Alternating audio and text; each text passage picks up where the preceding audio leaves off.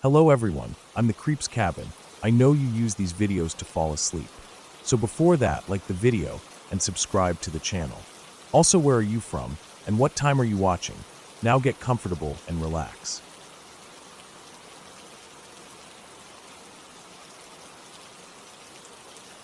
I was 7 years old the first time it happened.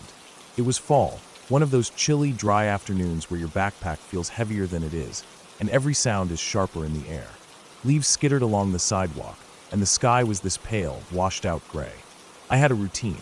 Every day after school, I walked to my babysitter's house by myself. She lived just a block away from the school, and it was so normal I didn't think anything of it. Other kids were still around, either waiting for rides or heading home the other way. The yard was still noisy behind me. I turned onto the street like I always did, my backpack straps cutting a little into my shoulders, scuffed shoes scraping against the uneven sidewalk. My mind wasn't on anything. Maybe a cartoon I wanted to watch, or something dumb someone said at lunch. I wasn't in a rush. I never was. I was halfway down the block when I noticed the car. It wasn't there before, but now it was creeping along the street beside me. A pale blue sedan. Kinda old. The kind of car a grandparent might drive. I didn't really look at first. I didn't feel afraid, just aware of it. But it didn't keep driving. It slowed down more.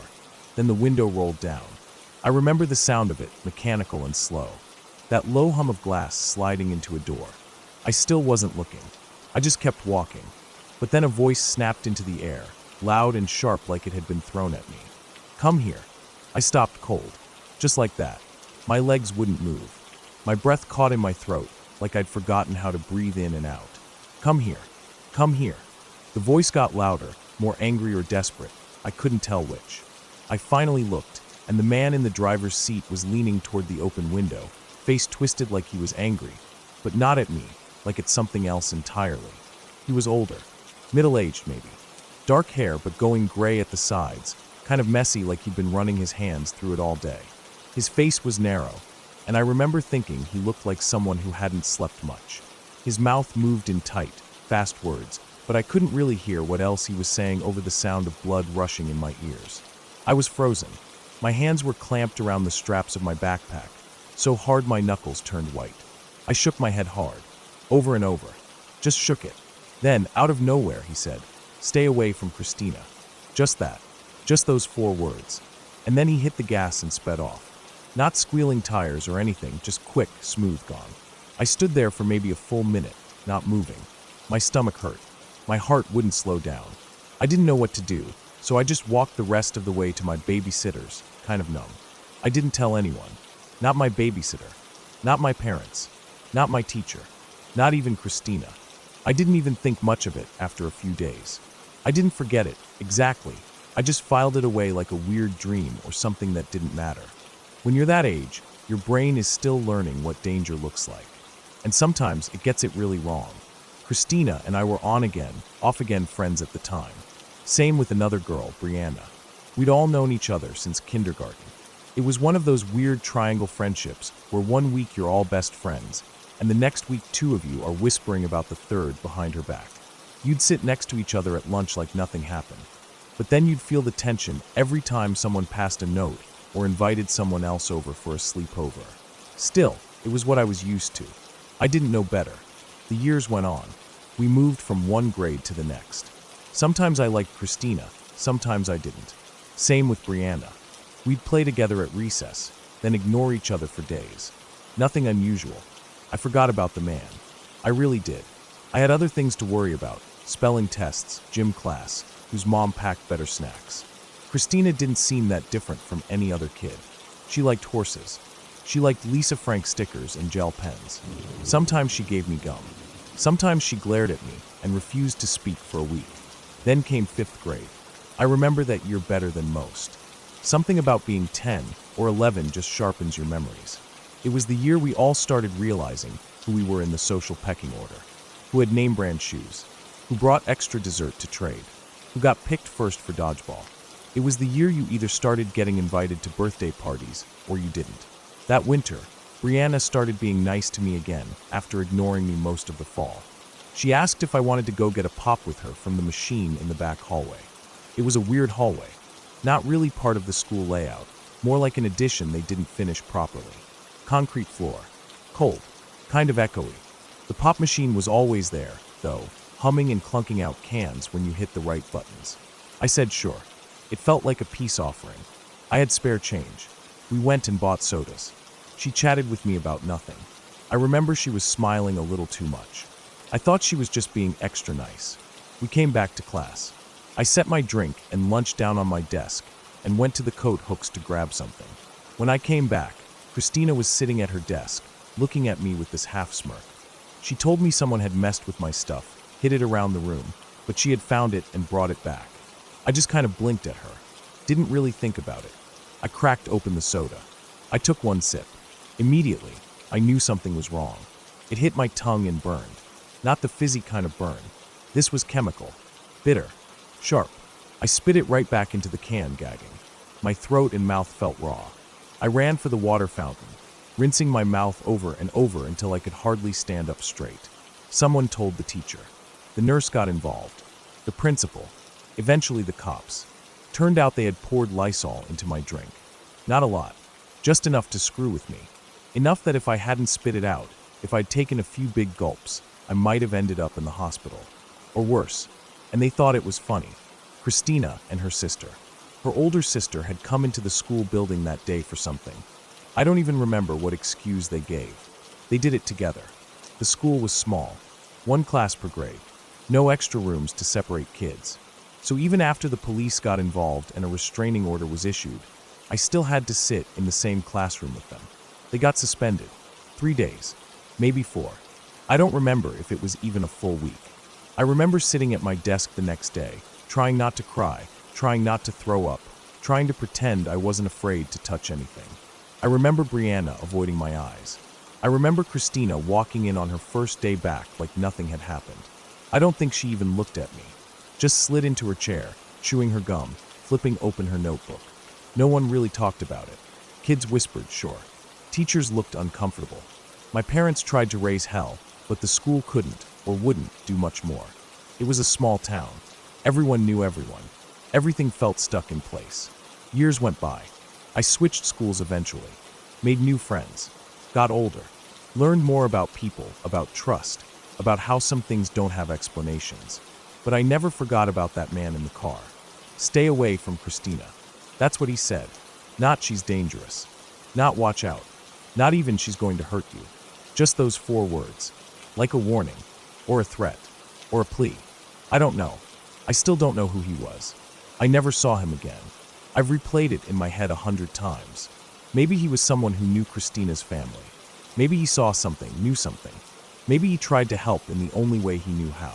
Or maybe he was someone dangerous himself, and I was lucky not to get in that car. I'll never know. All I know is he was right. I should have stayed away from Christina. Not because I think she's evil, or because I think she was some monster in disguise, but because some people are broken in ways that don't show on the outside. Some kids grow up in homes where love gets twisted into something else. Some learn to hurt before they learn to speak kindly. And sometimes that damage spills over onto anyone nearby. I was a quiet kid. I didn't push back much. I wanted friends, even if they were the wrong ones. I didn't understand what real danger looked like. But after that, I started to. After that, I watched people differently. I kept the soda can for a while, cleaned it out and hid it in my closet like it was proof. I don't have it anymore. We moved, and I tossed it, or maybe my mom found it and didn't understand. But I remember the color of it. Bright red. Cherry Coke. The smell of chemicals when I first opened it. The sting in my mouth. The way my fingers trembled when I set it down. I never walked alone after school again. Not even a block. And even now, as an adult, if I see an old blue sedan crawling down a street slowly, something clenches in my stomach. Christina moved away before middle school. Or maybe I did. I'm not sure. I never saw her again after 5th grade. I don't know what kind of person she grew up to be. I don't know if she ever felt guilty, or if she even remembers it. But I do, and I always will.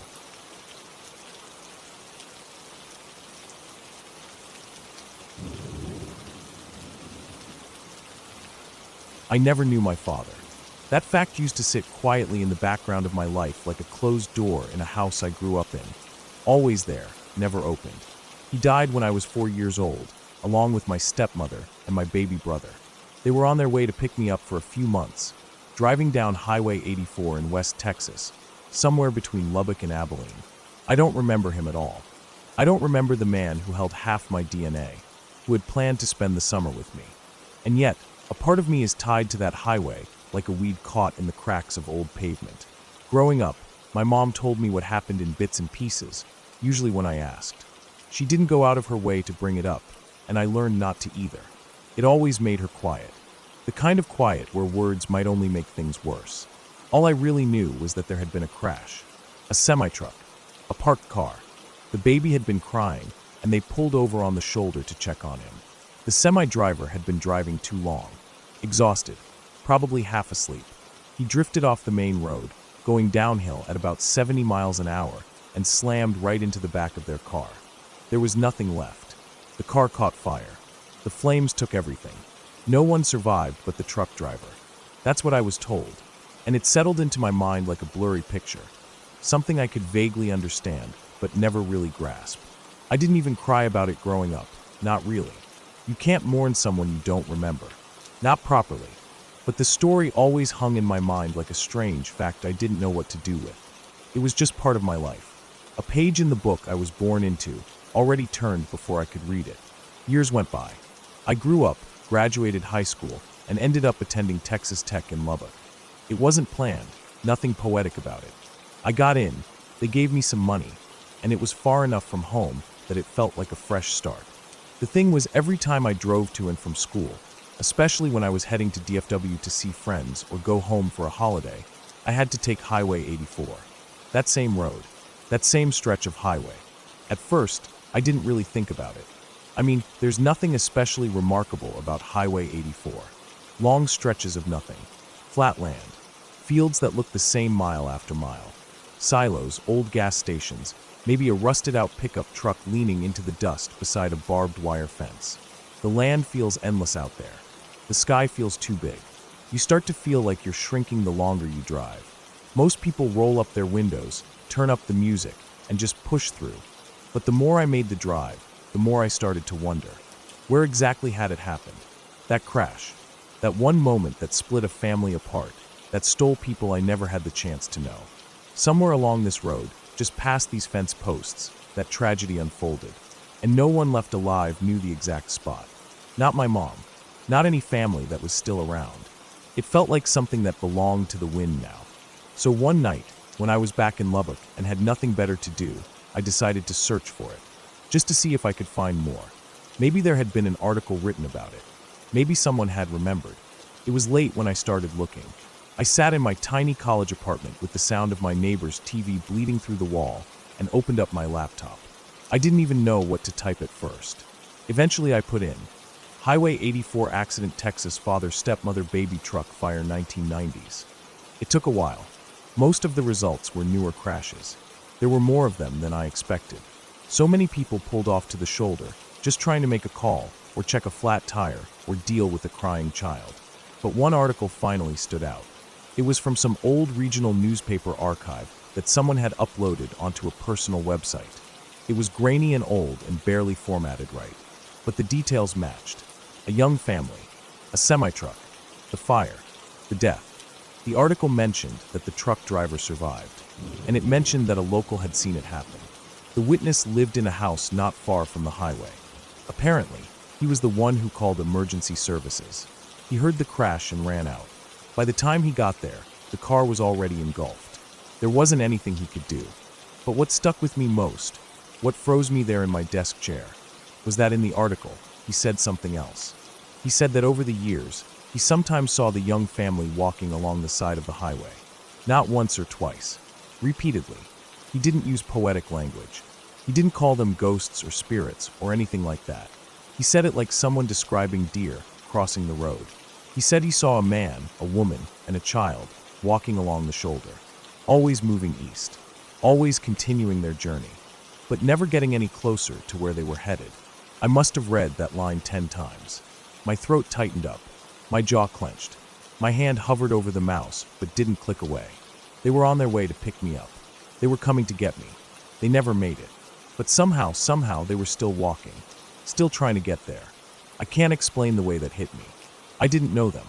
I didn't remember my father. I had never even seen my baby brother alive. But the idea that they were still out there, walking that road, going east toward a destination they'd never reach, that broke something open inside me. I sat in that chair and cried like I hadn't cried in years. Not loud, just slow and steady. It was like mourning something I didn't know I'd lost until that moment. I printed the article, folded it carefully. I kept it in my glove box for months, taking it out sometimes and reading it again when I made that drive. Eventually, I decided I needed to find the spot. The exact spot, or at least as close to it as I could. I started by asking people. At gas stations, small stores, roadside diners. I didn't expect much, but to my surprise, a few people actually remembered. It was a big crash. Fires are rare out there. People don't forget when they see black smoke rising for miles over flat land. One old guy at a gas station near Sweetwater remembered hearing about it on the local radio back then. He told me to drive about 15 miles past a certain ranch fence with a sign that read 3 Oaks and look for a break in the shoulder rail. He said it was patched up now, but for a while you could still see black scorch marks on the pavement. So that's what I did. I drove out there alone one weekend. No music, no distractions, just the hum of the engine and the wind through the cracked window. I passed the 3 Oaks sign and started counting the miles. The sky was overcast, pale. It looked like the kind of day when the sun was trying to push through but gave up. I found the place. I didn't even need to check the odometer. I just felt it. There was a slight dip in the shoulder. The grass beyond it was a little thinner. The soil looked darker. A newer guardrail had been put in, and a small drainage ditch ran beside it. There were no signs. Nothing to say what had happened. Nothing to tell the story of what was lost there. But I knew. Somehow I just knew. I parked my car and stepped out. The wind hit me hard, dry and gritty. I stood there for a long time, just breathing, just listening to the wind rush through the grass. It was quiet out there. No cars passed for a while. Just me and the land. I didn't say anything. I just stood there and thought about them. About what that day must have been like. About how scared they might have been. About what they had planned. A road trip. Picking me up. Spending time together. Maybe they had a bag packed for me in the trunk. A car seat. Maybe snacks. I'll never know. I closed my eyes and pictured them. Not how they died, but how they might have looked. A father focused on the road. A young woman turned around in her seat, calming the baby. A baby crying because something didn't feel right. And then nothing. Just silence and flame. I stayed for about an hour. Didn't take any pictures. Didn't need to. It was burned into my mind now.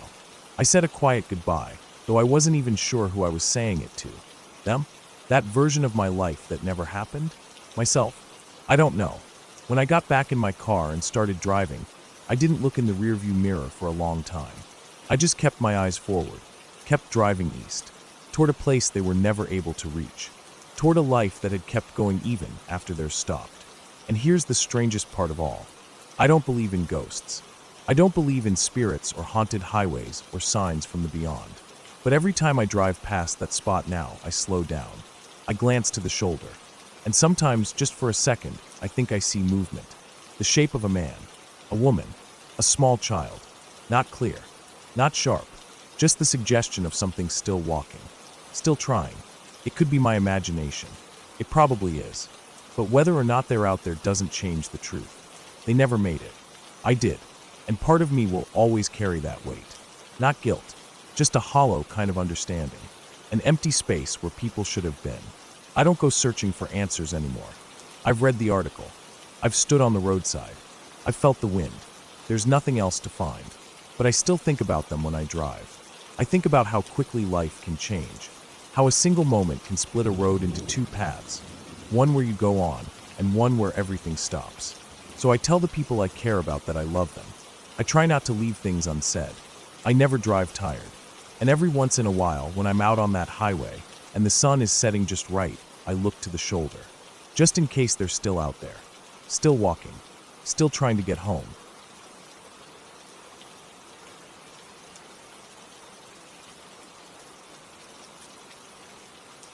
I was in my mid-20s, working a boring office job at a company I didn't really care about, but it paid the bills and gave me evenings free, so I couldn't complain too much. I lived in a small flat about a 30-minute walk from the office, and every day, unless it was pouring rain, I walked home through the local park. It wasn't anything fancy, some patches of grass, a few trees here and there, a duck pond, and a couple of well-worn pathways running across it. But during the day, especially in summer, it was full of life. Families picnicking, old people feeding the ducks, teenagers smoking under the trees, joggers pounding the gravel paths, and people walking their dogs or just cutting through like I usually did. The park had a bit of a reputation at night. You'd hear stories, muggings, fights, sketchy people hanging around the benches long after sunset. I always avoided it after dark. But during the day, it felt like a completely different place. Bright, open, filled with noise and activity. There were always enough people around to make it feel safe. I never thought twice about taking my usual shortcut through it. There was this small gate in the middle of the park. It wasn't the main entrance, just a little side gate that led out to a side street, which then connected to my neighborhood. It cut maybe 5 or 6 minutes off the walk, and I'd taken it almost every day for years. The path to the gate was lined with tall bushes and some overgrown shrubs. You couldn't see the gate from far off unless you were right on that path, but I knew it well enough not to worry.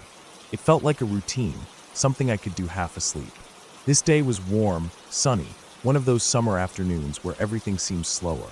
People were lying out on the grass, shirts off, soaking in the sun. There was a group of teenagers playing music off a speaker near the path. A woman threw a ball for her dog, who barked and chased it like his life depended on it. Everything looked normal, relaxed, harmless. As I walked, I had my headphones in, listening to a podcast. Some true crime episode, funny enough, about a girl who went missing on her way home from work. I remember the host describing how she was last seen walking alone down a road just a few blocks from her apartment. The details blurred a bit, but something about the tone of it made me pause the episode. I remember thinking, maybe I should switch to music, but I didn't. I just took the earbuds out and left them dangling around my neck, letting the quiet fill the space. I kept walking, turning onto the narrower path toward the gate. That's when I saw them. 2 guys, maybe late teens or early 20s, standing right by the gate. They were both wearing black hoodies, one with the hood up despite the heat, and the other with short cropped hair. They weren't doing anything, just standing there, sort of leaning against the gate. From far off, they didn't look threatening, just 2 young guys hanging out. But something in my gut shifted. I felt it right away. A tightness in my stomach. That strange little alarm bell that you try to ignore. I slowed down just slightly, not enough to be obvious. My brain started making excuses. Maybe they were just waiting for someone. Maybe they were having a smoke. Maybe I was just being paranoid. You always hear about people assuming the worst, and I didn't want to be one of those people. So I kept going, telling myself to stop being ridiculous. It was daylight after all. People were nearby. I wasn't alone. I just walked past, say excuse me if they didn't move, and be on my way. But as I got closer, maybe 20 feet away, one of the guys stepped away from the gate and drifted over toward the bushes on the left side of the path. It was subtle, like he was just moving to stretch his legs or something. But he didn't come out the other side. He crouched down, disappearing from my view completely. That's when the tightness in my stomach turned to something else, fear. Cold and real. The second guy suddenly turned and looked straight at me. He was smiling, but not in a friendly way. It was that forced, fake smile that doesn't reach the eyes. He raised his hand slightly, as if to get my attention, and then he shouted, "Hey, you got the time." I didn't answer. I didn't stop walking. My feet kept moving, but something inside me started screaming. That voice that had been whispering all along was now yelling. I looked past him for the first time and noticed the car. It was parked right next to the gate, just barely off the path, nose pointed toward the street. A gray sedan, kind of dirty, with tinted windows. I hadn't even seen it until then. It had blended into the background. But now that I was looking, I saw the door on the far side was open, just a crack, and crouched beside the car, behind the doors, were more people. I counted 2, maybe more, just low enough to not be visible unless you were really close. My feet faltered. I felt my throat tighten. It was a trap. In an instant, I turned around and started walking in the opposite direction. Not running, just walking fast, like I was late for something. I didn't want to panic or draw attention to myself. My heart was pounding so loud I could hear it in my ears. The blood rushed to my head. I didn't look back. Then came the second shout. "Oi, "You, what's the time?" This one was louder, sharper. I didn't turn around. I just walked faster. My arms were stiff at my sides, and I could feel my legs wanting to break into a sprint. But I forced myself to stay calm, to keep walking. The path curved a little, and the bushes began to block my view of the gate. I passed by a couple with a stroller, and then a guy jogging with earbuds in. I wanted to stop and stand next to them, pretend like I was waiting for someone, or say something, but the words wouldn't come. My mouth was dry. I kept walking. I took the long way out of the park, all the way to the main road on the opposite end. It probably added 10 minutes to my walk. I didn't look behind me. I didn't want to know if they were following. But every sound, every footstep behind me, every car slowing down, made me jump. I walked fast, then faster, then finally broke into a jog once I was out of sight of the park, down a quiet side street.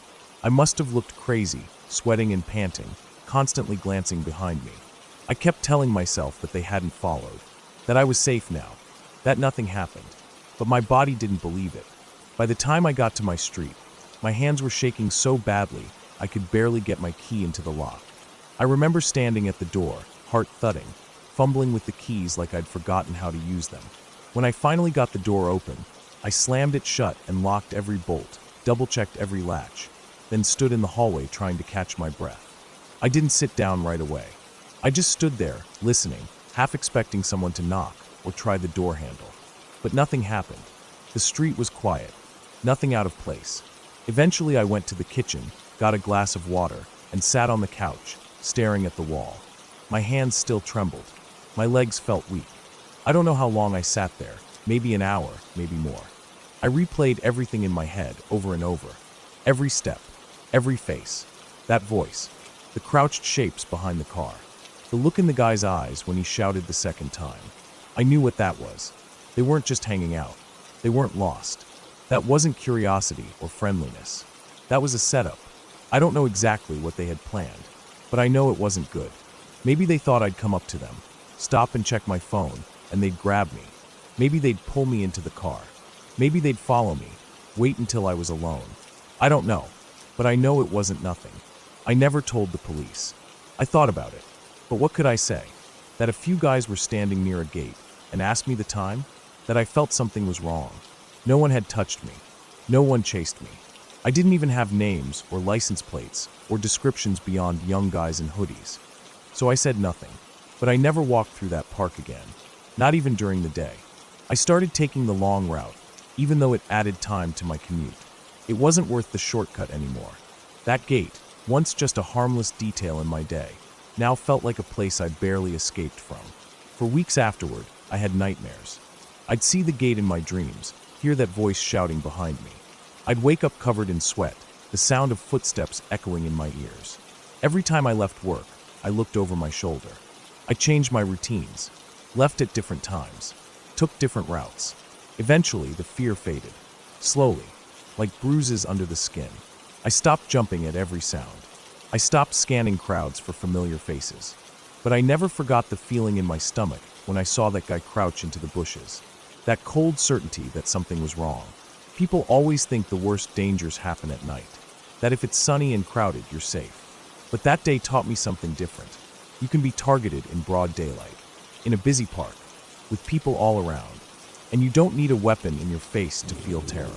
Sometimes just the wrong glance, the wrong movement, the wrong voice at the wrong time is enough to tell you, you need to get out now. I didn't run that day, but I should have. Still, I got away.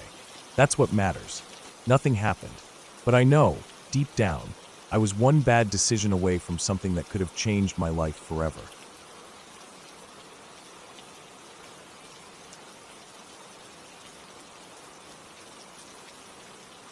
When I was a kid, we lived in an apartment building that wasn't really bad, but it wasn't great either. It was one of those places where the walls were thin, the carpet in the hallway always smelled like dust and old soup, and the elevator never worked right. We were on the 3rd floor, and our apartment faced the back alley. So every night I'd fall asleep hearing stray cats fighting or people dragging out trash late at night. It wasn't scary to me at the time, it was just normal. That was life. My mom was the kind of person who always tried to be kind to people, even when she didn't have much to give. She worked 2 jobs and still found time to bake banana bread or brew tea for neighbors. She was tired most of the time, but she never let it stop her from smiling.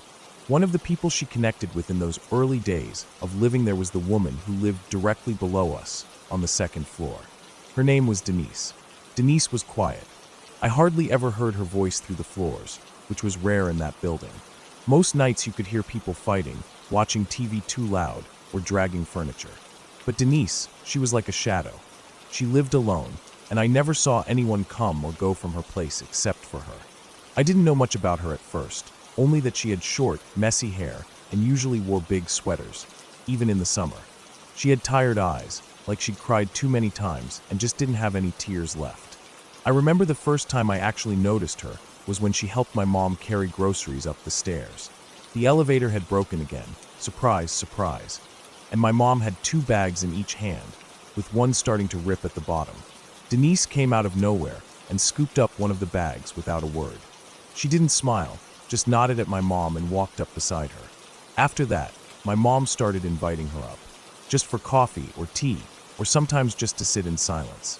I'd be doing homework or watching TV while they sat at the kitchen table talking about grown-up things. Most of it was boring to me, work, bills, family problems, but sometimes I'd hear things that stuck with me, like how Denise talked about someone named Carla. She didn't say a lot about her, but the way she said her name, soft and slow, told me everything. Carla had been important. Carla had been loved. But Carla wasn't around anymore. A few times I saw Denise crying, quietly, wiping her face with a napkin and turning her head so my mom wouldn't see, even though she probably did. I didn't ask questions, because kids just kind of pick up on when not to. I'd sneak away to my room, or turn the volume up on the TV just enough, so they could keep talking in peace. I didn't know what heartbreak looked like back then, but now when I think about Denise, I know that's what I was seeing. Weeks went by, maybe 3. We didn't see Denise. My mom knocked on her door a couple of times, left a note once. Nothing. No answer. At first, I didn't think much of it. Grown-ups had their own lives. People get busy. But one day, I remember this heavy silence, this weird stillness that sat in the apartment like a blanket.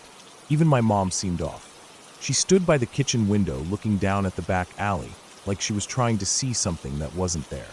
Then one morning, after breakfast, she told me we were going to check on Denise together. I asked her why now, and she said she had a bad feeling. Just that, a bad feeling. I didn't argue. We both got dressed and walked down the stairs. When we got to Denise's door, my mom knocked once, twice, then tried the knob. It was one of those slow, creaking turns you only see in movies. The door wasn't locked. It opened an inch, then 2, then fully swung open, like someone had left it like that for days. The hallway inside was dark, no lights on. There was a smell, heavy, wet, sour. Something like rotting food, but sharper. It hit me like a wall. I gagged without meaning to, and my mom held her arm out to stop me from going further. But we did go in.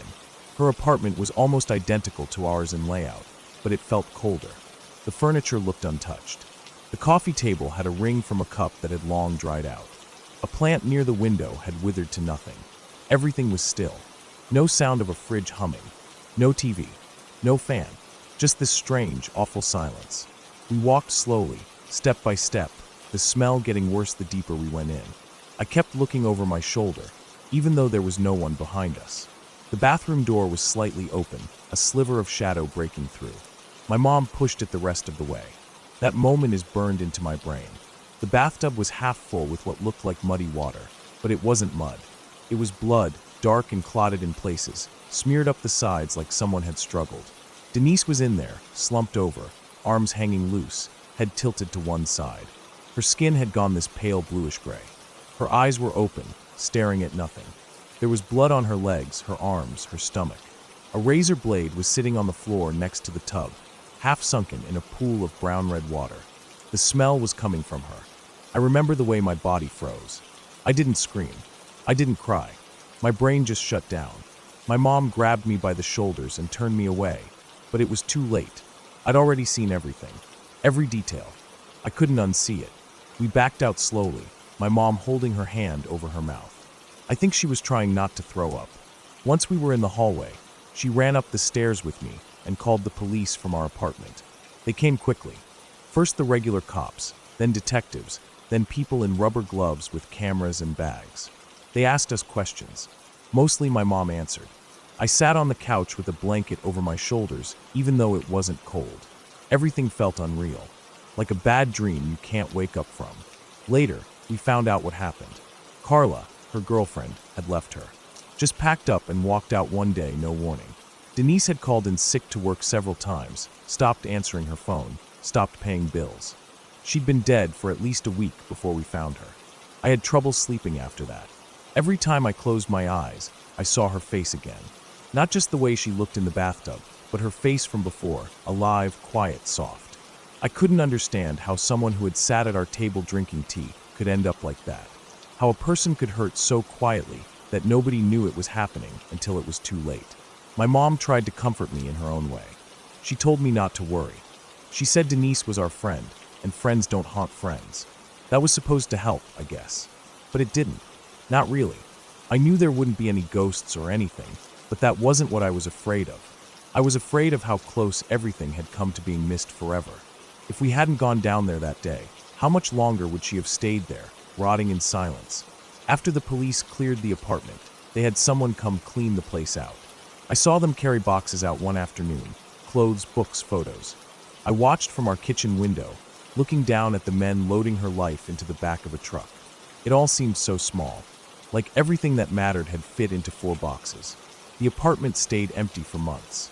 Nobody wanted to move in. Word spread fast in places like that, and no one wanted to live in the dead lady's apartment. Eventually, they painted over everything and replaced the carpet. Some guy moved in later that year. He played guitar and smoked on the balcony. I never spoke to him. Years went by. We moved out eventually, to a better place across town. But I never forgot Denise.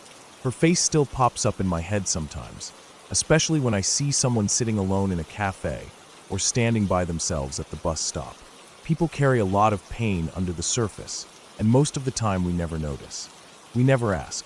Now that I'm older, I think about how many people are out there like her.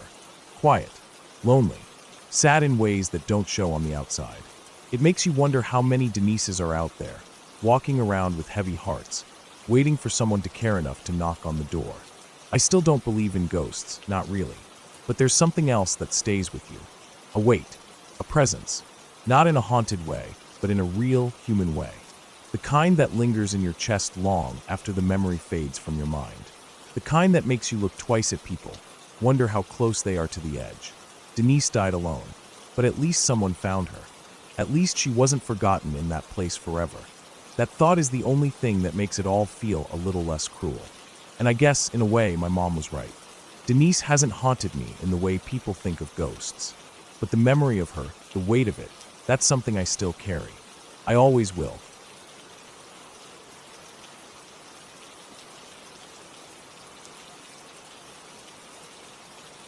I was outside playing with my friends one afternoon.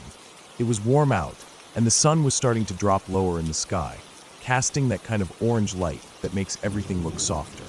We were about 9 or 10 years old, all of us. We lived in a quiet neighborhood, the kind of place where people left their front doors unlocked, and kids played until the streetlights came on. It was just a bunch of small houses spaced out along a long stretch of road, and behind most of them were fields or woods. The kind of place that felt safe just because it was small. That day, we were at my friend's house.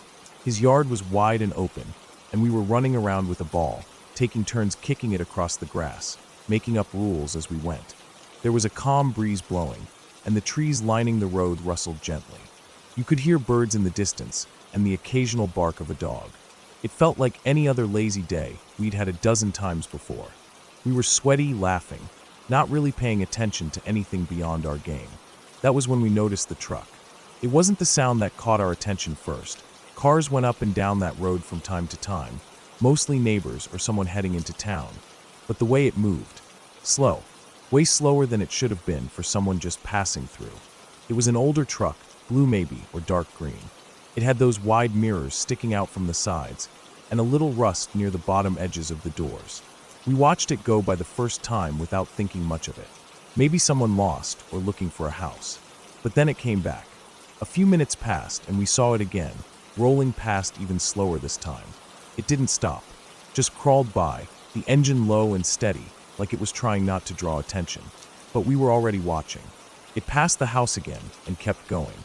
This time we noticed the driver. He was alone. A man, probably in his 40s or 50s, with a short beard and wearing a cap. He didn't look at us directly. Not that time anyway. But there was something about the way his head stayed level, pointed toward the yard, that made us all stop playing. We stood still for a minute after he passed. One of my friends said it was weird. Another shrugged it off. Maybe he was just lost, looking for a turn. We went back to kicking the ball around, but something had shifted. I was glancing up at the road every few seconds, even when it wasn't my turn. The third time he came by, we all saw it clearly. He had something in his hand. One of those old camcorder-style recorders, the kind you held up on your shoulder or supported with both hands. It was definitely pointed at us. He wasn't even pretending to hide it now. He had slowed down even more, and his window was open. The camera was resting on the door, angled right at the yard. Right at us. That time, he did look. Right at us.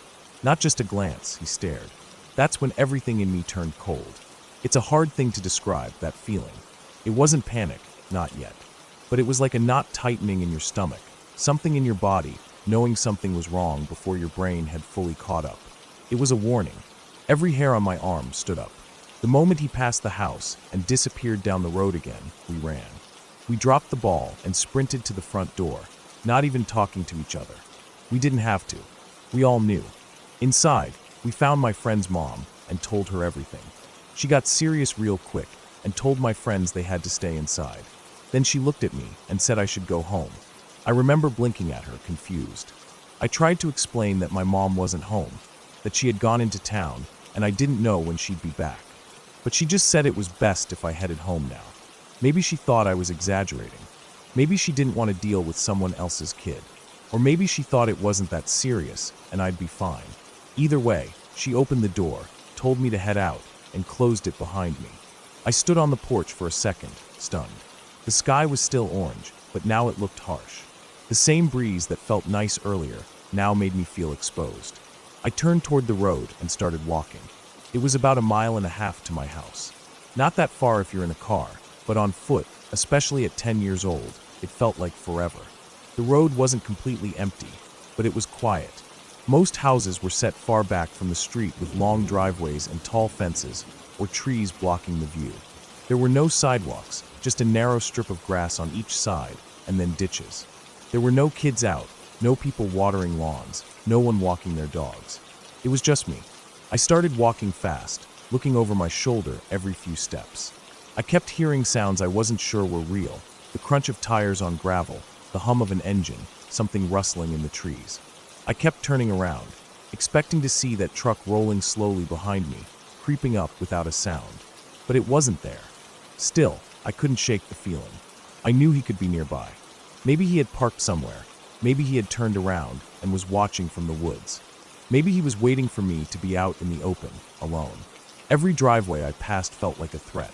Every tree line looked like a hiding spot. I started running. I ran hard. My backpack bounced against me, and my breath came fast and shallow. I didn't pace myself. I didn't look back anymore. I just ran. The wind in my ears, the pounding of my shoes on the pavement, the way my chest started to hurt, I didn't care. I just needed to get home.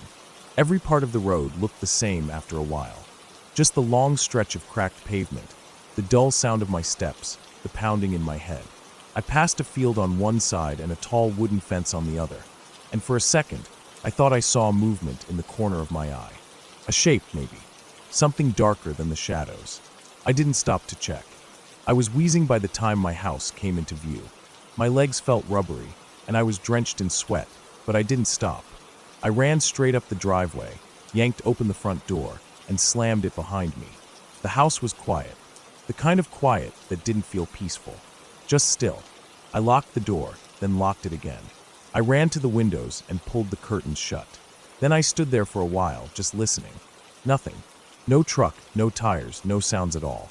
I finally moved to the kitchen and poured a glass of water, spilling half of it because my hands were shaking so bad. I sat at the kitchen table, trying to catch my breath. My heart was still racing. My mouth was dry. I kept glancing at the window, waiting to see that man's face there, or the camera lens peeking through the blinds. but it didn't happen. Eventually, my mom came home. When she saw me, sweaty and pale, and I told her what had happened, she got furious. Not at me, at my friend's mom for making me walk home alone. She kept repeating that I should have been allowed to stay until she got back, that it was irresponsible. She made some calls, talked to neighbors, and reported what happened. Later, other people in the neighborhood said they saw the same truck. Some said it had been parked near the park earlier in the week. Someone else mentioned seeing it at the school playground on a Sunday. No one ever got a plate number. The truck never came back, at least not that anyone noticed. The man was never caught, and we never found out who he was or what he wanted. Maybe he was just filming random kids. Maybe it was worse. After that, things changed. My mom didn't let me walk home alone anymore, no matter how short the distance. My friend's parents started paying more attention, asking more questions, and watching the street when we were outside. We didn't play in the front yard anymore, just the back, with the gate closed. If a car slowed down even a little, everyone froze and stared until it was gone. I never really stopped looking over my shoulder. That one day did something to me. It made me aware of how quickly things can go from normal to dangerous. How fast your heart can go from calm to pounding in your throat. How even in a quiet, peaceful place, someone can be watching, waiting. I never saw that truck again, but sometimes, even now, I catch myself glancing at parked cars when I walk by. I listen for engines idling. I notice when someone's eyes linger too long. I can still feel the heat of that afternoon, the roughness of the pavement under my shoes as I ran, the dread that filled my chest with every step I took alone down that road. And I still think about how close that man was. How easy it would have been for him to stop the truck, open the door, and pull up beside me. No one would have seen.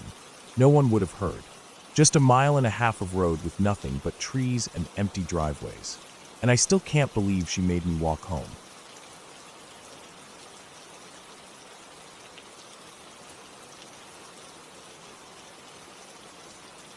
When I was around 8 years old, I had a habit of wandering a little too far from the group during recess. Not in a troublemaking way, just curious. I liked to look at things a bit closer than others did. A tree stump could hold my attention for 10 minutes. A crack in the sidewalk could be a treasure map in my head. I was always the last one to line up when the bell rang, always the one who hadn't noticed it was time to go back inside. I liked quiet things. I liked moments where no one else was looking. But that day was different. That day there was noise, panic, a cluster of kids near the edge of the blacktop, close to a part of the building we weren't supposed to mess around with. It was the storage room.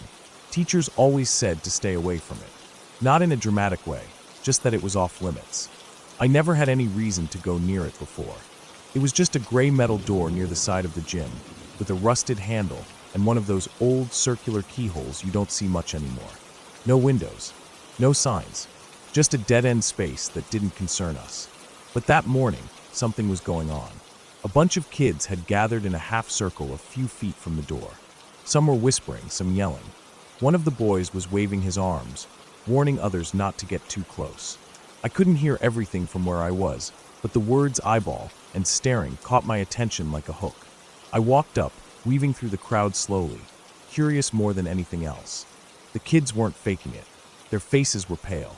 A couple looked like they wanted to cry. One of the older girls was pulling on her friend's sleeve, urging her to stay away. I remember the look on her face. She wasn't pretending. You could tell. Her eyes were locked on the keyhole like it had teeth. I asked what was going on, but no one answered me. Maybe they didn't hear me. Maybe they didn't want to talk. Or maybe they were just too freaked out. I heard someone say it again. There's an eyeball in the keyhole. At first I thought they meant someone was inside. Maybe a teacher or someone playing a prank. But their reactions didn't match that kind of joke. These were kids who were genuinely afraid. They weren't laughing. They weren't daring each other to look. They were warning, telling each other to stay back, like something might reach through the door and pull them in. I kept moving forward until I was just a few steps away from the door. There was a half circle of kids behind me, leaving a gap around the front like an invisible fence. No one wanted to be the one closest to it, except me. I was too young to fully understand the fear, I guess. Or maybe I just didn't believe it. I stood there for a second, looking at the keyhole. It was small, round, with little bits of chipped paint around the edge. The metal was scratched and slightly rusted, probably from years of keys turning inside it. There was nothing strange about the door itself. No sounds, no movement. Just an ordinary storage room. I bent down slowly, pressing one hand against the door for balance. I remember the coldness of it, how the metal felt against my fingers. My head tilted slightly to get the right angle on the keyhole, and I closed one eye to focus with the other. And that's when I saw it. An eye, wide open, unmoving, staring right back at me. Dead center in the hole. It wasn't blurry or shadowed. It was sharp, detailed. I could see the whites of it, the faint red lines of blood vessels. The iris was brown, just like mine. The pupil was large, almost too large. There was no blinking, no twitch, just this steady, cold gaze staring directly back into my eye. I froze. My entire body turned rigid, like I had been snapped into place. I couldn't even gasp. I couldn't scream. My body reacted before my mind did. My stomach twisted. My legs trembled. And then it happened. I lost control. I peed right there, standing in front of everyone. Warmth spread down my legs, pooling in my socks and shoes. It didn't even register right away. I was still locked into that stare. And then I screamed. Finally. Loud. Sharp. Like an alarm going off in a room full of silence. I backed away, almost tripping over myself, falling into the kids behind me. That was when the panic spread. The group broke apart. Some kids ran. Others stood frozen. I was crying. Loud, ugly sobs. The fear had completely taken over. It wasn't just embarrassment. It was pure terror. My body had shut down from the inside. A few teachers came running over after that. They didn't understand what was going on, just that a bunch of kids were screaming, and one of them had clearly had an accident. They tried calming us down, but most of us couldn't speak. I remember sitting on a bench near the edge of the blacktop, wrapped in a spare sweater one of the staff gave me. I was still shaking. I kept looking at the door like it was alive. Eventually, I was sent to the nurse's office. She cleaned me up, gave me a spare pair of pants that didn't fit right, and told me to rest on the cot for a while. I didn't talk much. I was still trying to make sense of what I had seen. I kept replaying it in my mind. How close the eye had been, how still it was. I kept thinking, what if it was still there, watching? Later in the day, once things had calmed down, the janitor was called in to investigate the storage room. I wasn't there to see it, but I overheard a teacher talking about it when I was waiting in the office. Apparently, he unlocked the door, stepped inside, and stood there for a minute before laughing. Not a mean laugh, just one of surprise. He found a mirror. A tall, full-length mirror leaning against the inside of the door, angled perfectly toward the keyhole. What we had all seen, the terrifying, unmoving eye, was our own reflection. Our own eye staring back at us. That was it. That was the answer. Simple. Logical. A trick of light and reflection. But it didn't matter. Not really. Because the fear we felt had been real. The panic, the shock, the raw sense that something was wrong. That didn't go away just because there was an explanation. Our bodies reacted before our minds could make sense of anything. I sat in that nurse's office for another hour after I heard what the janitor found. I didn't feel better. In some ways, I felt worse. How could something so simple scare us that much? How could our own reflection feel like a monster? I remember lying on the cot, staring at the ceiling tiles, wondering how many other things in life would turn out like that. How many things would terrify me, only to turn out to be nothing at all. It stuck with me, that whole experience. Not just the fear, but the way it spread. How quickly one kid's panic infected all the others. How none of us questioned it, we just believed. Because fear doesn't wait for facts. It doesn't need proof. It just needs a seed. A tiny suggestion that something is wrong, and our minds do the rest. For days after, I avoided that part of the building. Even knowing it was a mirror, I couldn't bring myself to go near it. Every time I thought about that I felt my chest tighten, like it was happening all over again. My mom washed the clothes I had peed in and never said a word. I think she understood, or at least sensed it wasn't something to tease about. But I heard other kids whispering. Not right away, but in the weeks after. Some laughed about it, turned it into a story to tell during lunch. Remember the eyeball, they'd say. Remember how he peed his pants? I hated hearing it, but I never argued, because they had seen it too. Maybe they hadn't reacted like I did, but they had felt that same fear, even if just for a second. We all did. That's the part one remember most clearly. Not the embarrassment, not the cleanup, not even the mirror, but the instant silence when I saw that eye. The weight of it, the way time stopped. Looking back, I know how silly it sounds. An eye in a keyhole. A bunch of scared kids. A janitor finding a mirror. But it didn't feel silly at the time. It felt real. It was real. That's what fear does. It makes everything feel heavier, bigger, closer. I learned something that day, even if I didn't fully understand it until much later. I learned how powerful the mind is, how it can take a reflection and turn it into a monster, how it can take a quiet moment and turn it into chaos. I learned that fear doesn't always come from the things we can see. It often comes from the things we think we see. And even now, all these years later, I still hesitate a little when I see a keyhole. Not because I expect to see something staring back at me, but because I remember that moment. That frozen second where I was sure something was watching. And I remember how helpless I felt, how small. Because even when the fear is gone, the memory of it lingers. Quiet, like a shadow, waiting.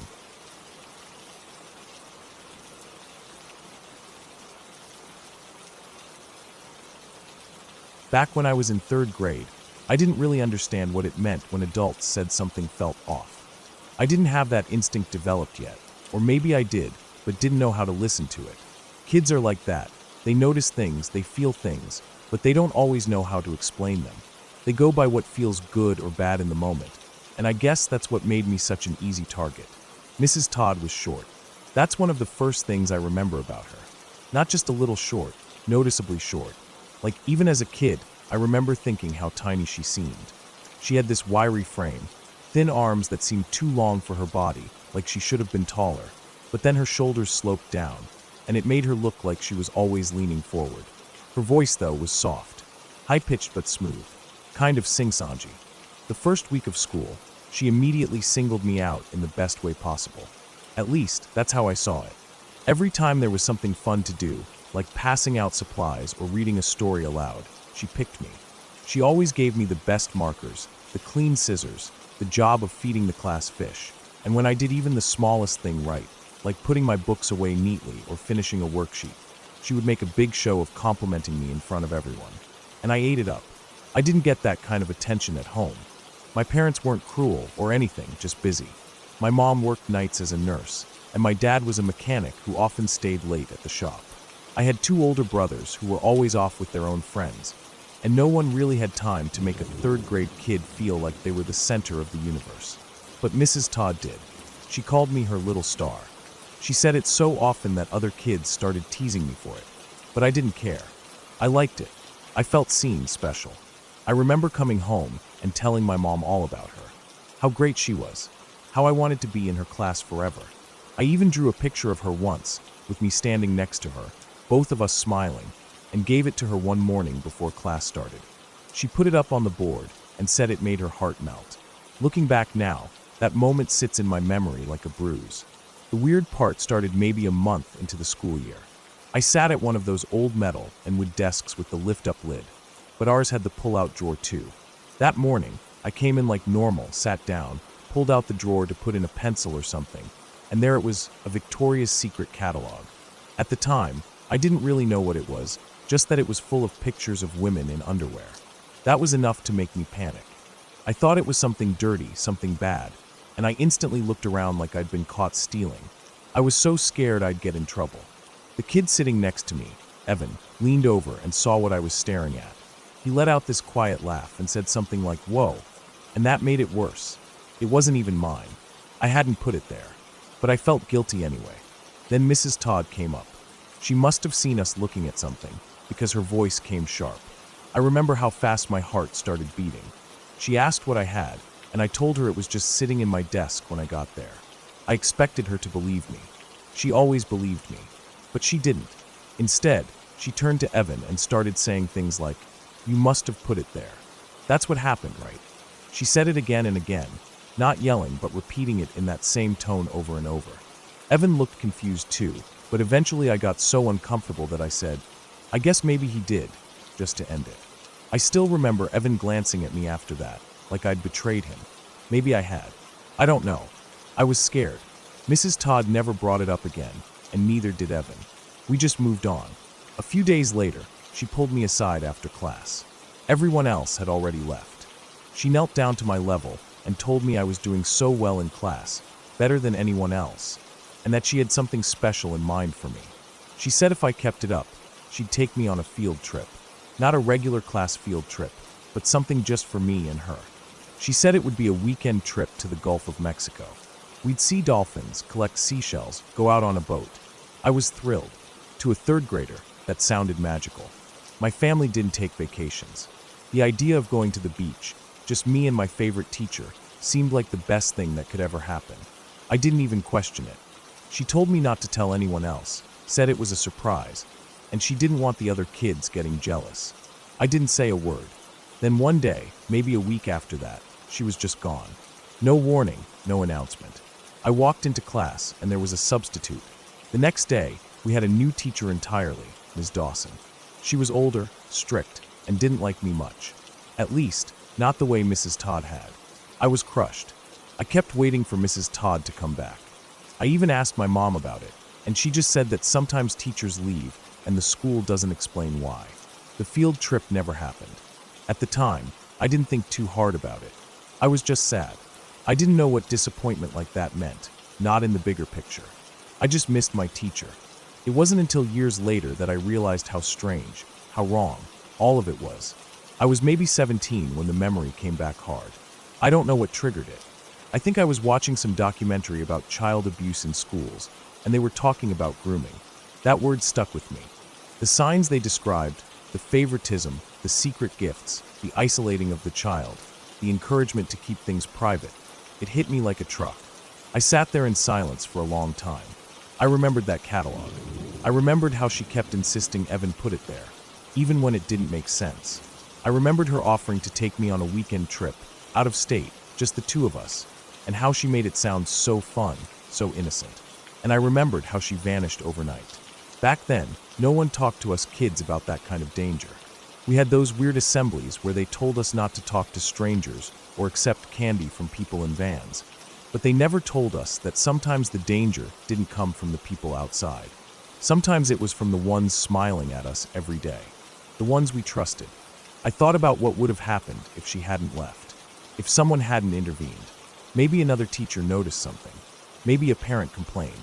Maybe Evan said something to his mom. Maybe someone saved me, and I'll never know who. And I think about that a lot, because for a long time, I thought of her as the kindest, most wonderful adult in my life. Someone I loved, someone I wanted to make proud. But the truth is, I think she was trying to hurt me. Not in a way I would have recognized then, but now it's so clear. She was planning something. That trip was real in her mind. She was setting something in motion, and I was the one she picked. I can't explain how sick that realization makes me feel, how close I came to something terrible, without even knowing I was in danger. Now that I'm older, I understand how many stories like mine are out there. How many kids never get that lucky break, that sudden removal, that unexplained replacement? How many kids end up going on that field trip? And I hate that it still makes me feel guilty, like I should have known better, like I did something wrong. But I was a kid. She was the adult. And no matter how small she was, no matter how sweet she acted, she had all the power. That's what makes it so scary. Not that she did something, but how close she came, how well she hit it, how easy it was, and how much I loved her for it.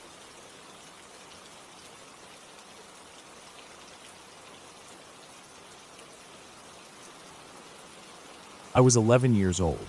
Just a normal night, or at least it started that way. I went to bed like I always did, curled up under my blanket with the little fan humming on the nightstand beside me. The room was dark, except for a faint bit of light coming in through the hallway. My door was always cracked a little, so I wouldn't feel completely shut in. I liked having that tiny glow from the hallway nightlight. It made the house feel alive, like my mom wasn't too far off. Safe.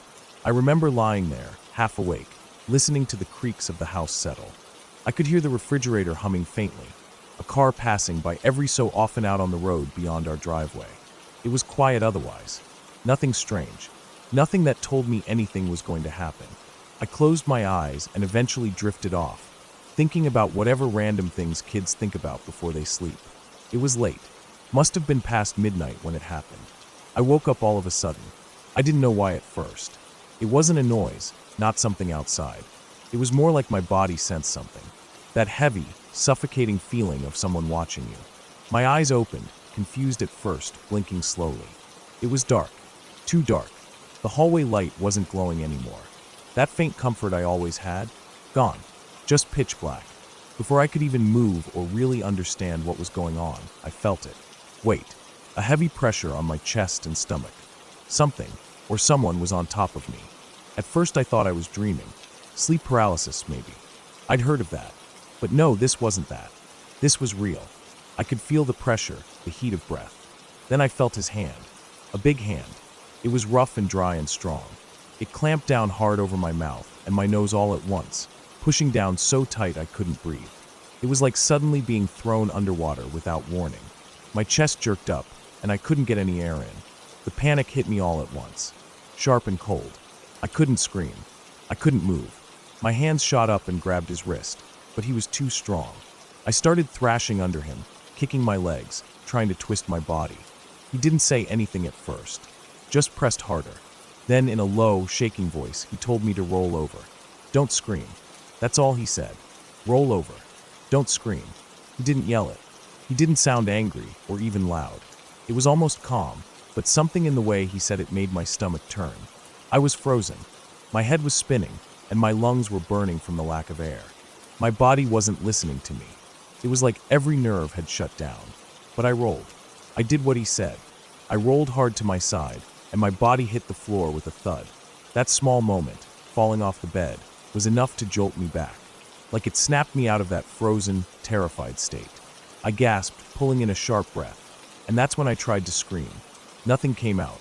At first, my throat just opened and nothing happened. My mouth was wide, but it was like my brain hadn't caught up with the rest of me. Just air. Silent, panicked air. Then it hit me all at once. My voice came crashing out, loud and raw and broken. I screamed over and over. I screamed like I never had before in my life. Screamed so loud I thought my throat would tear open. My mom heard me. I don't even remember the exact moment she came into the room. Everything happened so fast. The man, whoever he was, had gotten off the bed and was moving toward the window. That's when she charged in. My mom is 5'3", maybe 120 pounds soaking wet, but I swear in that moment she looked like a giant. She didn't hesitate. No questions, no fear. She came in swinging. There was a blur of movement. I remember the sound of something hitting the wall, the scuffling of feet on the hardwood floor. She grabbed at him, tried to pull him back. He shoved her. She stumbled, but didn't go down. She grabbed him again, screaming, fighting. Her voice was sharp, fierce, filled with pure adrenaline. She clawed and pulled at his clothes, anything to stop him. But he was big, at least 6 feet tall, broad shoulders, strong. I remember his shape more than his face. He was wearing dark clothes, something like a hoodie and gloves. That's what still sticks with me. He was wearing gloves. Not like a burglar with tools, more like he didn't want to leave fingerprints. He didn't hit her. I don't know why. Maybe he didn't expect her to fight. Maybe he thought the noise would bring more people. Maybe he realized this wasn't going to be easy. But eventually he pulled away from her grip and dove out the window. Just like that, he was gone. Into the night. The window had been closed before I went to bed. Locked. We always locked everything. We had a single-story house, and we lived in a quiet neighborhood, so break-ins weren't really a fear. But that night, he had gotten in. We never did figure out how. The screen was removed, set neatly against the outside wall. The window latch had been pried open, not broken, just jimmied carefully so it looked untouched. Police came. They searched the house, the yard, the neighborhood. Nothing. No one had seen anything. No fingerprints. No shoe prints. No clues. Just a child's bedroom turned upside down, the curtains fluttering in the breeze, and my mom's trembling hands trying to clean up the shattered feeling in her own home. I didn't sleep the rest of the night. Neither did she. We sat together in the living room, the lights all on, the door locked and double-locked. I sat on the couch, curled up, knees to my chest, just shaking. I wasn't cold, but I couldn't stop shivering. I felt like my skin wasn't mine anymore, like I was floating somewhere outside of my own head. My mom tried to stay calm, tried to keep it together, but I could tell she was just as scared as me. Maybe more. She didn't cry, though. Not once. She just stayed right beside me, one arm wrapped around me, eyes fixed on the door like she could fight off the whole world if she had to. The cops took a statement. I told them everything I remembered. The weight, the hand, the voice. Rolling off the bed. The window. I even tried to describe his clothes, his size, his smell. He smelled like sweat and something sour, like old shoes or trash left in the sun. That detail stuck with me for weeks. They asked around the neighborhood, put out alerts. We never heard anything back. No one else had been broken into. No other kids reported anything. For all we knew, it was a one-time thing. Someone passing through. Someone who had seen an opportunity. But the damage was done. After that night, I couldn't sleep in my room. Not for months. I slept on the couch, then in my mom's room, then eventually in the hallway just outside her door. Anywhere I could still see her. Anywhere I felt like I could scream, and she'd be there before anything happened again. We got an alarm system. New locks. Motion lights. Bars on the windows. Everything you could think of. But no matter how many things we installed, nothing made me feel the way I used to. Safe. Normal. Untouched. The nightmares came. Every night at first. Then every few days. Then just when I least expected them. Always the same, waking up, unable to breathe, someone heavy on my chest, darkness so thick it swallowed me whole. Sometimes in the dream, I couldn't scream at all. Sometimes I screamed, but no one came.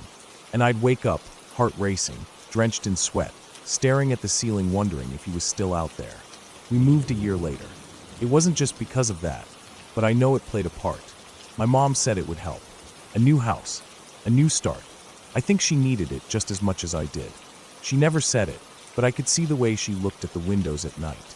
She never left them cracked open again. Not even in summer. I never saw the man again. Never heard a name.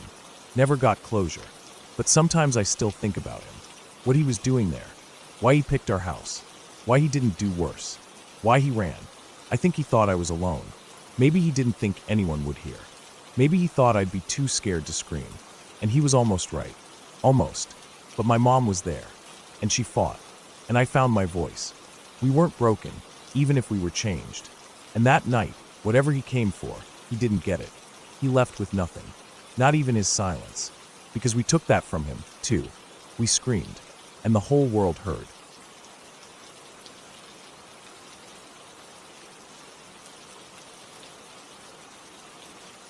Probably just my entire life would count as a disturbing, scary story. It didn't start with anything big, nothing people would point to and say, "That's abuse." It was quieter than that, slower, like a fog that crept in over the years and smothered everything. When I was little, my mom and grandma kept a close eye on me. At first, it seemed normal, overprotective, maybe, but a lot of people have moms like that. I wasn't allowed to walk to school or ride my bike to the corner store like the other kids. I couldn't go play outside by myself, even though I saw other kids running around and getting dirty. I couldn't have friends over either, and I was never allowed to go to their houses. It always had to be just us. Just family. That was the line. They told me the world was dangerous, that people were evil, that accidents happen when you think you're safe. My mom said it with a kind of desperation that made me feel like she believed it. And my grandma backed her up, always. I remember once, I asked if I could go to a sleepover at a girl's house from school. I didn't even finish the question. My mom looked at me like I had betrayed her. Her voice dropped low, and she said I should be ashamed of myself, that I didn't appreciate how much she was doing to keep me safe. That was the first time I realized I wasn't just being protected. I was being owned. When you grow up like that, you don't always know it's wrong. You think maybe other kids have it too easy. You start to believe that you really are safer inside, that you really don't need friends, that everything you need is right there in that house with those two women. They repeat it enough times, and it sinks into your bones. It got worse as I got older. Way worse. I wasn't allowed to cook on the stove. Not even something simple like ramen or eggs. My mom said I could burn the house down. I wasn't allowed to drive, even after I got my permit. She said it was too dangerous. I didn't have a job. She wouldn't let me work. She said I didn't need money because I had her, that everything I needed was there. But it wasn't. I didn't have freedom. I didn't have a future. I didn't even have privacy. She would go through my things when I left the room. I know because once I came back and the books on my shelf were rearranged, not how I left them. She checked my drawers. She read my notebooks. She even checked the trash. If she found a scrap of paper with anything personal, she would bring it to me and demand an explanation. I started hiding money. Coins at first, from doing laundry. A few bucks here and there from pockets or under the couch cushions. I kept it hidden in a sock stuffed into a shoe box that I buried under my bed. I would wait until everyone was asleep and go check it sometimes, just to make sure it was still there. It became a kind of obsession, my only way out. I felt like I was robbing a bank, like I was stealing my own future back, $1 at a time. When I was 19, I finally decided I couldn't do it anymore. I had saved about $75. It wasn't much, but it was enough to get a cheap bus ticket and maybe a few snacks. I packed a backpack, just the basics. I figured I'd figure the rest out once I was gone. I didn't make it past the front yard. She tackled me. I heard the door swing open behind me, and then she was on me like a wild animal, screaming, nails digging into my arms, her knee in my back, my face pressed into the dirt. Then I saw my grandma's slippers. She came outside and helped drag me back in. They locked the doors and took my backpack. My mom ripped it open and threw everything across the floor. She found the money and took it. She said it belonged to her, that everything in that house was hers. She said I had betrayed her. That night, she slept beside my bed, not on the floor either. She pulled a chair right next to the bed and sat there, watching me.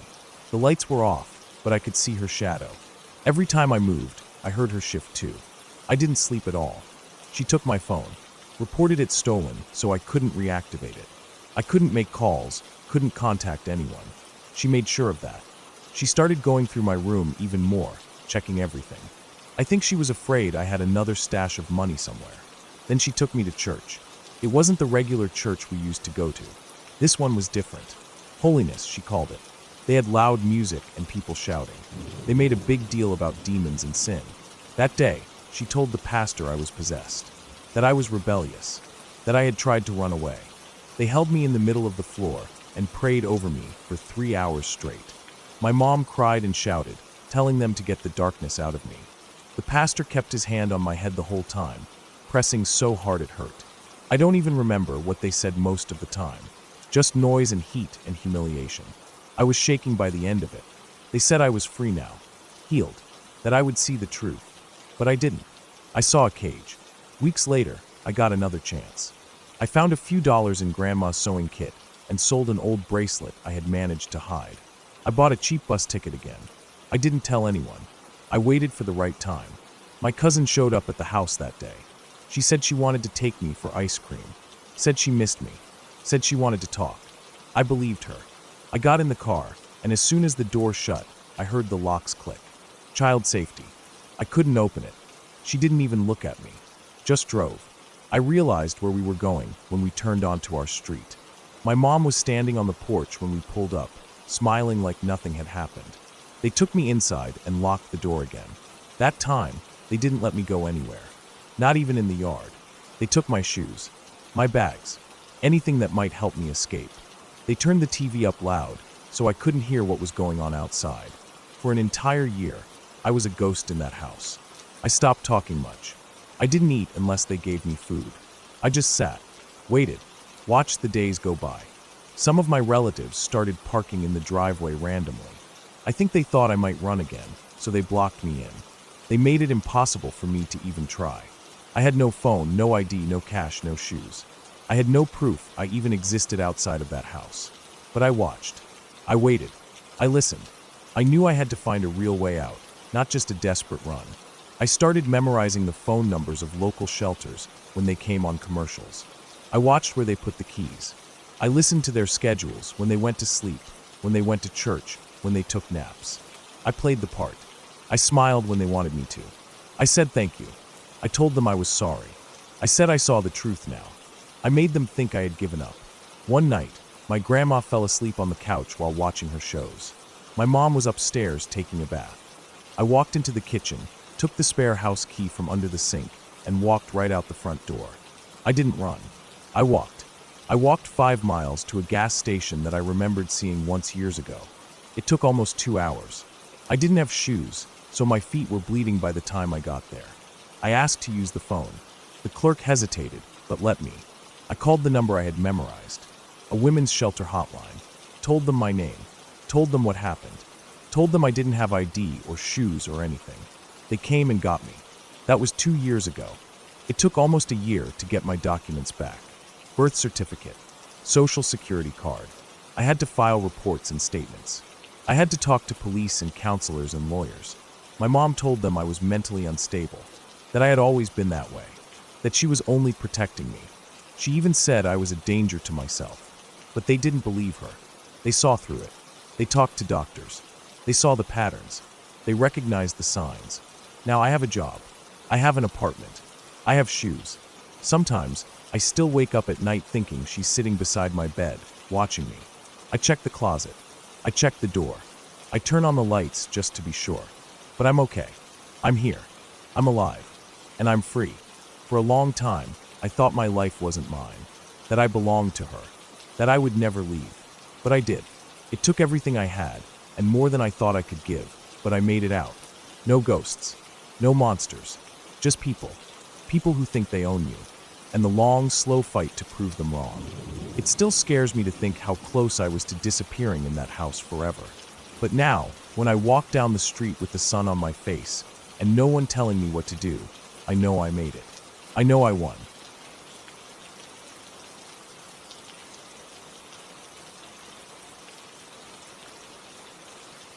I was sitting in front of my computer, eyes half glued to the screen, clicking through tabs, trying to focus on the last bit of work I needed to finish. It was late, really late. I didn't even want to look at the clock, because I already knew it had slipped past midnight, maybe even 2 or 3 a.m. I'd been doing this for a few nights now, staying up way too late, grinding through documents and emails. The glow of the monitor was the only light in the room, casting a pale bluish hue across the desk and my hands. The house around me was silent. That heavy kind of silence you only really notice when everyone else is asleep and the world seems to shrink down to the size of your own breathing. I was staying with family for a few weeks, just visiting. I came every year around this time, same house, same room, same everything. It was one of those places where the walls haven't changed in decades. The same pictures hang in the hallway, the same rug in the living room, the same slightly warped bathroom door that creaks no matter how gently you try to open it. I knew the layout of the place like the back of my hand, especially the route from my room to the bathroom. I'd done it half asleep, eyes closed, even once during a blackout when I was a teenager. The path was simple. Out the bedroom door, take a few steps forward, then a left, a few more steps, another left, then straight down the hall to the bathroom. I didn't need lights. I could feel my way by instinct. I reached a point where my eyes started to blur from the screen, and my stomach was making subtle warnings that I'd drunk too much water earlier. I needed to pee. I pulled my headphones off, placed them on the desk, stood up slowly, and cracked my back. The room was dim except for the computer light, and as soon as I opened the door, I was swallowed in almost complete darkness. No night lights, no street lights sneaking through the windows, just a thick blanket of black. I stepped out into the hallway, careful to close the door quietly behind me. The sound of the latch clicking felt loud in the silence, so I took my time, easing it shut with the tips of my fingers. Then I started walking. I didn't reach for a light. I never do. I didn't want to risk waking anyone. Plus, I didn't need it. I walked forward a few steps, then turned left. The air in the hallway was cool and still, and the carpet under my bare feet felt just familiar enough to reassure me that I was on track. I made the second left without thinking, my shoulder grazing the wall just a little. The light in the bathroom spilled out as I clicked it on, the sudden brightness making me squint. I did what I needed to do, turned the light back off, and stepped back out into the dark. There was that moment where my eyes were completely shot. After being in the light for a few minutes, I was blind again in the hallway. It was like trying to walk through ink. I raised one hand out in front of me, fingers extended, and started feeling my way back. Straight down the hall. I knew the path. I'd done this 100 times. 1,000 probably. I walked slow, heel to toe, keeping one hand trailing lightly along the wall. I reached the end of the hall and turned what I thought was a right. A few more steps, then another right. That's when I saw something move. It wasn't just a flicker in the corner of my eye. It was a full shift, like a figure. A shadow. Something darker than the dark around it. It didn't move fast, either. It kind of floated, like it was stepping out toward me. My breath hitched in my throat.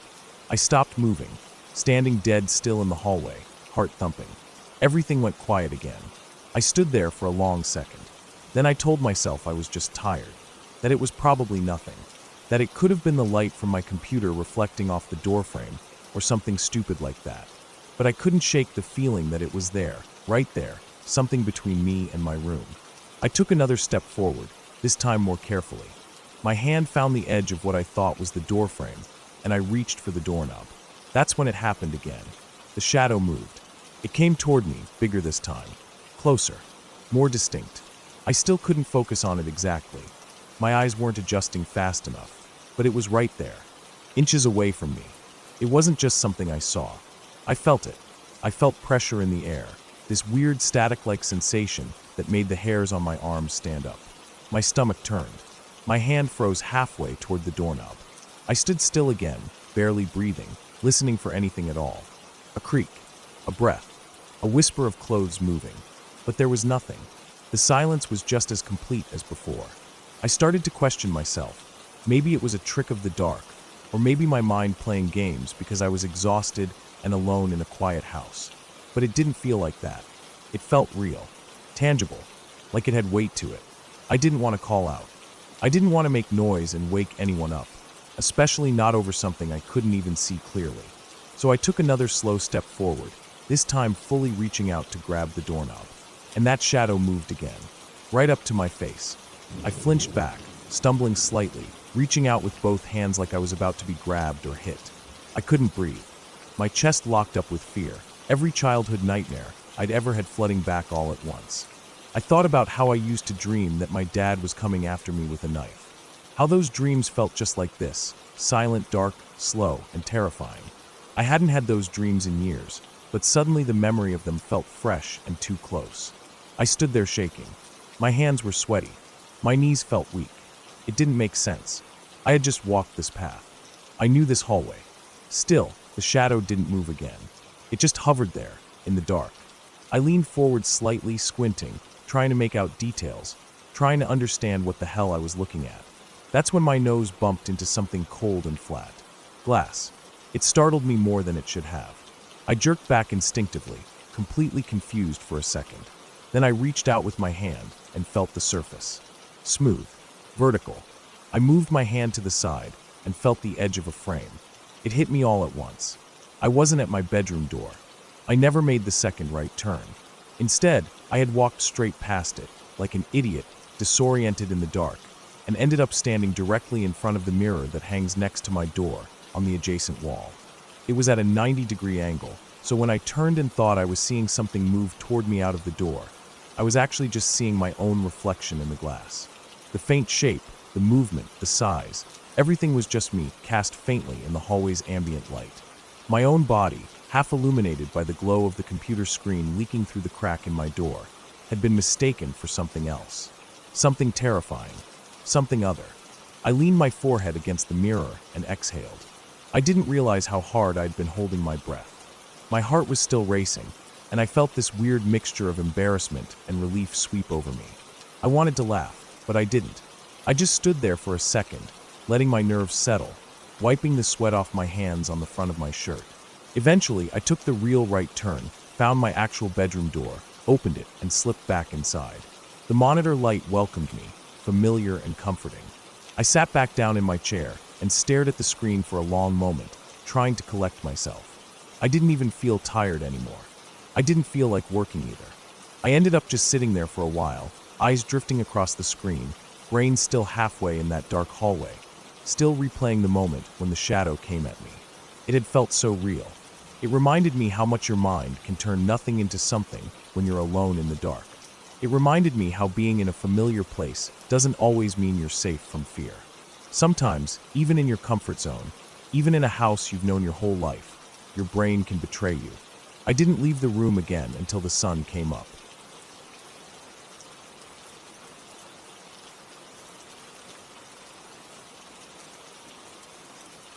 It was early spring when my wife and I decided to take a short break from everything.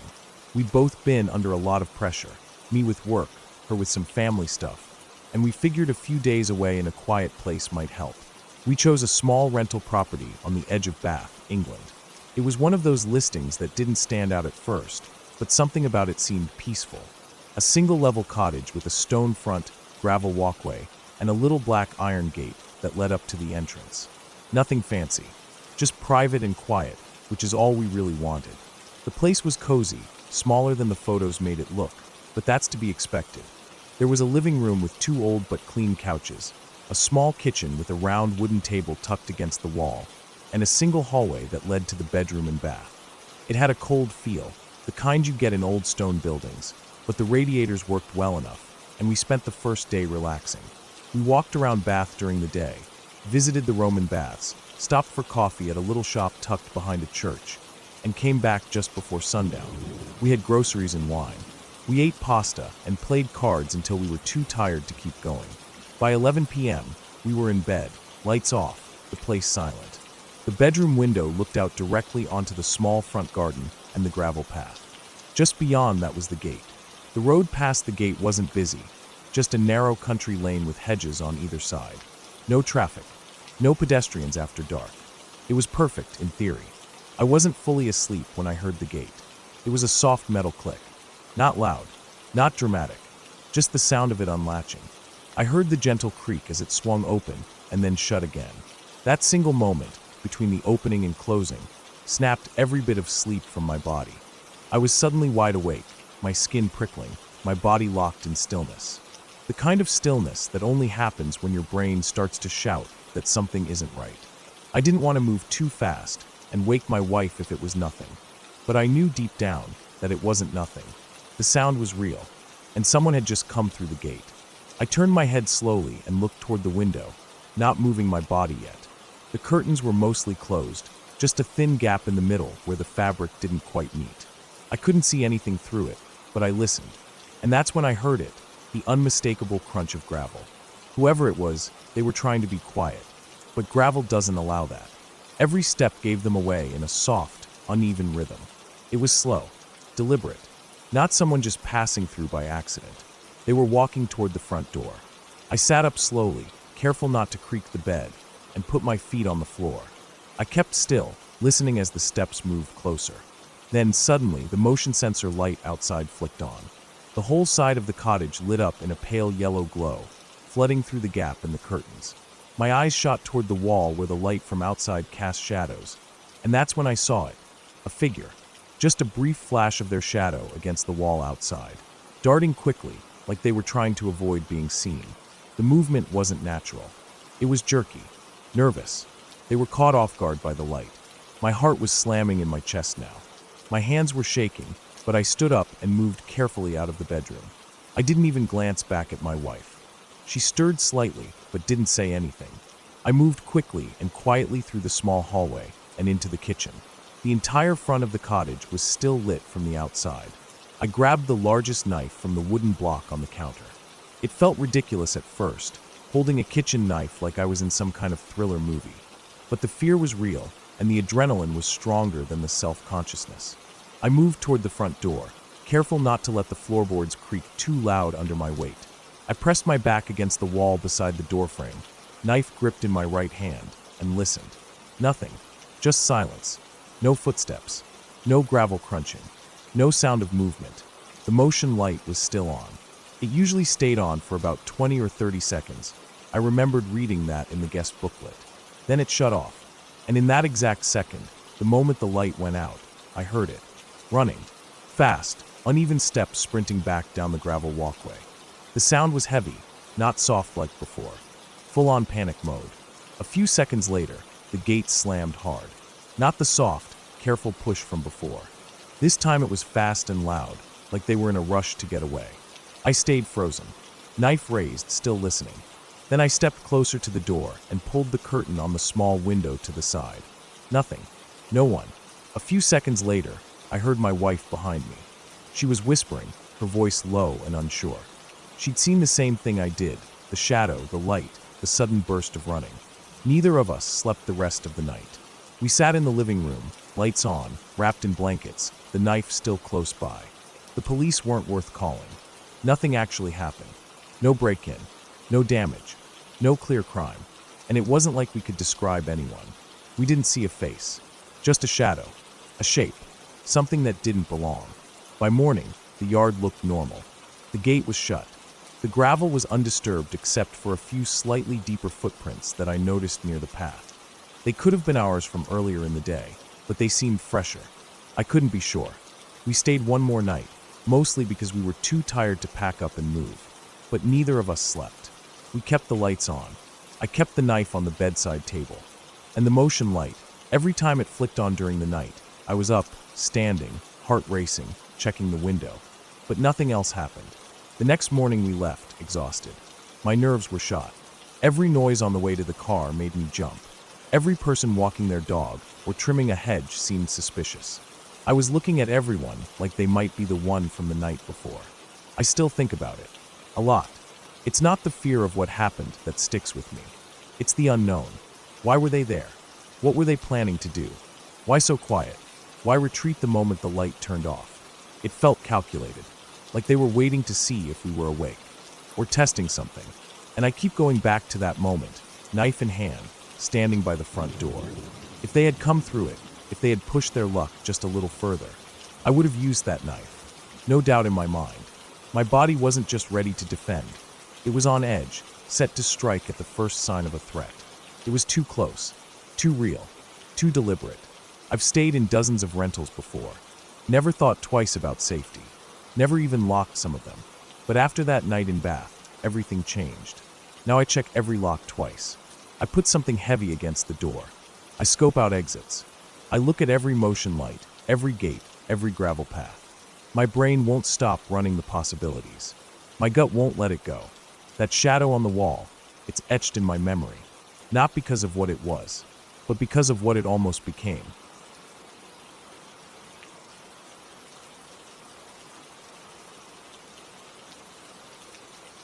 It started with a road trip I hadn't planned to take. My cousin had called me 3 days earlier and asked if I could help him move some things from an old cabin his family owned in the mountains. He said he couldn't get any of his friends to help, and it'd only take a day or two max. I didn't want to go. I had work, stuff to do at home, errands piling up. But he was the kind of guy who'd help me without question if I asked, so I gave in. I packed a duffel bag, filled up my gas tank, and headed out at dawn on a Thursday. The drive was long. The first few hours were nothing special, highways, gas stations, the usual. But after I turned off the main road and started climbing into the mountains, the scenery changed. The trees thickened and the road narrowed. I didn't pass another car for nearly an hour. The air started to feel cooler, the sky a little darker, even though it was only early afternoon. The GPS signal flickered in and out. I wasn't nervous, just annoyed.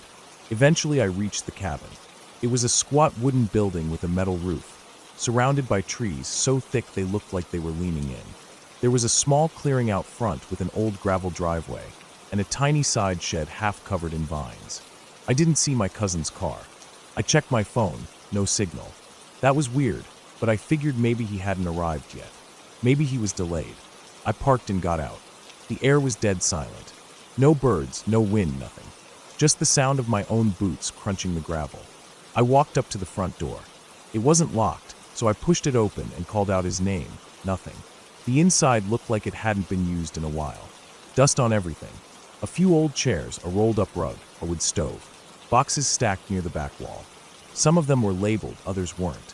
I figured I'd wait for him, so I dropped my bag by the door and sat in one of the chairs. Hours passed.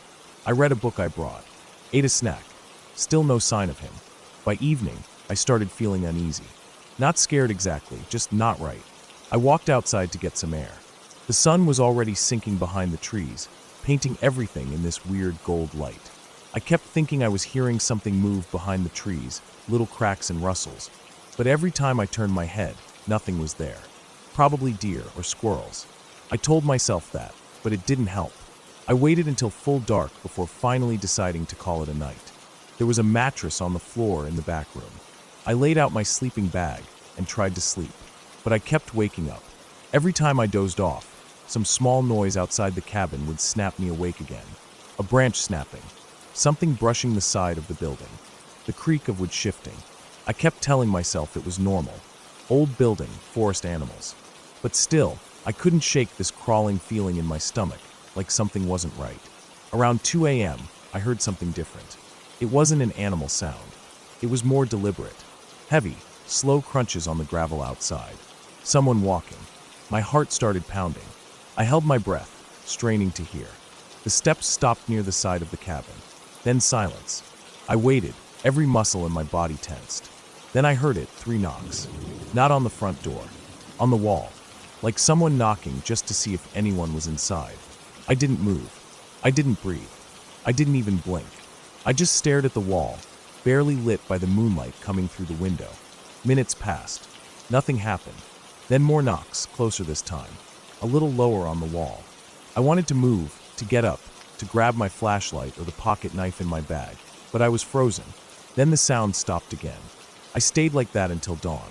When it was finally light enough, I got up and walked the perimeter of the cabin. I didn't see anything. No footprints. No damage. Nothing. It had rained a bit in the night, so if someone had been walking, there should have been some sign, but the gravel looked undisturbed. I tried telling myself it was a dream. Maybe I'd been half asleep. Maybe it was a raccoon. But I didn't believe that. I was about to leave. I didn't care if my cousin showed up or not. I was done. But when I got to my car, it wouldn't start. The engine clicked but wouldn't turn over. I tried again and again, but nothing. I popped the hood, thinking maybe I could fix it, but I don't know enough about cars. I stood there, looking around, trying to decide what to do. Then I saw something that made my stomach drop. A small pile of rocks stacked on the edge of the driveway. They hadn't been there the day before. For rocks, balanced carefully on top of each other. Not random. Not natural. Someone had made that. I didn't know what it meant, but I didn't like it. I went back inside and started packing my stuff. I figured I'd grab my gear and walk down the road until I found a signal or another car. I stuffed everything into my duffel, grabbed my water bottle, and stepped outside. The rocks were gone. I swear they were there 10 minutes earlier. I'd seen them. I'd stared at them. But now the spot was bare gravel. I didn't hear anything. Didn't see anyone. Just empty woods. I didn't wait. I started walking. The road was long and winding. I walked for an hour, then 2. Still no signal. Still no sign of a car or house or anything. Just trees, endless trees. The sun was getting higher. The heat picked up. My water started to run low. After nearly 4 hours of walking, I heard something behind me. Just a soft scuff, like a foot dragging against dirt. I turned around fast, but the road was empty. I stood still for a moment, then kept going. Every once in a while, I'd hear another step. Then silence. Then another. Like someone was matching my pace, just out of sight. I started walking faster. Eventually I came to a fork in the road. One path went downhill, the other curved uphill into more forest. No signs. No markers. I didn't remember this from the drive-in, but I hadn't been paying close attention. I chose the downhill path, thinking it might lead to a town or a main road. I walked for another hour. Then I realized something that made my blood run cold. I passed the same spot I'd seen earlier. The same fallen log on the left side of the road. The same tree with a hollow knot in its trunk. I remembered stepping over a puddle that had a strange shape like a footprint. I was walking in a circle. That wasn't possible. I hadn't turned around. I'd walked in a straight line. There were no turns, no loops. I stood there, breathing hard, trying not to panic. I pulled out my phone again. Still no signal. I turned around and started walking back the way I came. Another hour passed. The sun was starting to dip again. My legs ached. My mouth was dry. I felt like something was watching me. I kept hearing things, a cough, a breath, a soft whistle, but never saw anything. I kept glancing over my shoulder, convinced I'd see someone just standing there, half hidden by the trees. But there was never anyone. Eventually, I saw a structure up ahead. Not the cabin, something different. A small shack, maybe 10 feet by 10 feet, made of old weathered wood. No windows, just a door. It looked abandoned. I didn't want to go near it, but I was desperate. Maybe there was something useful inside. A phone, a radio, anything. I approached slowly. The door wasn't locked, so I pushed it open. It was empty. No furniture, no supplies, nothing. Just a dirt floor and walls covered in scratches. Not marks from animals. These were deliberate. Dozens of lines carved deep into the wood. Some were short. Some were long. Some had names next to them. Others were just dates. Years and years of marks. I stood there, staring at them, not understanding. Then I noticed something in the corner. A small pile of clothing. Torn. Dirty. Like someone had left in a hurry, or hadn't made it out. I felt sick. I backed out of the shack and started walking again. Fast this time. My heart was pounding, and my mouth was dry. By nightfall, I still hadn't found the cabin again. I was just lost in the trees. Everything looked the same. I didn't even have the road anymore. Somehow I'd wandered off it, and now I was just crashing through brush, tripping over roots, pushing branches out of my face. Then I saw light, a single flickering glow through the trees. I moved toward it, even though every part of me said not to. I stepped into another clearing, and there was the cabin. The same one, my cousin's family cabin. I'd walked in a full circle again. The front door was open. I didn't leave it open. I was sure of that. I should have turned and run, but I was so exhausted and scared and confused that I went inside. My bag was still there. My water bottle was empty. I sat down and tried to collect myself. That night was the worst. I heard movement all around the cabin, footsteps circling, scraping against the walls. I didn't sleep. I sat there with my back to the wall, eyes fixed on the door, knife in my hand. At one point, I thought I saw a shadow pass by the window, but when I checked, nothing was there. I stayed like that until morning. When the sun finally came up, I made a decision. I wasn't going to walk. I wasn't going to wait. I was going to try the car one more time, and if it didn't start, I was going to break a window, hotwire it, whatever it took. I got in, turned the key, and it started. I didn't ask why or how. I just drove. I didn't stop. I didn't look back. I got off that mountain, back to the highway, back to a gas station with people and lights and noise. When I finally got home, I tried calling my cousin. He said he'd never called me. Said he hadn't been up to that cabin in over a year. I didn't believe him. I still don't. But I won't go back there. Not ever again.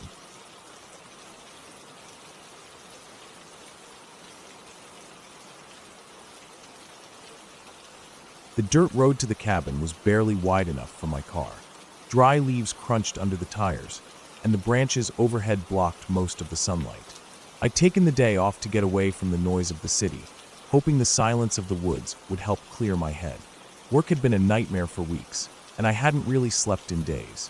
I borrowed the cabin from a friend. He told me it was bare bones, no Wi-Fi, no TV, and spotty cell reception at best. That was exactly what I wanted. Just me, a few books, and some peace. I had enough canned food, bottled water, and batteries to last a week. The plan was to hike during the day, maybe fish a little, and sleep early every night. When I got there, the place was even more isolated than I expected. No other houses in sight. Just trees, hills, and the narrow path that led me there. The cabin was small and wooden, with a tin roof and a front porch that creaked when I stepped on it. Inside, it was one room with a small bathroom, a twin bed, a kitchen counter, and a wood stove. Simple but clean. I dropped my bag, opened a window to let the air in, and sat on the edge of the bed for a while. That first night was quiet.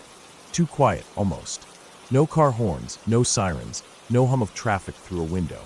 Just the occasional chirp of crickets or the distant hoot of an owl. I read until my eyes felt heavy, then turned off my flashlight and lay in the dark.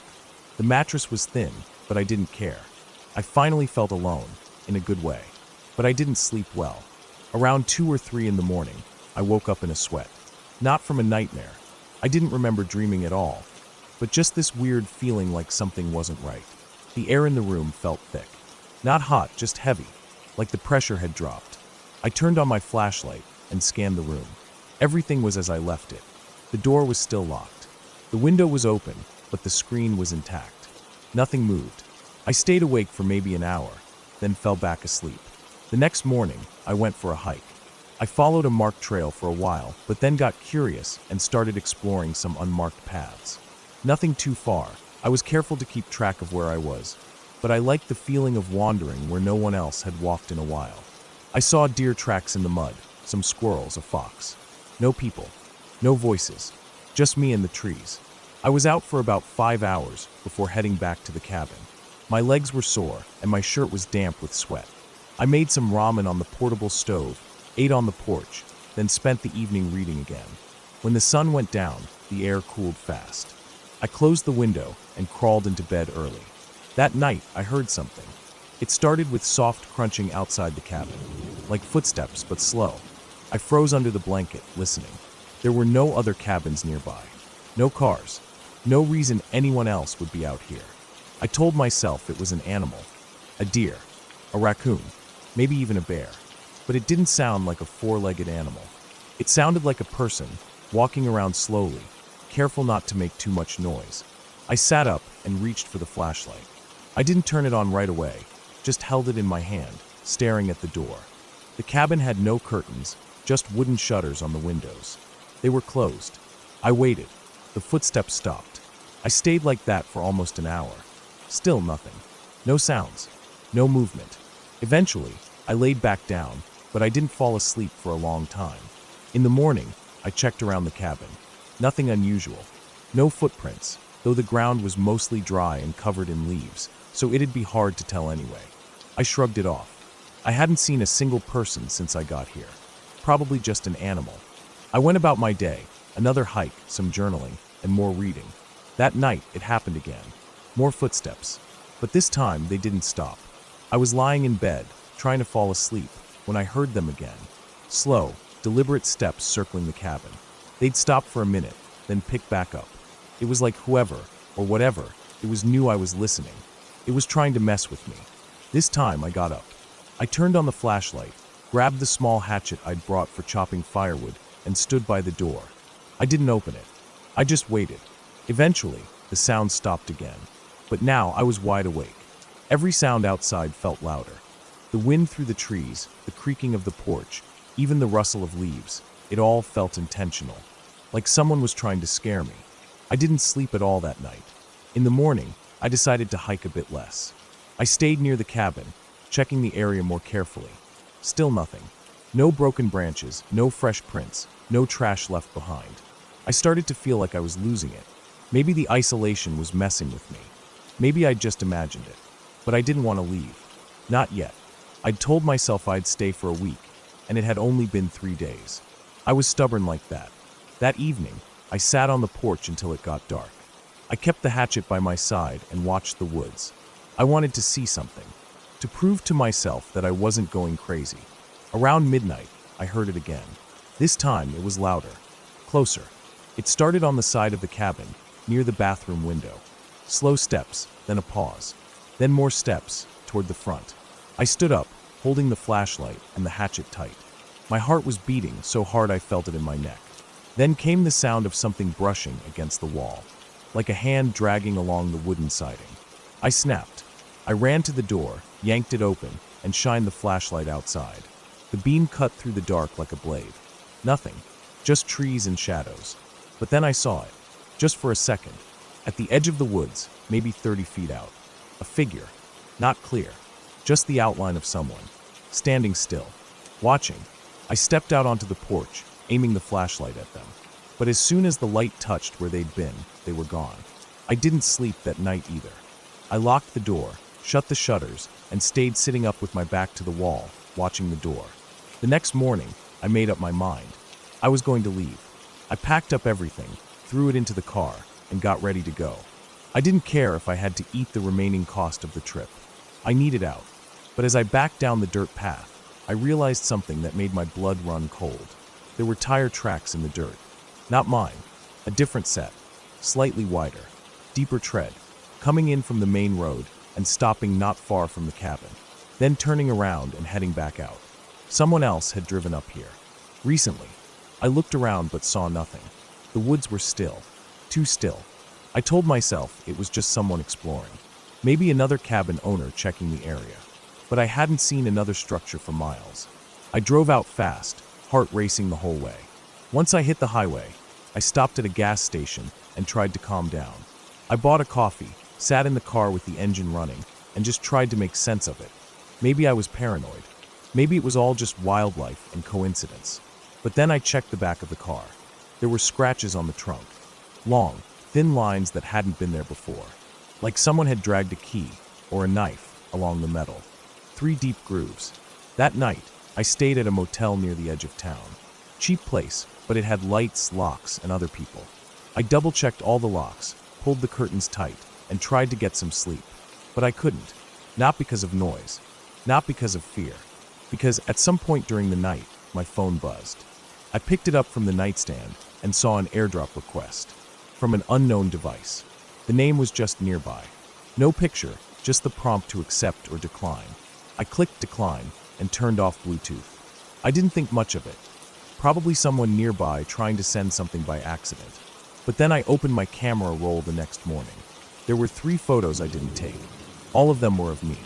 One was through the window of the cabin. I was sitting on the porch with the hatchet, looking into the trees. One was through the window of the motel room. I was lying on the bed, eyes closed, light still on. And the last one was from inside the cabin. It showed me sleeping. Blanket pulled up to my chest, flashlight next to my head. I stared at the photos for a long time.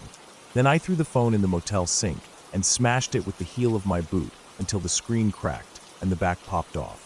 I left the motel within 10 minutes. I didn't go home. Not right away. I drove to my brother's place 3 states away. I didn't explain everything, just told him I needed a break. That was 6 months ago. I never went back to the cabin. I never talked to my friend about it. Never asked if anyone else had stayed there before. Never checked the news or the police reports. I didn't want to know. Sometimes, I still feel like I'm being watched. Like when I'm walking back to my apartment at night. Or when I'm at the grocery store and someone's standing a little too close behind me. Or when I'm in bed and hear the floor creak, even though I live alone. I changed my phone. Changed my number. I keep the curtains closed. I lock the door 5 times before bed. But I still can't sleep right. Because somewhere out there, someone knows what I look like when I sleep. They stood close enough to hear me breathe, close enough to take a photo, and I don't know why, or if they're finished.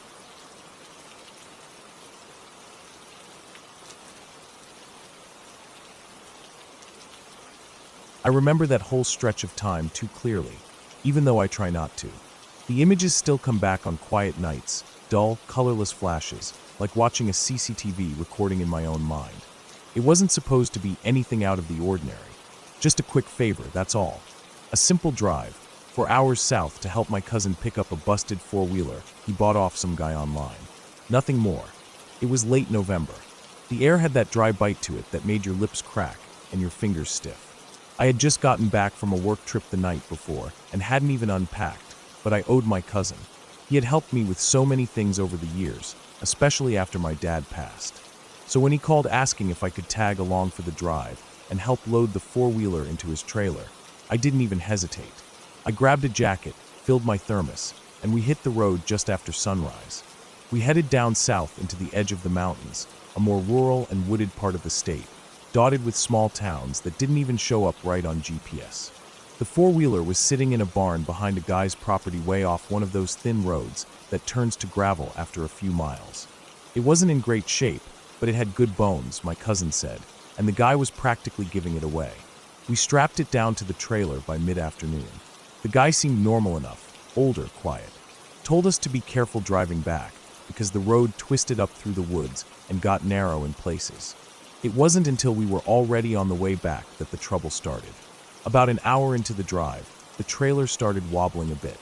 Nothing major at first, just enough for us to feel it in the truck.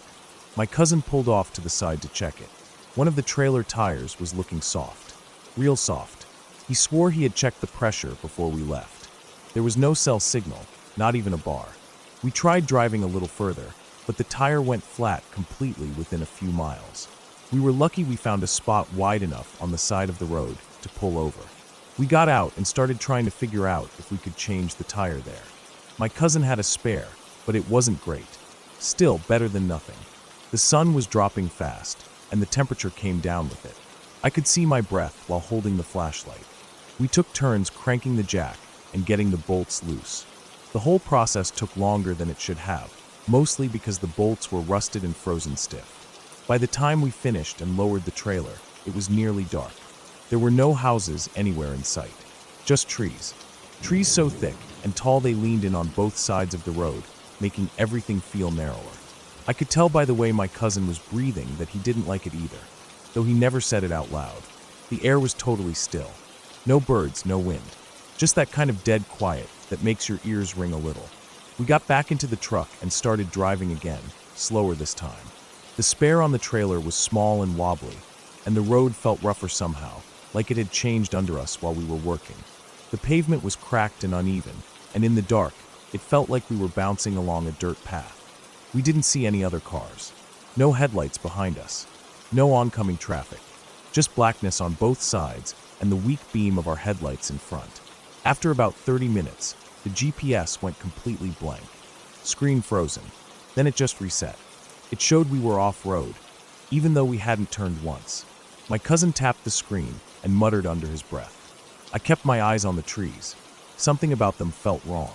They were too close, too uniform, like they weren't real trees, just copies pasted in from a bad memory. Then we hit something. It wasn't big, maybe a bump or a rock, but it made the trailer jump hard and nearly sent us into the ditch. We stopped, checked it again. Nothing seemed broken, but the axle looked a little twisted now, like the trailer was tilting ever so slightly to one side. There was a pull to the right while driving, subtle but constant. We decided to keep going anyway. What choice did we have? That's when we passed the cabin. It came out of nowhere. Just a faint shape off to the left, behind a clearing.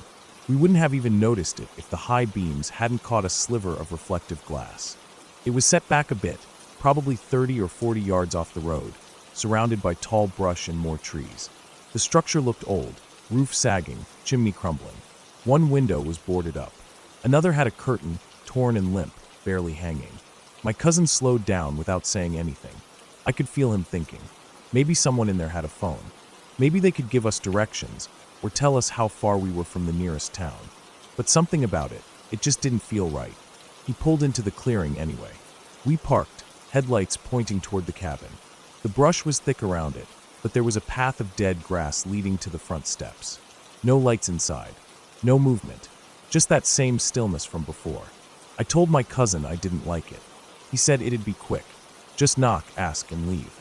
He went up while I stayed by the truck. I kept my hand on the door handle, ready to bolt if anything felt off. He knocked once. Waited. Knocked again. No answer. He turned to look at me, shrugged, then reached for the door. It opened. Not all the way. Just a crack. But enough. He stepped in without looking back. I waited. 1 minute. 2. Nothing. I honked the horn once. Still nothing. I got out and walked up the path slow. My feet sank into the soft ground with every step. The wood of the porch groaned under me. I pushed the door open wider. Inside, it was darker than it should have been. The little light from outside barely reached the walls. I called out for my cousin. No response. I moved further in, stepping slow, careful not to trip. The floor was uneven. There was furniture inside, but barely, just a broken table, a chair, and a couch that looked like it had been eaten alive by moths. Dust in the air. Smelled like mildew and rot. Then I saw his flashlight lying on the ground. Still on. Just sitting there, casting a dim white circle across the wooden floor. No sign of him. I picked it up, heart hammering. Called his name again. Nothing. I moved through the cabin, past the small kitchen area, toward the back. There was a hallway. Narrow. One door on the left, one at the end. I checked the left first. Empty room. Just old mattresses on the floor, bare walls, a cracked mirror leaning against one corner. I turned back to the hallway and opened the last door. It led to a basement. Narrow stairs going down into total darkness. The smell was stronger here. Damp. Old. Like wet concrete and rotting wood. I stood there, frozen, staring down. My mind was split. Part of me yelling to leave, the other part screaming that I couldn't go without him. I started down, step by step. The stairs groaned under my weight. The air got colder the lower I went. The flashlight beam shook in my hand. At the bottom was a concrete floor and one single room. Bare walls. A workbench. Some tools scattered around. And in the far corner, movement. I swung the beam that way and saw him. My cousin. He was sitting on the ground, back against the wall, staring forward. His eyes were wide, unfocused. I rushed over, dropped to my knees, grabbed his shoulders. He was breathing, but barely. I pulled him up, got him on his feet. He didn't speak, didn't even blink. We climbed the stairs together, one step at a time. He stumbled, almost fell twice.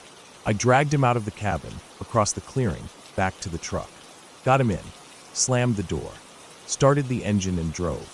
I didn't stop. Not once. Not when the road narrowed more. Not when we hit a fallen branch. Not even when I saw headlights behind us, just for a second, then gone. We drove until the trees thinned and the road widened. A gas station appeared on the horizon, like a lighthouse. I pulled in shaking, heart still pounding. Inside, the light was harsh and sterile. A radio played quietly. My cousin sat in the truck, unmoving. I called for help. EMTs came. They took him inside, checked him out. His vitals were okay. Just shocked. That's what they said. But he didn't speak. Not that night. Not the next day. Not for a full week. Eventually, he talked again. Said he didn't remember anything after stepping into the cabin. Just flashes, cold, darkness, footsteps behind him. That's all. We never went back. Never told anyone the full story, either. People wouldn't believe it. They'd think we were making it up or exaggerating. But I know what I saw. I know what I felt in that place. The thing that sticks with me the most isn't what was in the basement. It's what wasn't. There were no chains, no blood, no signs of a struggle. Nothing. Just him, sitting there in silence, like he had been waiting, like something had been watching. And the door, when I went back for a second to grab his flashlight from the porch, I swear it was shut tight, like it had never been open at all.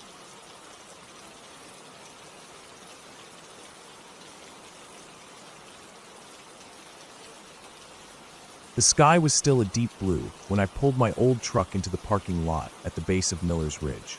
It wasn't a real trailhead, just a dirt pull-off about 20 minutes off the main road.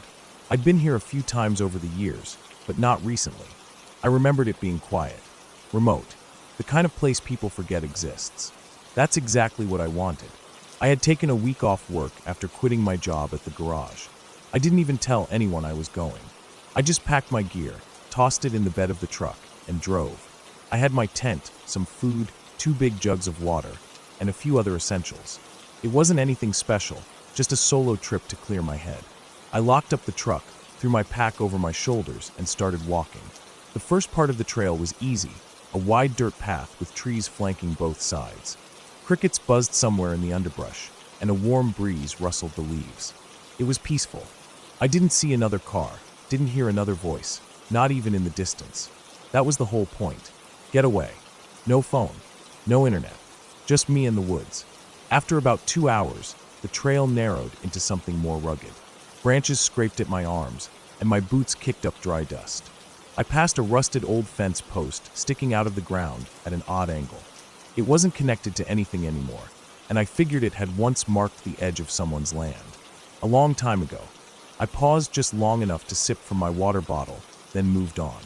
By late afternoon, I reached the clearing I'd remembered. It sat in a little hollow surrounded by trees. There was a fire ring of stones someone had built years ago, and a large flat area with soft moss where I could pitch the tent. I dropped my pack and stood for a minute listening. Just wind. Just birds. Nothing else. I set up camp quickly, slipping the tent poles into place, hammering the stakes into the soft dirt, unrolling my sleeping bag inside. I gathered some dry sticks and built a small fire, just enough to heat a can of soup. I ate while watching the last light disappear behind the trees. The woods got real dark after sunset, the kind of dark that city people forget exists. I liked it. I stayed up for a while, poking at the fire, staring into the flames. Then I crawled into my tent, zipped it up, and lay back. My sleeping bag was warm, and I could still hear the fire crackling softly outside. I slept better that night than I had in weeks. The second day was uneventful. I woke up, made coffee over the fire, and wandered around the woods near my camp. I didn't have a map, but I knew I wasn't going far. Just exploring. I found a few deer tracks near a dry creek bed, and an old metal can wedged under a rock. I pulled it out, brushed the dirt off. It looked like one of those big soup cans from the 80s, faded and dented. The forest here felt untouched. There were no signs, no fences, no trash. Every few minutes, I'd stop and listen. Nothing but wind and birds. That evening, I was sitting by the fire again when I noticed something strange. A few rocks near the edge of the clearing had been moved, just slightly, like they'd been pushed aside. I stared at them for a long minute, trying to remember if I'd walked over there. Maybe I kicked one and didn't notice, but the moss looked undisturbed. It was just odd. I chalked it up to animals. Maybe a raccoon or something had been nosing around. I went to bed that night with the fire still smoldering, zipped up the tent, and tried not to think too much. The next morning, I woke up earlier than usual. The sun wasn't quite up yet, but the sky had turned that cold gray color that means dawn isn't far. I sat up, stretched, and unzipped the tent. That's when I noticed the boot prints. Not mine. These were larger, wider. Deep, like someone heavy had stepped into the soft dirt not 20 feet from my tent. I got up slowly, scanning the area. The prints led from the edge of the clearing to the fire ring, then back into the trees. My heart started beating faster. I looked at my boots, then at the prints again. They didn't match. Mine were smaller, with a different tread. I crouched down and stared at the ground, trying to convince myself I was wrong. Maybe they were old. Maybe I'd just missed them yesterday. But they looked fresh. The edges were sharp. No leaves had fallen in them yet.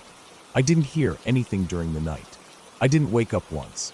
If someone had been near my tent, I should have heard it. Should have felt it. I didn't know what to do. There was no cell signal out here, no one around for miles. I didn't want to panic, but I also didn't want to ignore it.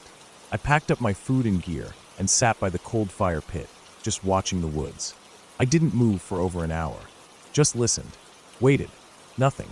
Eventually, I forced myself to eat something. I considered packing up and leaving, but I hated the idea of running scared. It could have been a hunter. Maybe someone else had come out here and didn't realize I was camping. Maybe they saw my tent and left. That was the most logical explanation. Still, I kept my knife on me the rest of the day. I didn't hike, didn't wander.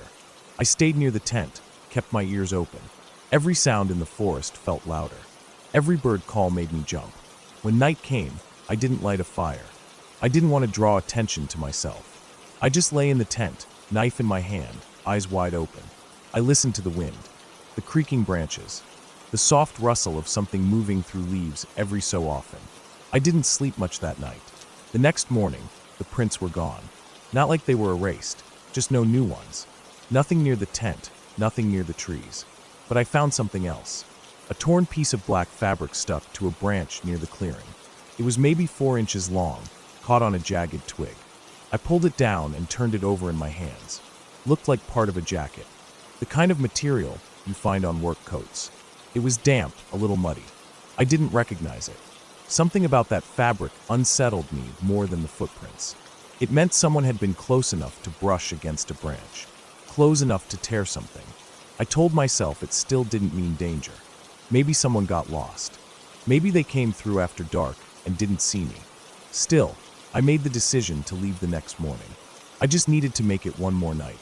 That evening, I didn't cook anything. I didn't want any smells giving away my location. I stayed in the tent as soon as the sun dipped behind the trees. The woods got colder, quieter. The wind had died completely, which made the smallest sounds feel loud. I lay still for hours, barely blinking, ears straining. Then I heard it. A crunch, like a footstep on dry leaves. Not a squirrel, not a deer. Something heavier, slower. It came from the north side of the clearing. Close. I held my breath. My heart thudded so loud I was afraid it would drown out the sounds. I waited. Another step. Then silence. I didn't move. Didn't dare even shift in the sleeping bag. The tent walls were thin. Just nylon. I felt like if I moved, it would give me away. Minutes passed. Another step. Then another. Closer. Then nothing. I lay there for what felt like hours. Eventually, I must have drifted off out of pure exhaustion. When I woke up, it was light outside. The tent was damp with dew, and everything was quiet again. Too quiet. I unzipped the tent and stepped outside, scanning the clearing. That's when I saw it. A small pile of stones near the edge of my camp. 5 of them, stacked in a neat little tower.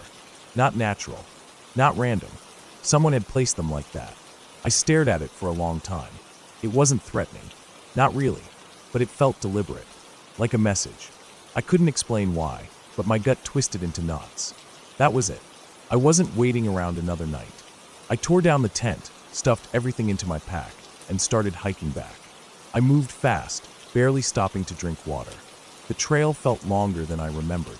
Every tree looked the same. Every sound made me whip my head around. After 2 hours, I stopped to rest. Sat on a fallen log, took a drink. That's when I noticed something in the dirt a few feet away. Another boot print. Same size as before. Facing the direction I came from. I got up and started walking faster. Almost jogging. My pack bounced on my shoulders. Sweat dripped down my back. I didn't stop again. When I finally reached the parking lot, my truck was there. Untouched. No other cars. I unlocked it, tossed my gear in, and drove. I didn't look back. I didn't sleep well for weeks after that. Kept thinking about the prints, the fabric, the stacked stones. It wasn't a ghost story. There was no monster in the woods. but someone had been there, watching, walking around my tent at night, close enough to touch it. I still don't know who they were or what they wanted, but I haven't been back to Miller's Ridge since.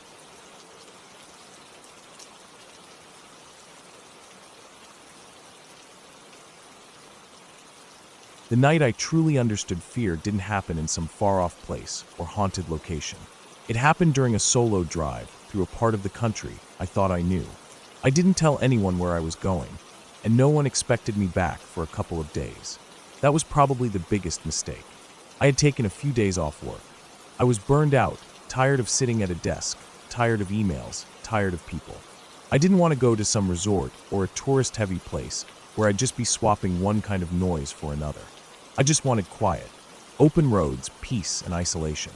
I picked a route that cut through the rural parts of the state, long stretches of nothing but hills, old barns, and trees. The kind of areas where you don't pass another car for miles. That's what I wanted. I left early that morning. My car was packed with a sleeping bag, a small cooler, some snacks, a flashlight, and a battery pack. I didn't plan to camp, but I wanted to be ready for anything. I had no reservations, no fixed stops. I just drove. The first few hours were great. I rolled the windows down, let the wind come in, let the music play loud, and didn't check my phone even once. The towns got smaller, the road signs fewer, and eventually I hit one of those stretches of two-lane highway where the trees press in close, and the only thing you hear is the engine and your own thoughts. It was around 6 p.m. when I pulled off for gas. It was an old station, 2 pumps, no lights, and what looked like a closed shop beside it. There was no one around. I debated just skipping it, but my tank was under a quarter, and I didn't know how far the next town would be. Against my better judgment, I stopped. The pump worked, though it was slow. I filled up, paid with a card at the old machine, and got back in the car. The sun was getting low. I thought about finding a motel soon, but I didn't see anything on the map. I decided I'd keep going another hour or so and see what popped up. I had passed a dirt road a few miles back that I was curious about. It led into some wooded hills and looked peaceful, so I turned around and headed toward it. The road was narrow and uneven. Trees leaned over it from both sides, and after just a few minutes, I lost cell signal completely. The dirt path wound through forested terrain, getting bumpier the deeper I went. At one point, I had to slow to a crawl because a tree had partially fallen across the road. I debated turning around, but something about the quiet kept pulling me in. I felt like I was moving away from everything stressful, everything fake. I drove for another 15 minutes before I came to a clearing. It was small, just a patch of flattened grass surrounded by trees. There were no tire tracks, no signs of other people. It felt untouched. I turned the engine off and sat for a moment listening. Nothing. No birds, no wind, no insects. Just silence. That should have been a red flag, but I was too caught up in the peace of it. I got out, stretched my legs, and walked a small loop around the clearing. The woods were dense. Old trees, thick trunks, and underbrush that looked like it hadn't been disturbed in years. I decided I'd rest here for a while. I wasn't tired enough to sleep, but I laid the sleeping bag out in the back of my car, cracked the windows, and leaned the seat back. Maybe an hour passed. The sun was completely down by then. I sat in the car, eating chips and listening to the crickets. Finally, some sound again. I turned the interior light off and just sat there in the dim blue light from the dashboard. Then I heard something. It wasn't loud, just a light snap, like a branch being stepped on. I sat up straight and looked out the windshield. Nothing. I leaned forward and peered through the side windows. Still nothing. I told myself it was probably a deer or some animal passing through. I didn't move. I just kept listening. Another snap. Closer this time. Not right beside the car, but within maybe 20 feet. I looked again. Still couldn't see anything through the trees. My heart rate had picked up, and I felt a chill run across my skin, even though the air was warm. I grabbed my flashlight from the glove box and turned it on, quickly pointing it out the driver's side window. The beam lit up the trees, but nothing moved. The underbrush was still. No glowing eyes, no rustling. I stayed like that for a while, light sweeping across the woods in slow arcs, looking for movement. Then I heard breathing. It was faint, but definitely there. Not animal-like. It wasn't sniffing or panting. It sounded like someone breathing through their nose, deep, steady inhales and exhales. The sound was coming from behind the car. I turned the flashlight quickly toward the back window, but it was too fogged up to see clearly. I rolled the window down an inch and shone the light out into the dark. Nothing, just trees, but the breathing had stopped. I didn't move. My hands were tight around the flashlight. I turned the car on and flicked the headlights on. Nothing. I waited. 5 minutes. 10. No movement. Eventually, I convinced myself it must have been my imagination or an animal. I still wasn't ready to sleep, but I didn't want to stay out in the open anymore. I backed out of the clearing slowly, driving back the way I came. That's when I realized the dirt road looked different. I had followed it straight in earlier, but now it curved, twisted in a way I didn't remember. Trees looked closer together. The way forward was rougher, rockier. I stopped and checked the map again. Still no signal. I tried to retrace my steps the best I could. I must have missed a turn, because after another 10 minutes, I ended up at a completely different clearing. This one was smaller, and the grass looked flattened like something had been dragged across it recently. My stomach sank. I didn't recognize anything. I turned the car around and started driving faster, trying to find the main road again. Then I saw something. Just ahead, on the left side of the road, there was a shape. At first, I thought it was a fallen tree limb. But as I got closer, I saw it was fabric. A coat or a blanket, crumpled at the base of a tree. I slowed down, headlights illuminating it. There were shoes next to it, upright, placed neatly side by side. I stopped the car. I didn't get out. I sat there, staring at the shoes, the coat, the way they looked like someone had undressed right there and vanished. No footprints, no sign of struggle, just placed there. My hands were sweating now. I put the car in reverse and backed away fast. About 15 minutes later, the road finally began to smooth out again. I saw a metal fence post, then a broken down wooden gate. I was near the main road. Relief hit me like a wave. I drove until I found a wide shoulder, pulled over, and just sat there breathing hard, trying to make sense of it. That's when I noticed the back window. Smears. Not fingerprints, just long smears like someone had run their hand across the glass. My windows had been clean when I parked. I stared at the marks. I hadn't heard the car being touched. I hadn't seen anything. But someone or something had been right up against the car. Maybe while I was inside. Maybe while I was outside checking the road. I didn't sleep that night. I kept driving until I found a 24-hour diner near a small highway town. I sat inside, drank coffee until the sun came up. The staff gave me weird looks, but they didn't ask anything. I didn't tell them. Who would believe me? The next day, I drove straight home. I didn't take back roads. I stuck to the highway, past dozens of cars, stopped only in busy areas. When I finally walked through the front door, it felt like returning from a different planet. I showered twice, slept for 12 hours. A week later, I decided to check the car one last time. I had avoided it since I got back. It felt stupid, but I needed to make sure everything was normal again. I went to the garage, opened the door, and stood in front of the back window. There was something stuck to the wiper blade. I opened the hatch slowly. It was a piece of paper, folded in half. No markings on the outside. I opened it. It was blank, except for a single word, written in shaky, uneven letters. Soon, I stood there, paper in hand, the smell of dust and oil in the air, heart thudding so hard I could barely breathe. I moved. I sold the car a few days later. I haven't been back to that part of the state. I don't even take long drives anymore. I told people it was engine problems, that I just didn't trust the car after the trip. No one questioned it. But I know what I saw. I know what I heard. I know what was out there. And I know it wasn't done. I never found out who or what left that paper. I changed all my locks. Got a security system. Moved apartments again 6 months later. Nothing ever happened after that. But I still can't sleep with the windows open. I still flinch when I hear footsteps behind me, even if they're just mine.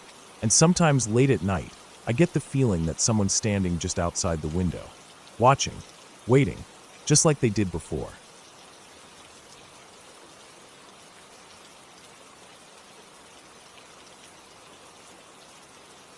The day started out normal.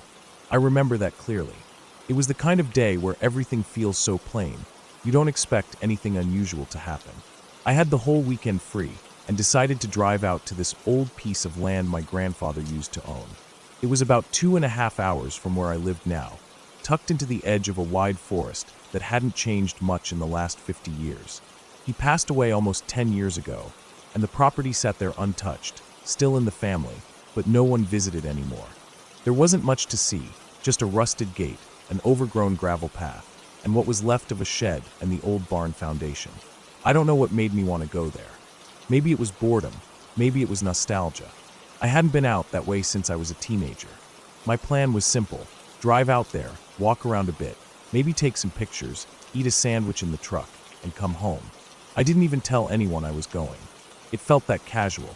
By the time I pulled off the main road and rattled through the gate, it was late morning. I parked under the same old oak tree where we used to string up a hammock when I was a kid. The path ahead was mostly covered in tall weeds and some fallen branches, but I could still see the outline of it stretching into the trees. I grabbed my water bottle and phone and started walking down it, brushing aside tall grass with my forearm. It felt peaceful. The wind moved through the trees gently, and the heat wasn't too bad yet. The air changed once I got about a half-mile in. I don't know how to explain it, but it felt heavier, thicker somehow. There wasn't as much wind anymore, and the birds had gone quiet. I stopped and looked around for a second, trying to figure out if it was just my imagination, but everything looked normal. I kept going. I passed the old barn foundation, just a few concrete blocks and moss-covered beams now. The shed was still mostly standing, though its roof had caved in. I didn't go inside. I remembered stories of copperheads nesting in the woodpile behind it, and I didn't feel like testing my luck. I wandered past it into the trees, not really following a path anymore, just walking in the general direction of the small stream that used to run behind the property. That's where I planned to sit and have lunch, maybe skip a rock or two. I hadn't done that in years. It took me longer to find the stream than I remembered. The woods had grown thicker, and some areas had changed shape completely. I crossed a few dry creeks, climbed over some fallen logs, and finally came to the stream, or what was left of it. It was smaller than I remembered, just a trickle now, with patches of stagnant water trapped between muddy rocks. I stood there for a moment, hands on my hips, disappointed. But I sat anyway, ate my sandwich, dronk half my water. I took some photos of the mossy trees and the cracked stones by the stream. For a while, it was just quiet. I started back a little after noon. I decided to take a slightly different route back, following what looked like a deer trail through the woods. The ground was soft from the recent rain, but not soaked. I could see boot prints, probably my own from earlier, but also deeper marks, cloven, wide like a deer or maybe a wild hog. I figured it was normal. About 10 minutes in, I came across something strange. There was a fresh pile of dirt off to the side of the trail, maybe 6 feet wide and 2 feet high. At first, I thought it was just an animal digging for grubs or roots, but it was too neat. The edges were clean, almost squared off, like someone had used a shovel, but there were no shovel marks. No tools. I looked around for signs of anyone, other boot prints, maybe a bag or trash, but there was nothing. I stood there for a few minutes, staring at that mound. It wasn't shaped like a grave or anything, just a low hump of damp, freshly turned earth. The kind of thing you wouldn't notice unless you stepped right on it. But something about it felt off. I didn't dig into it or touch it. I just kept walking. I couldn't shake the feeling that something was watching me. It wasn't paranoia exactly, just a slow, creeping awareness. You know that feeling when someone stares at you too long in a store? It was like that, but stretched out. I stopped walking a couple times and turned around slowly, but nothing was there. The woods were quiet again. Too quiet. I moved faster after that. I stopped taking pictures. I didn't even finish my water. I just wanted to be back at the truck. I was less than a mile out when I started hearing the noise. It was a slow, crunching sound. Leaves and twigs breaking behind me, maybe 100 feet back. It was steady, not like an animal darting through the brush. More like a person walking, but deliberately not trying to hide. I stopped again and turned. Nothing. I crouched low, staring into the trees, trying to catch any sign of movement. Nothing moved. I waited. 10 seconds. 20. Then I heard it again, this time off to the left, maybe 50 feet away. Still slow. Still steady. I don't know why I didn't call out. Maybe I didn't want to break the silence. Maybe I didn't want a response. I started walking again, faster now, barely keeping to the trail. My boots slipped a few times in the mud, but I didn't stop to check. I just kept going. The sound followed.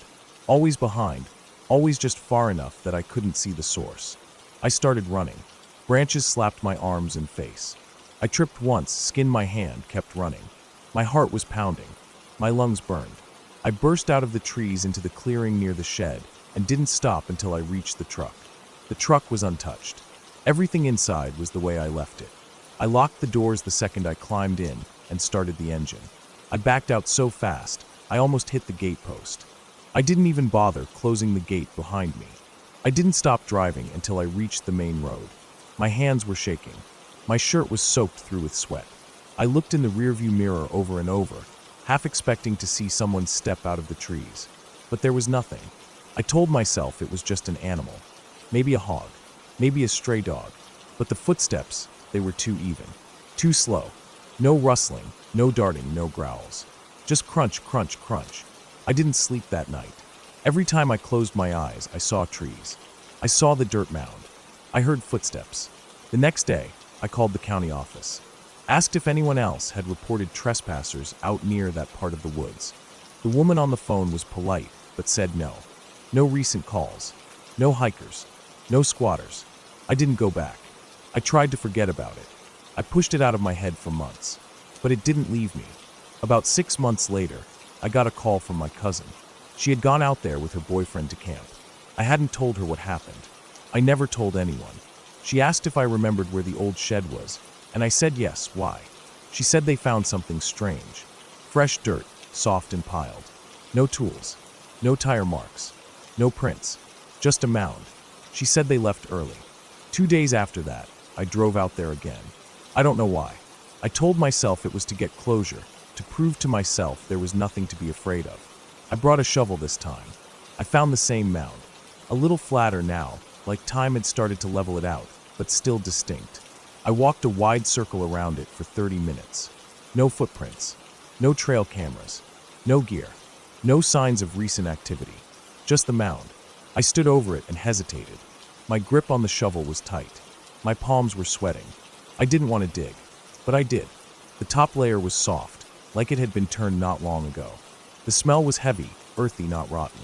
I dug slowly, shallow at first. The first foot revealed nothing but dirt and stones. I kept going. Around the 2-foot mark, the smell changed. It wasn't strong, but it was there. Sour. Metallic. I stopped when I hit something that wasn't dirt. It was cloth. I froze. My stomach turned. I pushed the dirt aside gently. More cloth. A jacket, maybe canvas, maybe denim. Faded.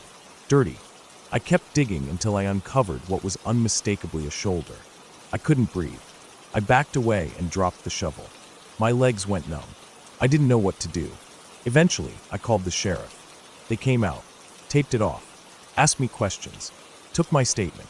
3 days later, they confirmed what I already knew. It was a man, maybe in his 40s.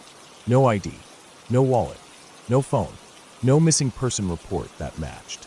They said he'd been dead for a while, maybe 6 months, maybe more, buried by hand. No signs of trauma, no weapons. They called it suspicious, but didn't have much to go on. I asked them if they'd found any other graves out there. They said no. I never went back. I sold my part of the land to a timber company. They cleared the whole area 6 months later. Shed, trees, everything. But I still think about it.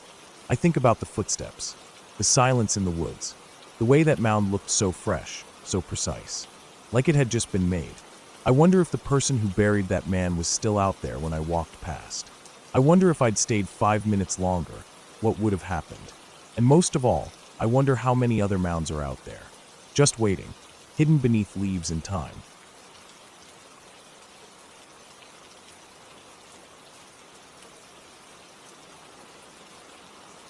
I never used to think much about long-distance driving. I didn't love it, but it was just one of those things I had to do. My job sometimes required it, checking on remote work sites, delivering equipment, inspecting projects, stuff like that. It was part of the deal, and I was used to spending hours alone in the cab of my pickup truck, listening to static radio or just the rumble of tires on the road. This story happened about 2 years ago, August, middle of summer. I had a job to do in a rural part of the state, out near the edge of the national forest, miles away from any real town. The kind of area where you could drive for an hour and not see another car. Just fields, trees, and the occasional rundown barn or sagging fence. The job wasn't complicated.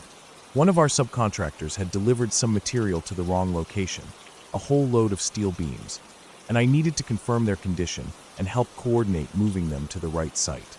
I figured it'd be a simple check-in, take a few pictures, make a few calls, and head back home the same day. I left a little after noon, expecting to arrive by around 4:30 p.m. That gave me enough time to look things over and hit the road before dark. That was the plan. The first part of the drive was fine, typical highways, light traffic. But the farther I got from the city, the thinner everything got. The roads narrowed, the gas stations disappeared, and then came the back roads, those cracked two-lane things that go twisting through empty fields and piney woods, the ones with faded signs and no shoulder, just a hard drop into dirt. About 20 minutes from my destination, I lost cell signal completely. No bars, not even a flicker. It didn't worry me much at first. Plenty of places out here had no service. I downloaded the area maps ahead of time. I figured I was fine. I reached the site around 5. It was basically a wide clearing off a dirt access road, surrounded by scrub brush and tall trees. The steel beams were there, half sunk in weeds, right where the delivery crew had left them. No one else was around, just me and the quiet. I stepped out of the truck, and the sound hit me nothing. Just hot, still air. No wind, no bugs, no birds. It felt like the world was holding its breath. I got to work, took some photos, walked around the beams, checking for damage. Took notes in my little notebook, since there was no point trying to send emails or anything. I climbed back into the truck around 5:45, sweat sticking my shirt to my back. I turned the key. Nothing. The dash lights flickered, then went black. No click. No engine turn. Dead. I tried again. Still nothing. I swore under my breath, popped the hood, and got out. I'm not a mechanic, but I can check a battery connection, jiggle some cables. Everything looked fine. No corrosion. Wires looked tight. But it was dead. That was when the real problem sank in. No phone signal. I was stranded. I told myself not to panic. I had water in the truck. Snacks. A flashlight. Tools. Even a blanket.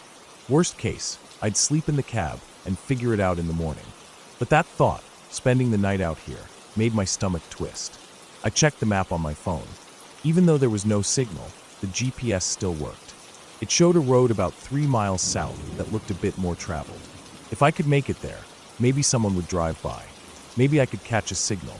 It wasn't dark yet, and I didn't want to waste daylight sitting around.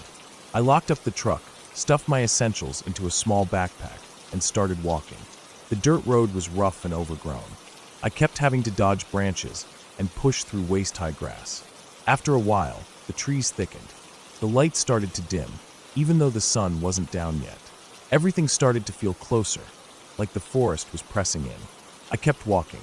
After maybe 40 minutes, I came to an old barbed wire fence, mostly collapsed. I climbed over it, tearing a hole in my sleeve. The land beyond looked like a clearing, wide open flat. I figured it was some kind of old pasture or field. I crossed it, hoping it would take me closer to the road. That's when I saw the house.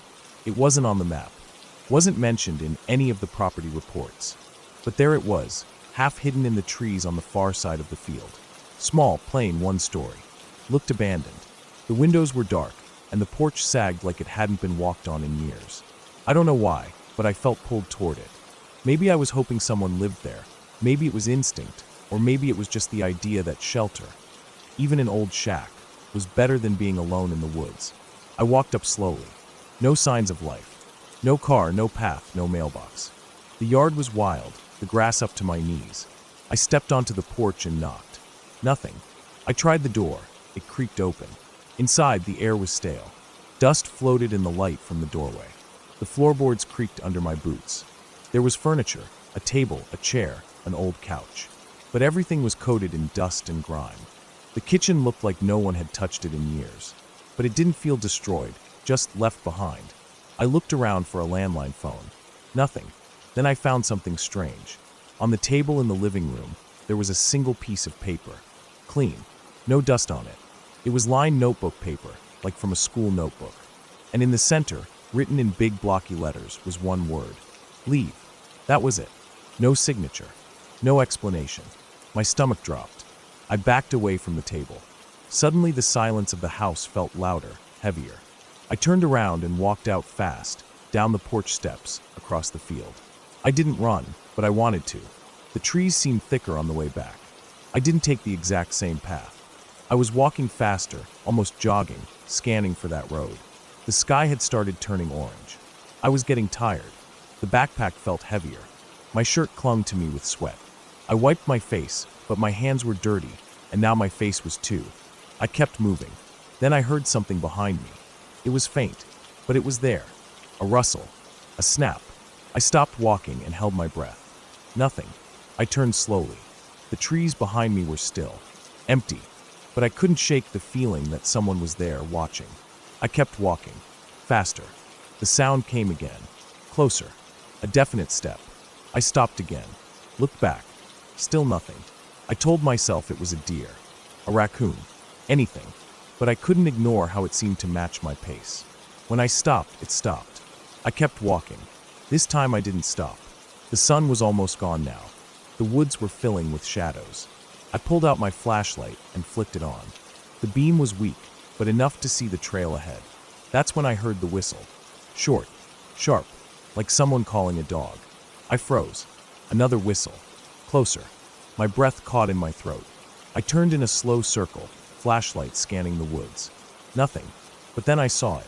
Far off, behind the trees, something moved. A shape. Human, maybe. Standing still. Watching. I didn't wait. I started running. The trail curved and dipped. Roots tried to trip me. Branches slapped my arms. I didn't care. I just ran. I heard footsteps behind me now. Not quiet ones. Fast. Heavy. Running. I didn't look back. I ran until my legs screamed. Until I thought I'd puke. Until I stumbled out onto gravel. It was the road. The one from the map. I staggered to a stop, chest heaving. I looked behind me. Nothing. No one came out of the woods. But I could still hear something. Breathing. Just past the tree line. I backed away from the edge of the forest, down the road. Kept backing up, never turning around, until the trees started to thin. Then, in the distance, I saw headlights. I ran toward them, waving my arms. It was a dusty old pickup. The driver, a man in his 60s, slammed on the brakes and rolled down his window, staring at me like I was crazy. I didn't explain. I just asked if he could give me a ride to the nearest town. He hesitated, then nodded. I climbed in. We drove in silence for a while.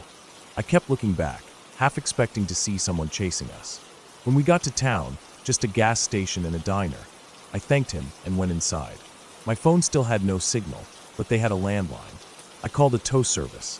While I waited, I told the guy behind the counter about the house. He frowned, said there wasn't any house out there. I described it, small, one-story, near the edge of a field. He just shook his head, said there used to be a place like that, decades ago. Belonged to some old man who lived alone, but it burned down in the 80s. Nothing left now but the foundation. I didn't argue. The tow truck came. We drove back to my pickup. The driver hooked it up without talking. I kept glancing at the woods. The next day, my truck started on the first try. No explanation. No dead battery. Nothing wrong. I've thought about that day a lot since then. The old house. The paper on the table. The shape in the trees. The footsteps. I don't know who or what was out there, but I believe the note. Next time, I'll leave.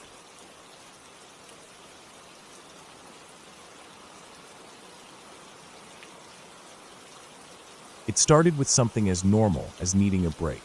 I'd been working from home for months, stuck behind a screen, barely moving, always tired. My body felt weak, my mind felt foggy, and no matter how much I slept, I never felt rested. One Thursday morning, I shut my laptop mid-task and stared at the wall. Something clicked in me. I needed out, not just for a few hours. I needed space, silence, nature. I needed to be far from people, from work, from everything. By Friday morning, I had my bag packed and my car filled with enough supplies for a weekend. My plan was simple: drive up into the foothills outside town, past the paved roads and the fenced properties, find a quiet place in the forest where there's no cell signal, set up my tent, hike a bit, maybe read a book or just sleep. I didn't tell anyone exactly where I was going. I just texted a friend that I'd be out of range for the weekend and left it at that. The drive up was peaceful. The road wound through dry farmland before climbing into dense pines. The farther I went, the fewer houses I saw. After about 2 hours, I turned off onto an unmarked dirt path I had found once before while exploring with a friend. It led through a narrow cut in the trees and opened up into a flat patch surrounded by hills and thick forest. I hadn't seen a single other car in nearly an hour. I parked the car, grabbed my gear, and hiked a bit further off the road just to be sure I wouldn't be seen from anywhere. The spot I chose was perfect. A clearing surrounded by trees on 3 sides, with a steep drop-off on the 4th that overlooked a gully. It was quiet. No road noise, no people, just the wind and the trees. I set up my small tent, unrolled my sleeping bag, and made a small fire pit with some rocks nearby. I sat for a while after that, just listening. For the first time in months, I didn't feel the constant buzz in my head. That night, I didn't even bother with dinner.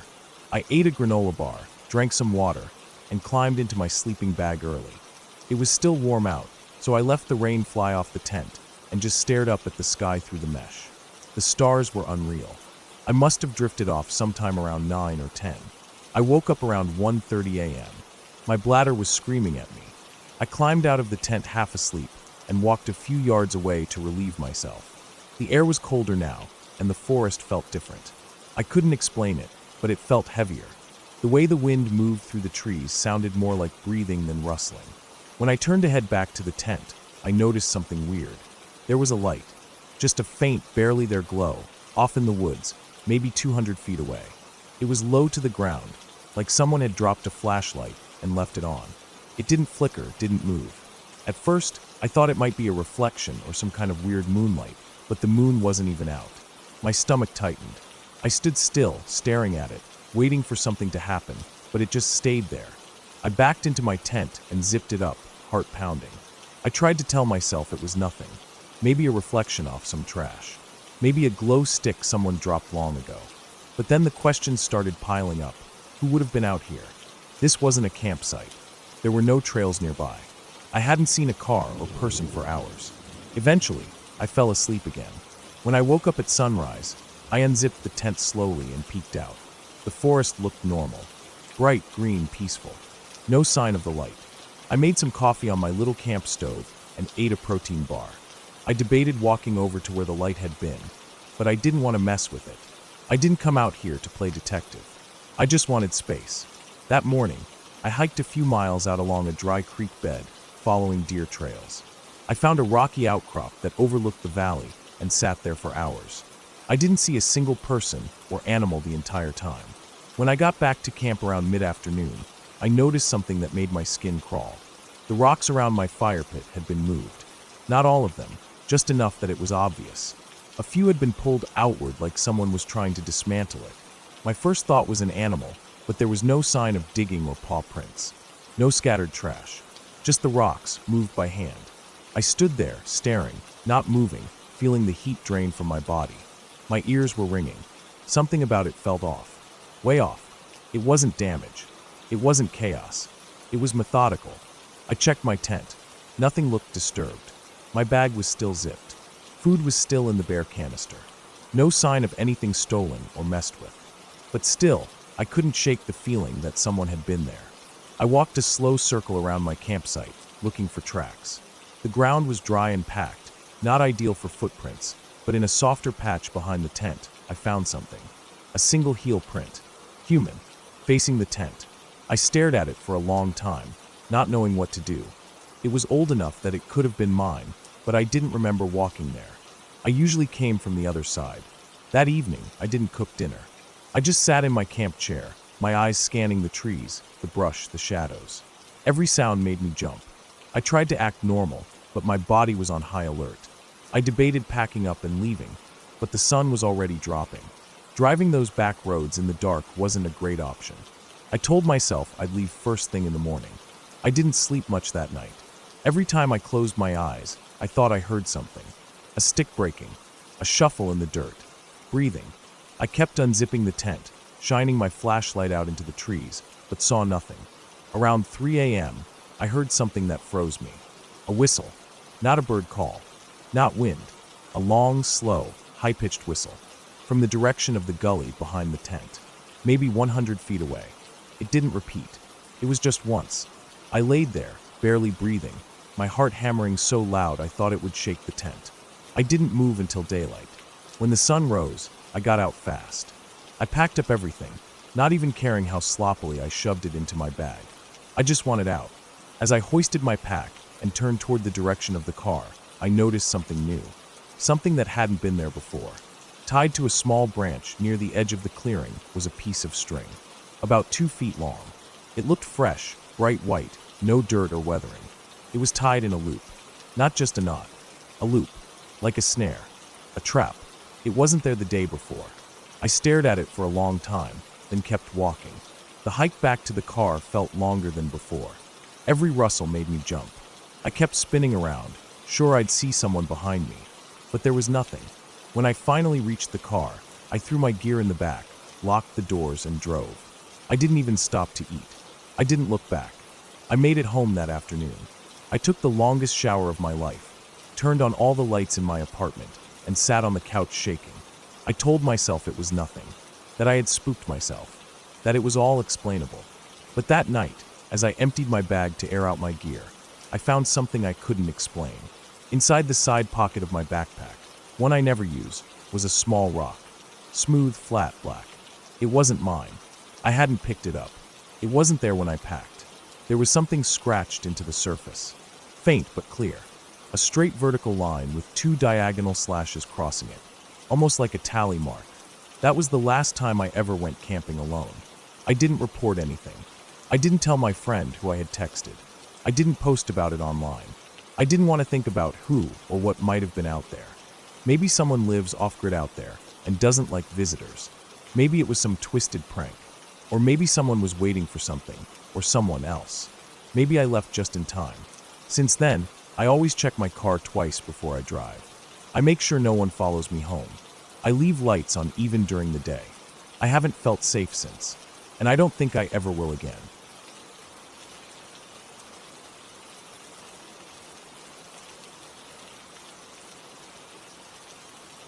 I never thought a quick solo hike to clear my head would turn into something I'd carry with me for the rest of my life. But here I am, years later, and I still can't go near the edge of a tree line without my chest tightening up. It started out as a normal day. I had been feeling burnt out from work and wanted some quiet time. I drove out early to a spot I found online, about 2 hours from home, called the Little Bear Loop. It wasn't too popular, but not completely unknown either. I figured it would give me a few hours alone without being too remote or dangerous. The full loop was about 8 miles, not too tough, mostly flat, just a few slopes. I packed light, a small day pack with 2 bottles of water, a sandwich, my wallet, a cheap first aid kit, and my phone. I wore my usual hiking clothes, moisture-wicking shirt, light jacket, trail pants, and boots I had broken in months ago. I parked in the small gravel lot around 9:30 a.m. There were only 2 other cars there, which comforted me. I wasn't going to be entirely alone, but it wasn't crowded either. The air was cool, crisp. No clouds in the sky.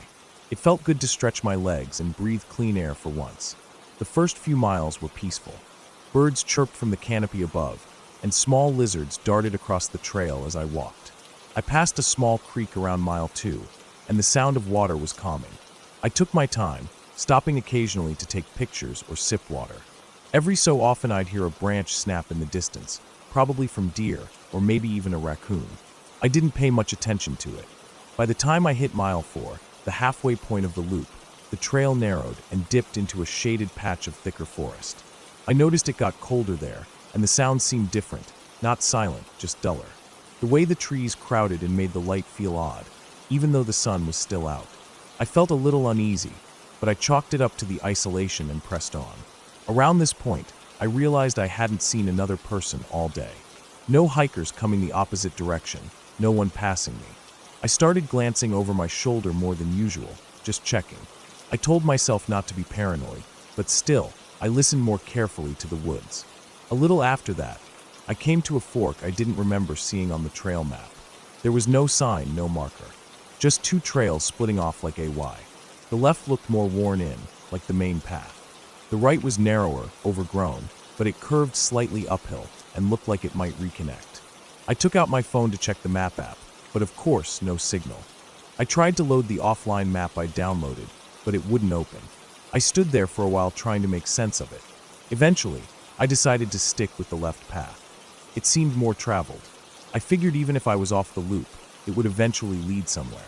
But after about 20 minutes of walking, the trail got worse, less maintained, full of fallen branches, even old trash like a rusted can and half-buried beer bottle. It didn't feel right. My gut told me I'd made the wrong choice. I turned around, but when I got back to where the fork had been, I couldn't find it. I walked in circles, scanning the woods for that split. The trail just looked like one long stretch now, no fork in sight, no sign I'd ever turned. I felt this hollow sinking feeling in my stomach. I tried to calm down and told myself I'd retrace my steps. I looked for landmarks, the weird tree with the split trunk, the flat rock near the muddy patch, but everything started blending together. I walked for nearly an hour, trying to get back to the creek I had crossed earlier. I never found it. Panic was creeping in, even though I kept telling myself I wasn't truly lost. The sun was still high, I had water, and even if I had to backtrack the whole trail, I'd be fine. But I was sweating harder now, even though the air was still cool.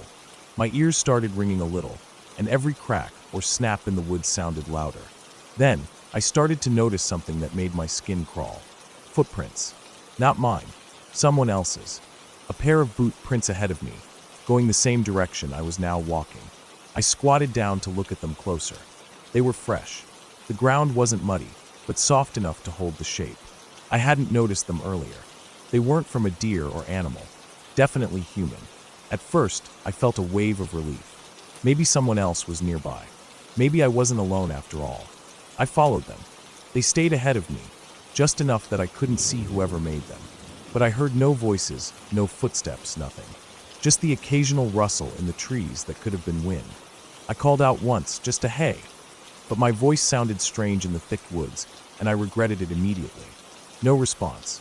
The tracks eventually led into an area where the trees thinned out, and the ground sloped down into a shallow ravine. I stopped at the edge, scanning the area. That's when I noticed something that made the hairs on my neck stand up. There were more prints now. At least 2 other sets, maybe 3. They crisscrossed and circled, like people had been pacing or turning around in this one spot. I couldn't explain why, but the pattern looked off. Not like a normal group of hikers. It felt wrong. Disorganized, frantic maybe. I slowly backed away and decided I didn't want to follow that path anymore. As I turned to leave, I heard a branch snap, very clearly, up the ridge behind me. I froze. I didn't look back right away. I just stood there, every muscle tight, heart pounding.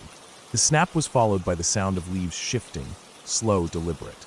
Something or someone was moving, not rushing, but not hiding either. I finally turned around, scanning the trees. I didn't see anything at first. Then I caught the faintest glimpse of movement behind a thick tree trunk, just a quick shift, like someone pulling back. I stared for a long time. My eyes played tricks on me in the shadows, but I swear I saw something standing there. Not charging at me, just watching. I backed up, carefully, keeping my eyes on that spot.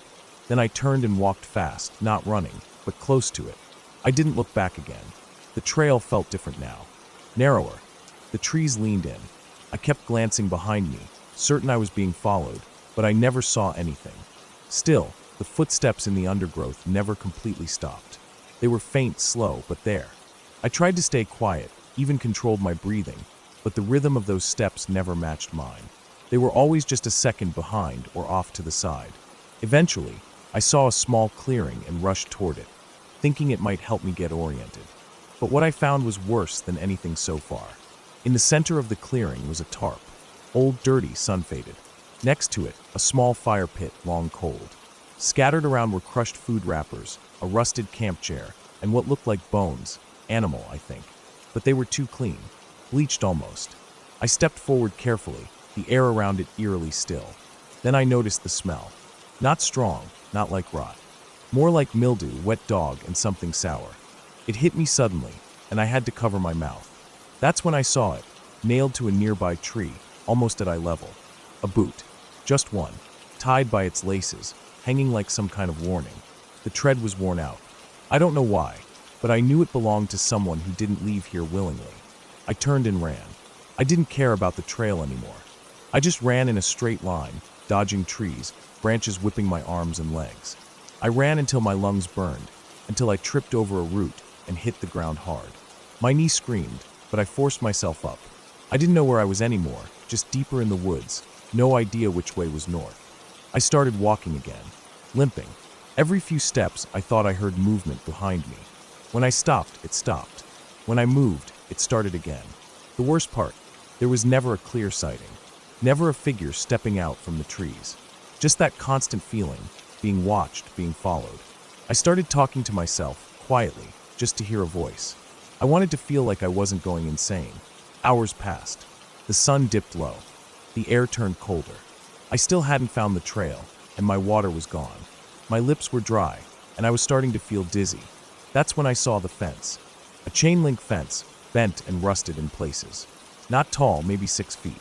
I had no idea what it was doing out here. No buildings, no signs. Just a long fence cutting through the woods. But beyond it, I saw a narrow dirt road. My heart jumped. A road meant people. Safety. I climbed the fence, ripped my jacket, cut my palm, but I didn't care. I stumbled onto the road and started limping down it, hoping it would lead somewhere. After maybe 20 minutes, I saw lights. Not headlights, actual lights on a building. A small ranger station, closed for the season, but there was a phone box mounted to the wall. I picked it up, and it connected me to dispatch. My voice cracked as I tried to explain where I was. They tracked the call and sent someone. When the ranger arrived, he looked confused when I told him where I thought I'd been. He said the loop trail doesn't fork at any point, that there's no offshoot trail like I described. I insisted. He agreed to go check it with me the next day. I went home, slept for 12 hours straight. The next morning, I met him at the station. We walked the loop together. No fork, no ravine, no clearing, none of it. I knew what I saw, what I felt, but it was like that part of the forest had swallowed everything back up. He humored me, but clearly thought I was just dehydrated or panicked. I stopped trying to explain, but I know what happened. Something or someone was out there, watching, following, waiting, and sometimes when I can't sleep, I think about the other boot, the missing one, and wonder where it ended up.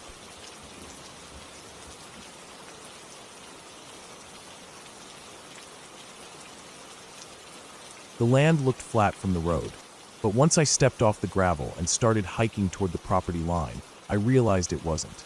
It dipped and curved in strange ways, and none of it made sense on paper. I had bought 20 acres of land in northern Minnesota, mostly pine, some clearings.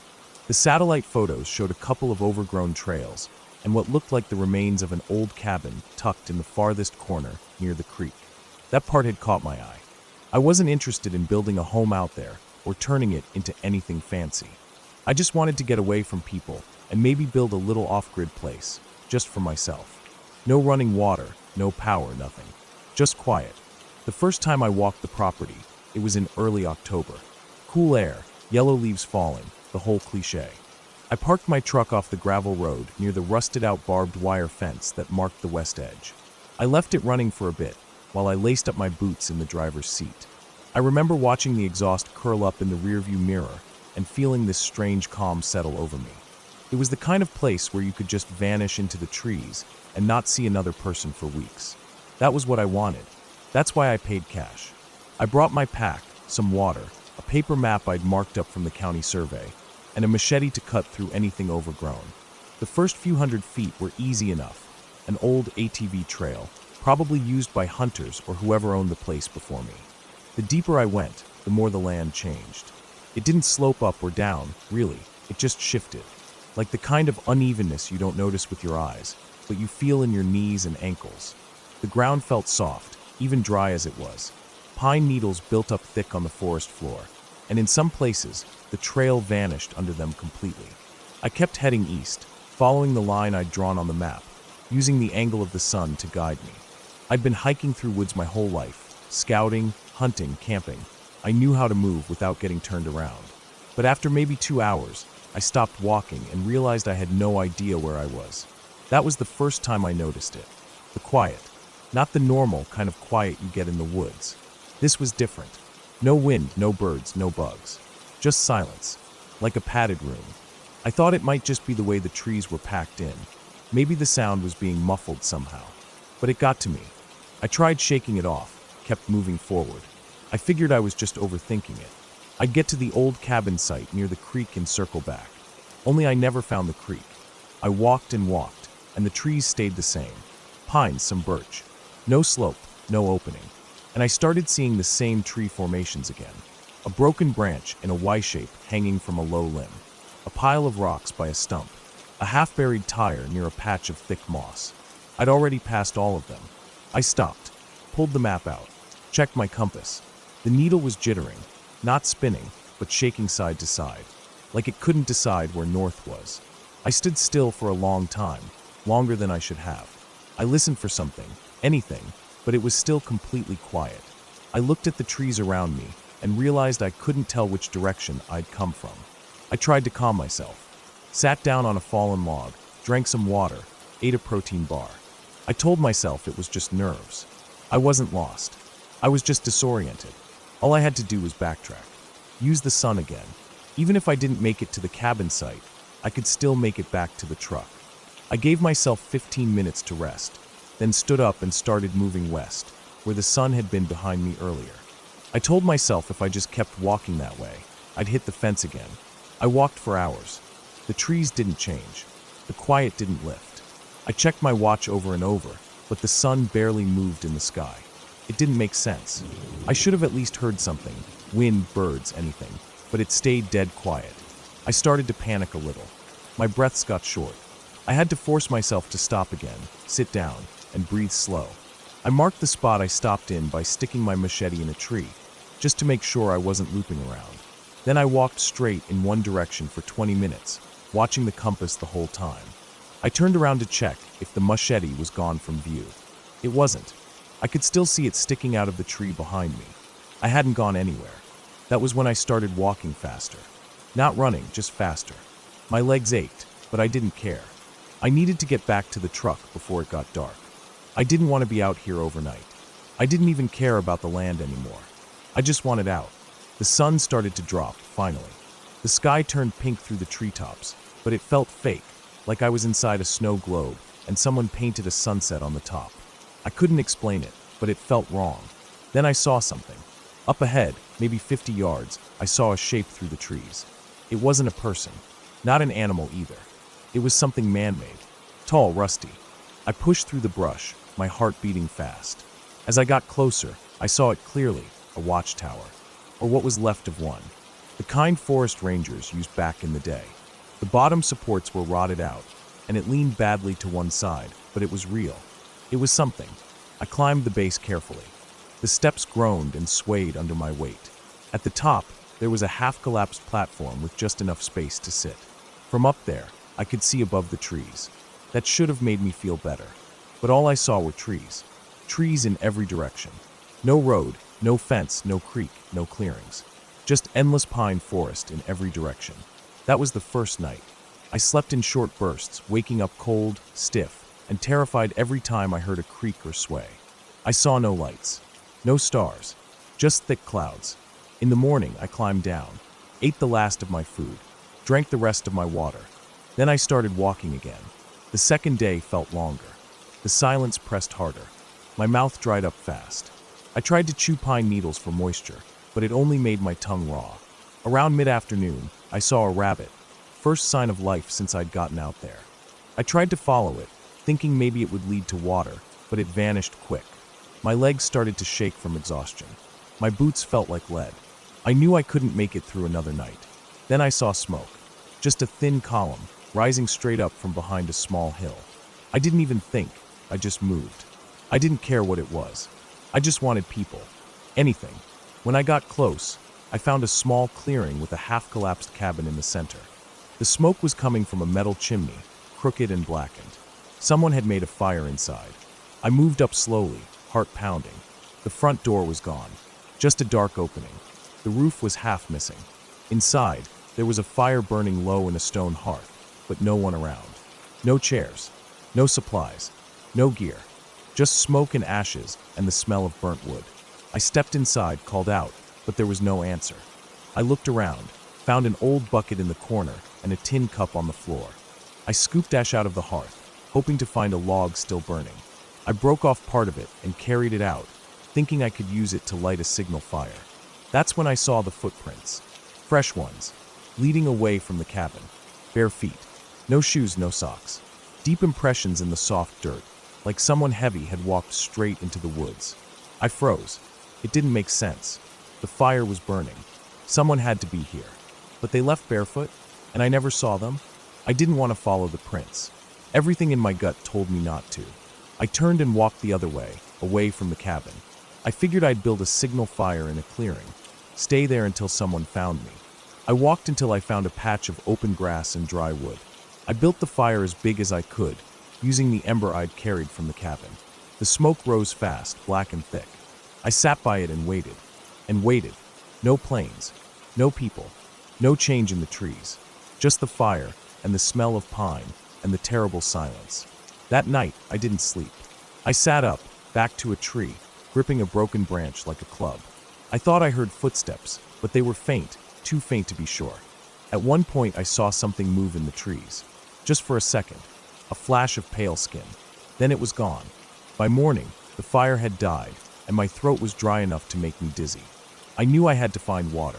I followed the low spots in the land, hoping they'd lead to a creek or pond. My map was useless. The compass needle still twitched like it was nervous. Then I found a deer carcass. Half-eaten. Fresh. Steam still rising from the torn open belly. No buzzards, no flies.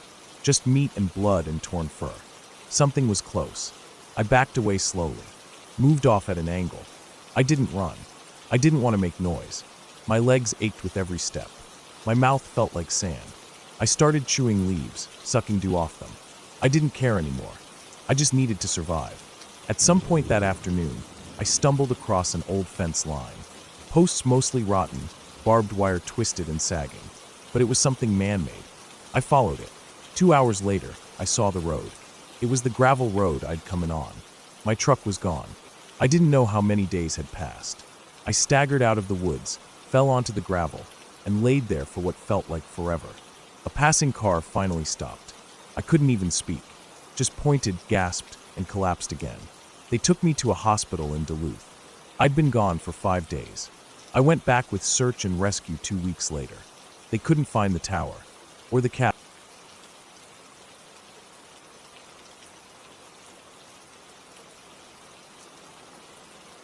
The old dirt road stretched out in front of me, long and empty, swallowed up by trees on both sides. It wasn't even supposed to be a road, more like a logging path that hadn't seen traffic in years. The ruts were deep, and every few feet there were tree roots pushing through the cracked earth. I was following it because Google Maps had lost its signal about half an hour ago, and the blue dot had stopped moving. I'd already turned around twice, and ended up in the same place both times. I was supposed to be at the cabin by 5. It was now past 7. Sunlight was thinning fast, and I was nowhere close to anything that looked like a cabin or even a house. I had rented this cabin for a weekend alone, just a chance to unplug, write, and get some peace. It was in the middle of nowhere, tucked deep in the woods of northern Michigan. The listing said it was peaceful and remote, perfect for those seeking solitude. I should have thought about that a little more. I wasn't expecting the GPS to stop working or to lose signal this fast. I hadn't seen another car for over an hour, and the further I drove, the more the trees seemed to close in around the road. The silence in these woods was different. It wasn't peaceful. It was thick, heavy, like the trees were holding their breath. The rental car, a beat-up gray SUV, bounced as I went over another deep rut. My hands were gripping the steering wheel tighter than they needed to. I kept glancing at the fuel gauge, a little under a quarter tank. I figured if I didn't find the cabin soon, I'd have to turn back and sleep in the car. I didn't want to, but I didn't want to get lost out here in the dark either. Then the road narrowed. It hadn't been wide to begin with, but now branches were scratching the sides of the car, and the wheels were sliding in the soft dirt. I slowed down, rolling at maybe 5 miles per hour, trying to spot anything through the trees. Just more woods. Thick trees with trunks like pillars. No signs, no lights, nothing. I spotted a clearing up ahead and figured I'd stop there. Maybe get out and walk a bit, see if I could spot a trail or anything that looked like a cabin. The road curved slightly and opened up into a rough patch of grass and stumps. I pulled the car in and turned off the engine. The sudden silence was jarring. No birds, no bugs, just nothing. I got out and immediately noticed how quiet it really was. My boots crunched on the gravel and dry twigs. I walked around the car, trying to get a better look through the trees. Still nothing but woods. I thought maybe I could climb one of the small hills to get a better look, but everything around was too dense. The trees were so close together, it was like a wall of bark and branches. I grabbed my phone again. No signal, not even a bar. I tried walking a bit up the road. Holding the phone up like that would help. It didn't. I considered honking the horn a few times. Maybe someone would hear it, but who? I hadn't passed a single house in miles. No driveways, no mailboxes, nothing. I went back to the car and pulled out my backpack. If I was going to try and find this cabin on foot, I needed water and a flashlight. I grabbed both from the passenger seat, zipped the bag, and slung it over my shoulders. I looked at the slant of the road and guessed that downhill would eventually lead to something, maybe a river or a road that actually went somewhere. I locked the car, not because I thought anyone would steal it out here, but because it felt right. Then I started walking. The road curved again and dipped into a low, swampy area. The air got thicker there. The smell changed too, wet moss, old leaves, and mud. I had to pick my steps carefully. There were spots where water had gathered in shallow pools. Bugs buzzed around my face and neck. I waved them off, trying to stay on the dry parts. That's when I heard the first sound. It wasn't loud, just a quick crunch of leaves off to my left, deeper in the woods. I froze and looked in that direction. I didn't see anything, but I stood still for a long minute listening. Nothing, just silence again. I kept walking. Another 5 minutes down the road, I heard it again, this time behind me. Same kind of sound, crunching leaves, like someone had stepped on a branch and tried not to. I turned around fast, scanning the trees. Again, nothing. I stood there for a bit longer, my heart beating faster now. I told myself it was probably a deer, maybe a raccoon, but it didn't feel like that. The sound had weight, like something big. I started walking again, quicker now. My boots moved faster, kicking up dirt. I wanted to find something, anything, that looked like a cabin, a fence, a trail marker, but it was just trees everywhere. Then I heard it again, off to the right, closer this time.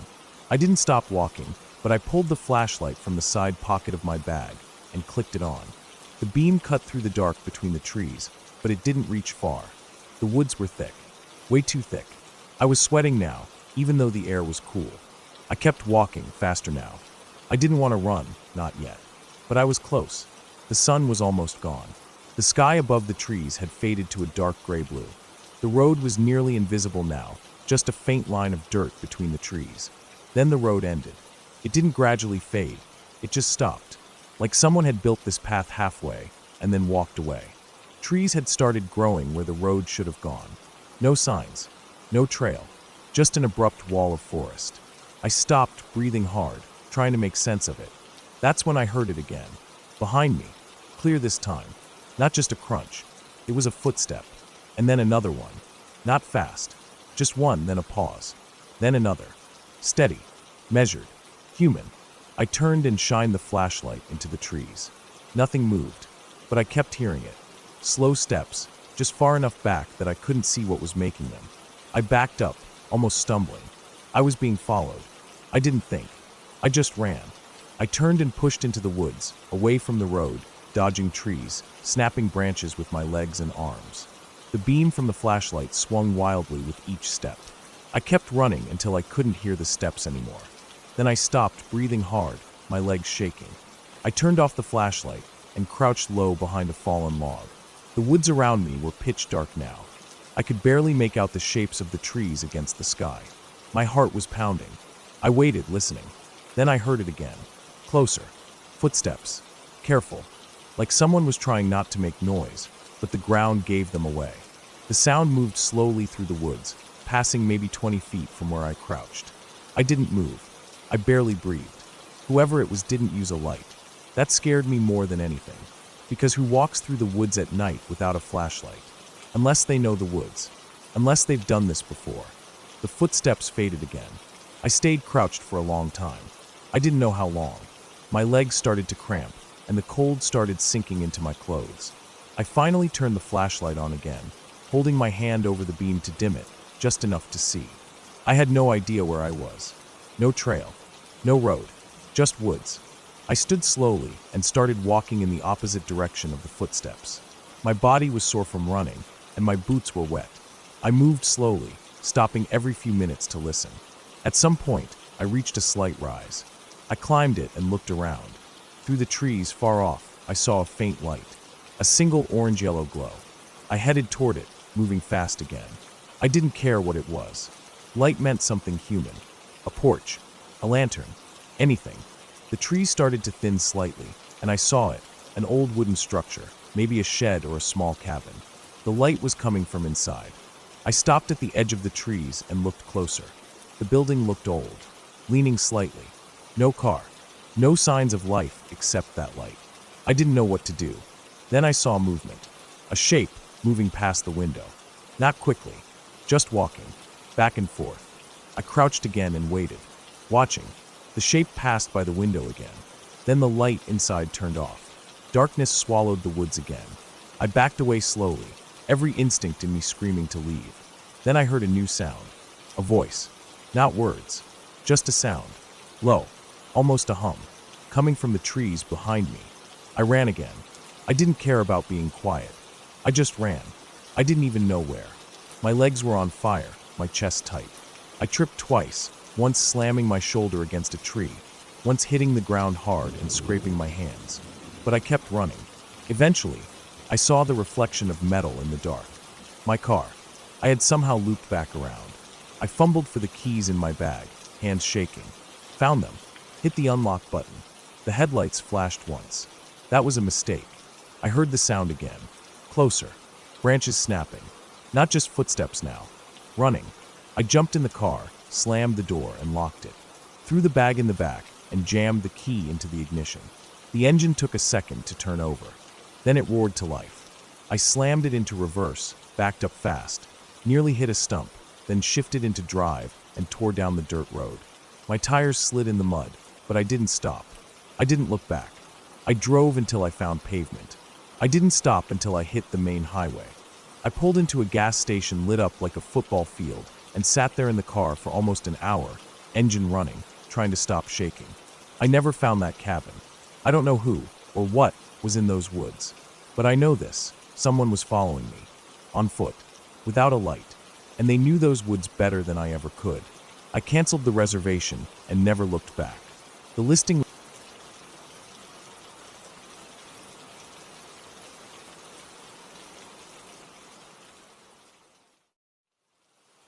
Hello everyone, I'm the Creep's Cabin. I know you use these videos to fall asleep. So before that, like the video and subscribe to the channel. Also, where are you from and what time are you watching? Now get comfortable and relax.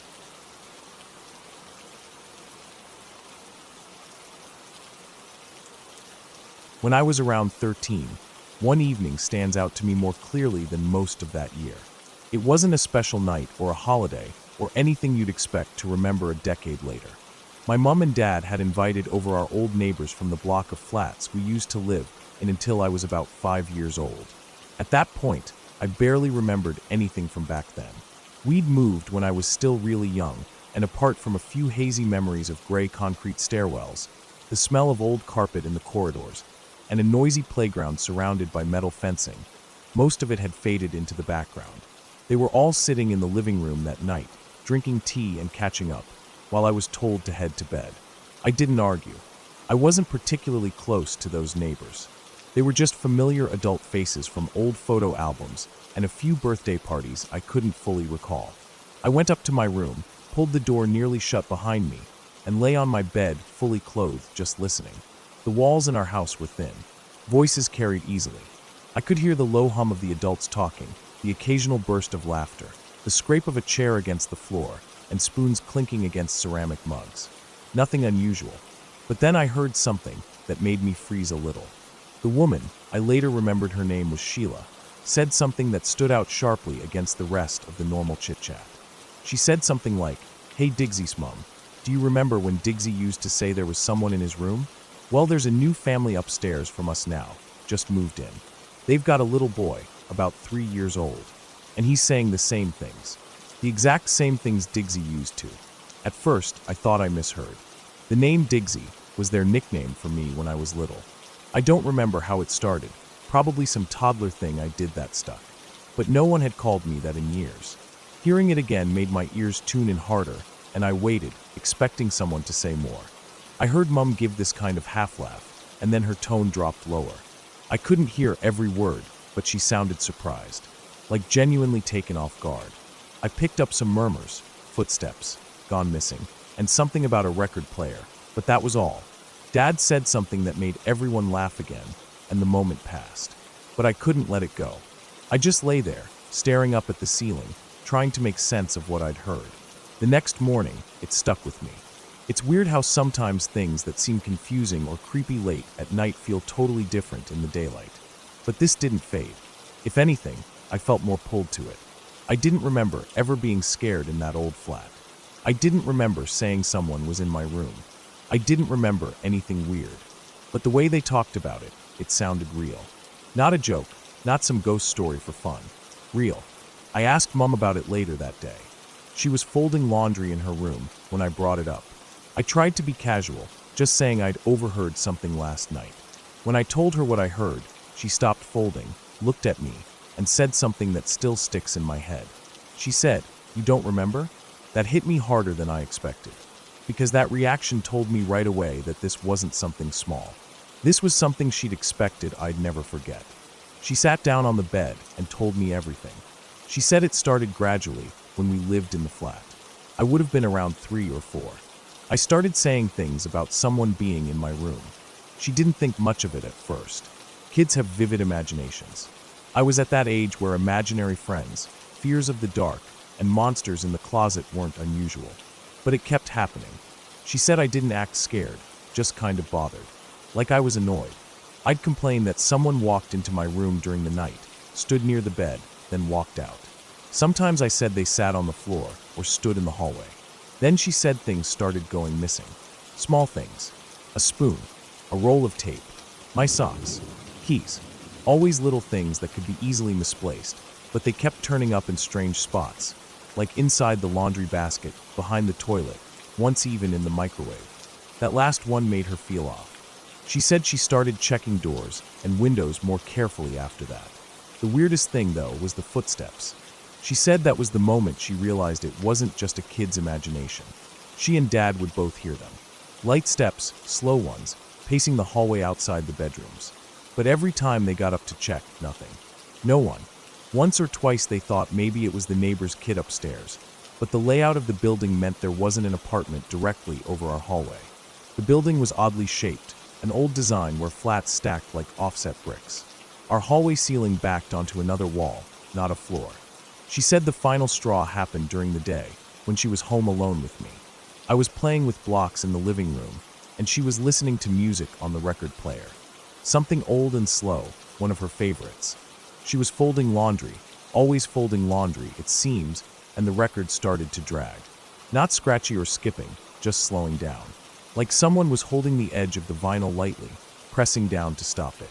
She thought the player was breaking, but when she looked at it, nothing seemed off. And then it stopped. Not the song. The whole record stopped turning. Just like that. The power was fine. Nothing else shut off. And then, she told me, something came over her. Not fear, anger. She said she'd had enough. Whatever it was, whatever it wasn't, she just shouted, "Leave us the fuck alone." Loud and clear. She said the second those words left her mouth, the record spun back to life like nothing had happened. No slowing, no warping, just music playing like before. And that was it. After that day, nothing else happened. No footsteps, no missing items, nothing. And a few months later, we moved. The thing that unsettled me most wasn't the story itself. It was that I had no memory of any of it. You'd think if I had been so bothered by someone being in my room, it would have stuck. But nothing. It was like it had all been wiped clean. I remembered the building, the general feel of it, even the playground outside. But nothing from inside that flat. Not my room. Not any fear. Not even the weird stuff Mum described. It felt like a part of my early life had been cut out. As I got older, I started to think about it more. Sometimes late at night when I couldn't sleep, I'd go back over everything Mum told me. I'd picture that flat. I could barely remember the layout. I tried once to draw it from memory, and the more I tried to pin it down, the more I felt like I was just making it up. That only made it worse. There's a certain kind of unease that comes not from being scared, but from not knowing whether you should be scared. By the time I was in my 20s, I became more skeptical of stories like that. I started chalking things up to misremembered childhoods, stress, sleep deprivation, faulty wiring, and the usual explanations. But the thing I could never shake was how I found out. I didn't hear it from my parents. I didn't remember it myself. I only learned about it years later, by accident, from someone else describing something happening again. Almost the exact same thing, to a different kid, in the same building, above the same flat. I never went back to that building. Mom said it was a rough area now, not worth seeing again. But a few years back, I tried to look it up online, just out of curiosity. I wanted to see the layout, maybe find a floor plan. I couldn't find anything detailed. Just a photo of the outside, gray concrete walls, rows of small windows, metal doors. It looked almost abandoned, and I wondered for a while what I'd do if I went back and stood outside. Would something come back to me? Would I remember that hallway, that bedroom? Would it feel like anything? Or would it be as empty as the memories I didn't have? To this day, I've never had another experience like it. Nothing has ever felt off in that way again. I've had strange dreams, sure. Once I had sleep paralysis during university, and I saw a shadow in the corner that disappeared when I finally moved. But that's different. That has a name, an explanation. What happened in that flat doesn't. I've come to a kind of peace with it. I don't need to know exactly what happened. I believe my mom. She's not the kind of person to exaggerate.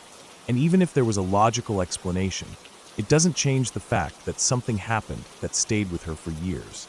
Something strange enough that even talking about it, a decade later, brought back that sharp look in her eyes. Like she'd gone straight back to that moment in the room, with the record player slowing to a stop. Whatever it was, it ended. Whatever she did, shouting, getting angry, setting a boundary, it worked. I never had a single weird experience after that. And that kid, the one living above us years later, I never heard what happened to him. I don't know if it stopped for him too. Maybe his parents did something. Maybe he just grew out of it. Or maybe it kept going. That's the part that bothers me sometimes. Not knowing if it ended. Not knowing if that same pattern is happening again to some other family, in that same flat. A new kid, waking up in the night, complaining about someone standing in the corner. Missing objects. Footsteps in the hall. A record slowing to a stop. And someone else, years later, remembering nothing at all.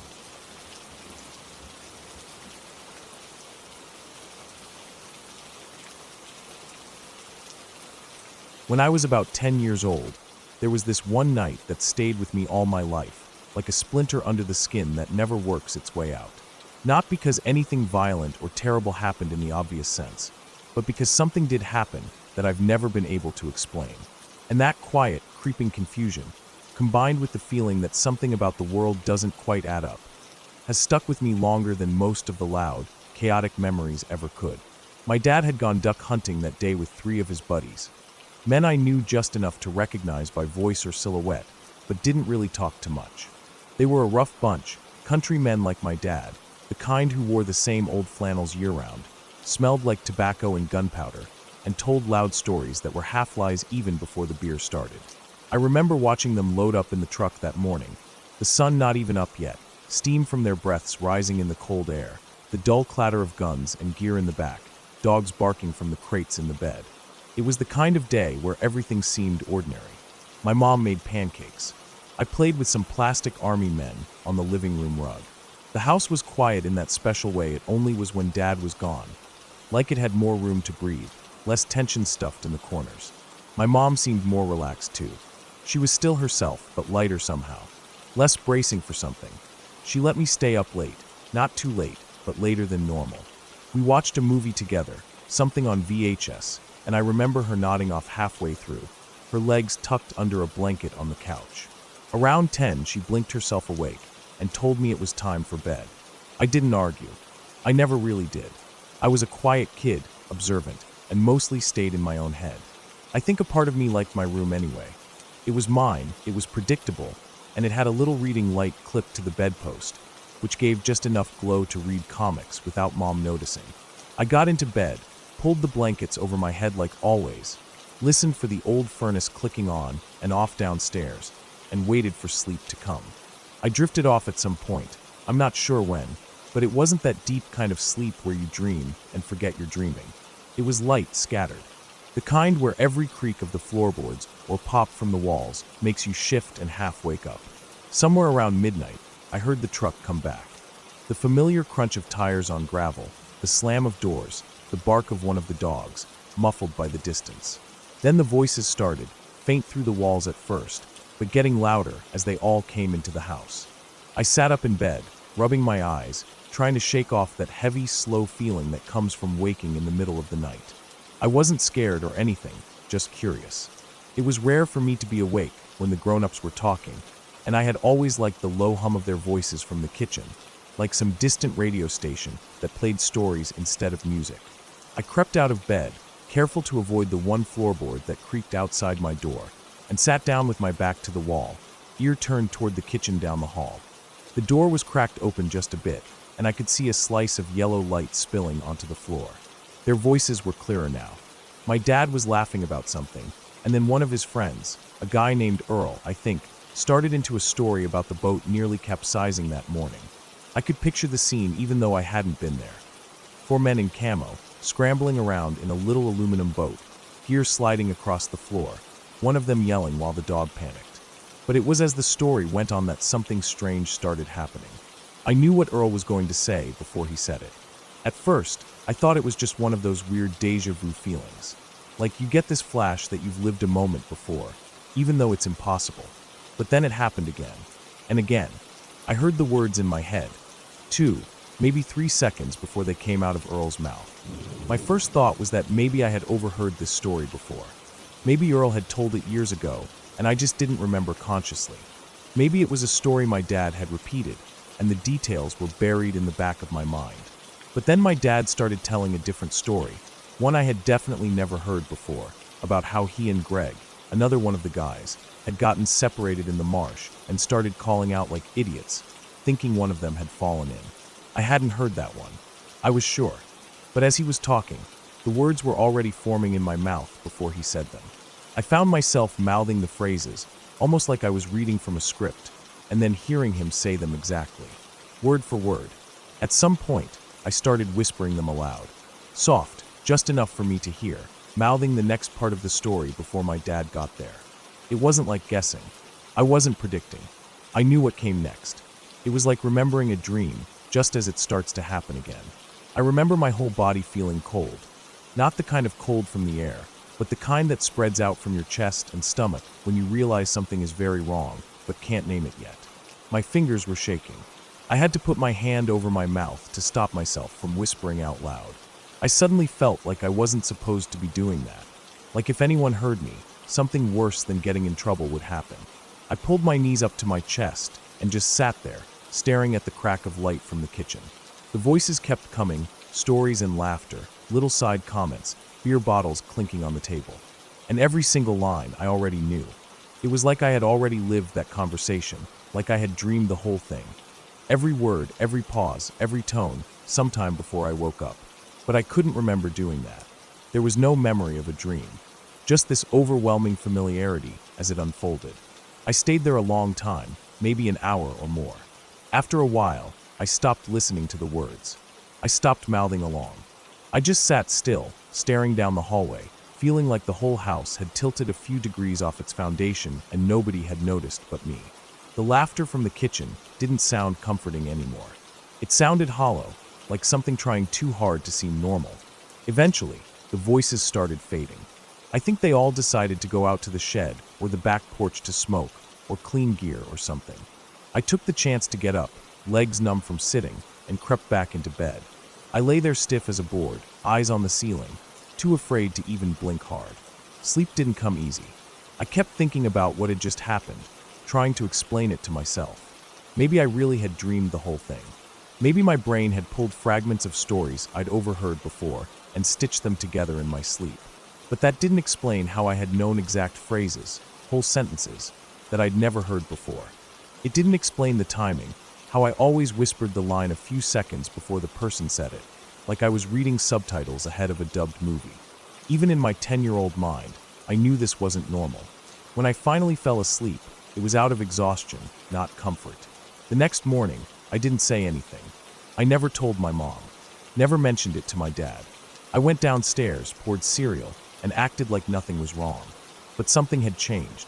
Not just in me, but in how I saw everything. From that night on, I've never fully trusted the world around me. It's like a thin layer of something fake got peeled away, and underneath was something off. Like we're all walking through a movie set built over something older and stranger that we can't quite see. I started noticing other small things over the years. Nothing dramatic, just moments where time felt too smooth, too rehearsed. Where people said things I was sure they'd said before even when they hadn't. Where I walked into a place I'd never been, but felt like I knew every corner. I never had an experience quite like that night again.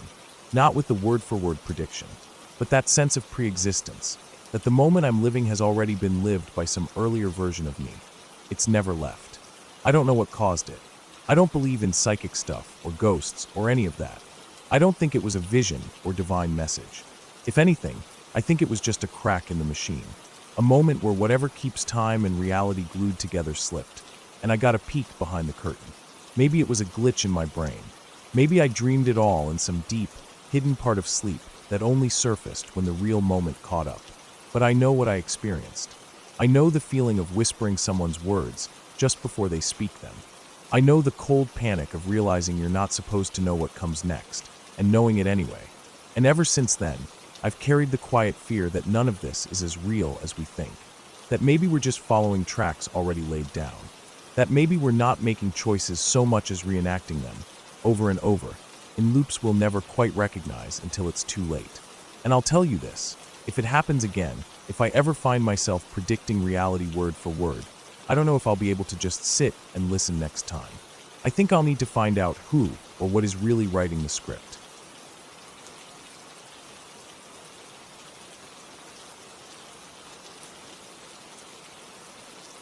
For as long as I can remember, sleep has never just been sleep for me. It's never been a simple matter of laying my head down and drifting off. Since I was a teenager, maybe younger, there was always this strange lead-up whenever I'd enter certain kinds of dreams. It wasn't every night. It didn't happen often. But when it did, it followed a very specific pattern. It would start the moment I'd close my eyes. I wouldn't even be asleep yet. Just in that drifting space, the floaty half place between being awake and fully under. That's when the faces would come. It's hard to describe them the right way. People always think you mean hallucinations or sleep paralysis or just regular dreams. But this was different. I wasn't paralyzed. I could open my eyes, move, get up, turn on the light, snap myself out of it. But if I let myself sink in, if I kept my eyes shut and just let the process unfold, that's when I'd see them. The faces weren't just in my mind. They were visual, like watching a movie, but not on a screen. They were angry, not yelling or contorted or exaggerated, just deeply, silently furious. They came toward me, not in a jump scare kind of way, just slowly, one after another, then faded off to the sides as if they were passing me in a hallway or some kind of tunnel. Then another one would appear, closer, angrier, and drift away. Human faces, animal faces, sometimes even cartoon-like ones. But they were always angry, always watching me. The first few times it happened, I'd panic and snap myself out of it. It was too weird, too intense. But after a while, I noticed something strange. When I let the faces come, when I accepted them and allowed myself to drift deeper, that's when I'd start dreaming about this place. The place didn't have a name. Not to me, anyway. But I knew it like I knew my hometown, maybe even better. It was like a small city tucked away in another layer of reality. The people there weren't figments or dream logic filler. They felt like real people. People I remembered, like friends I'd grown up with. They had homes, jobs, routines. I had memories of places there, alleys, parks, shops, a train station. It felt lived in, familiar. Like it existed somewhere else entirely, and I was just visiting. Every time I returned, I felt like I had never left. Like time had passed there even when I wasn't around. I didn't tell people about it at first. Partly because I didn't want to sound insane, but mostly because I didn't want to ruin it. It felt private, sacred even. Like the more I talked about it, the more I might tear a hole in it and lose access. But curiosity got the better of me once. I told a few close friends, just a little. Described a street corner I liked, an old bookstore I used to dream walk through, a friend who always wore a blue scarf. They thought it was interesting. I regretted telling them immediately. The next time I saw the angry faces before falling asleep, I felt excited. I thought I was going back. But when I got there, something was off. The light was dimmer. The colors felt dull. The people I knew were there, but they weren't smiling. They stared at me, not with familiarity, but with suspicion, anger. And then they shot me. It wasn't a metaphor. It wasn't symbolic. It was violent, detailed, visceral. One man I knew, someone who used to work in a cafe I always visited in my dreams, walked into a room I was standing in, raised a gun, and shot me in the chest. I fell, gasping. The pain was real, but even more real was the confusion. Why? Why would they do this? I woke up, or at least I thought I did. I was back in another part of the dream place, still alive, still moving. I thought maybe it was a fluke, some dream misfire. Then it happened again. Another person I used to know, someone who taught me how to fish in a dream lake I'd visited dozens of times, cornered me in a hallway and shot me in the back. I collapsed. I could feel blood pooling under me. I tried to crawl, but everything faded to black. Then I woke up again. This time, I was sitting on a bench in a market square I loved. There was a tree I always sat under. I looked around, expecting it to be safe, maybe reset. Then someone sat next to me, an old woman who ran a food stall I used to visit every time I came. She had the same angry face. No warmth, no recognition. Just cold, silent hatred. She pulled a revolver from her coat and shot me point blank in the face. I didn't wake up again after that. When I finally returned to regular sleep, I didn't see the angry faces anymore. I didn't go back to the place. The dreams were just dreams. Weird, normal, chaotic. I missed that other world. I missed it like you miss a childhood home after it's been demolished. For years, I tried to get back. I'd lie in bed and try to recall those angry faces. I'd keep my eyes closed and try to force them to appear. But they never came. 2 years ago, I had a dream that was different. I was walking through a dusty street market. It wasn't the place, but it felt adjacent, like it was near it or connected. People were moving through the streets with baskets and animals and carts. It had that timeless feel, like it could be any century. In the middle of the square was a well, and leaning over it was a woman in a wide purple hat. I stopped when I saw her. My stomach flipped. She turned and looked right at me. It was that look, the angry face. I stood frozen. It was like seeing a ghost from a past life. Part of me was terrified, but another part of me felt something like relief. Like maybe the place hadn't forgotten me. Maybe it still existed somewhere. Maybe I could find a way back. But she didn't approach. She didn't speak. She just stared, the hatred plain in her eyes. And then I woke up. That was the last dream I had that felt connected to the place. Now I live and work in Chicago. It's a busy city. My job at the hotel downtown puts me right in the thick of things. I see people constantly, travelers, business people, wanderers, drifters. I used to drive, but I sold my car last winter and started taking the bus and train. It's cheaper and easier, but it also puts me in contact with more people than I ever used to be around. 6 months ago, something happened that changed everything. I was walking to the train after work, cutting through a busy stretch near the theater district. The crowd was thick, everyone rushing in every direction. I was scanning ahead, trying to find a gap to move through, when I saw her. The woman from the dream. The one with the purple hat. She wasn't dressed the same, no wide-brimmed hat this time, but I knew it was her. Same eyes, same face, same expression. That same simmering fury, like I'd betrayed her personally. She was standing across the street, staring straight at me. Not moving, not blinking. I froze. My legs went cold. It was broad daylight. I was awake. I checked. I looked at signs, watched people walk past, felt the city noise in my ears. I wasn't dreaming. Then she turned and walked into the crowd. I pushed through traffic and ran across the street to follow her. But by the time I got there, she was gone, like she had dissolved into the crowd. Since then, it's happened again. First once a month, then more often. I've seen others. Faces I recognize from that place. People I used to sit with, talk to, walk past. People who lived in that dream world. They're here now. In Chicago.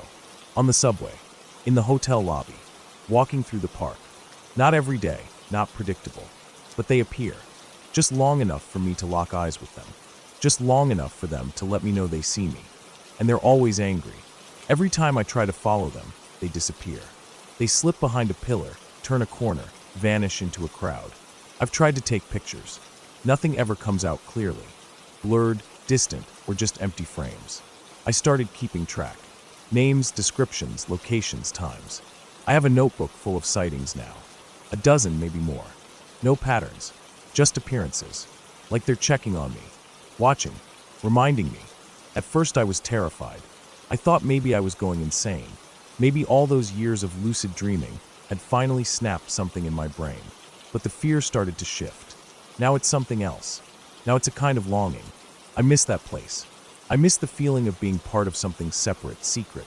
I miss the streets, the light, the smells, the rhythm of that other life. Even if they're angry, even if they shot me, even if I'm not welcome there anymore, I still want to go back. Some part of me wonders if that's what they're waiting for. If they're appearing to see if I'm ready to return. Or maybe to warn me not to try. Maybe that's the punishment, being shut out forever. Maybe dreaming about a place too much corrupts it. Maybe I push too far. Sometimes I wonder if I'm not dreaming because I already made it back.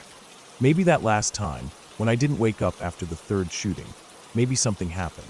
Maybe I crossed some kind of line, and now that world is bleeding into this one. I don't know what it means, but I know what I've seen. I know those faces. I know them better than I know most people I've met in real life. They're here, and they remember me.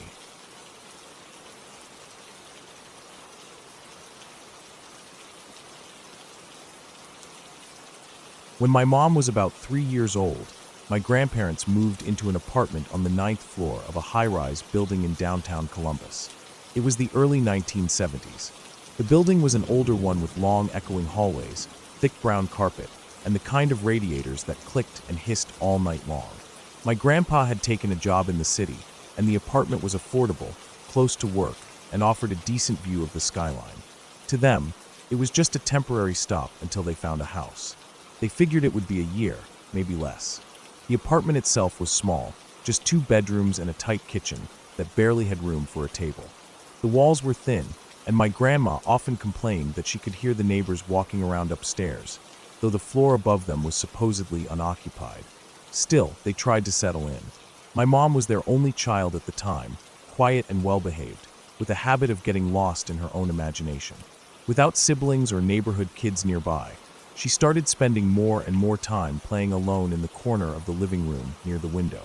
That corner became her little world, and it wasn't long before she started talking to someone named Kathy. At first, my grandparents thought it was cute. Lots of little kids had imaginary friends, and it didn't seem like a big deal. My mom would spend hours mumbling softly in that corner, building little structures out of blocks, having tea parties with empty cups, sometimes even making room on the floor for Kathy to sit.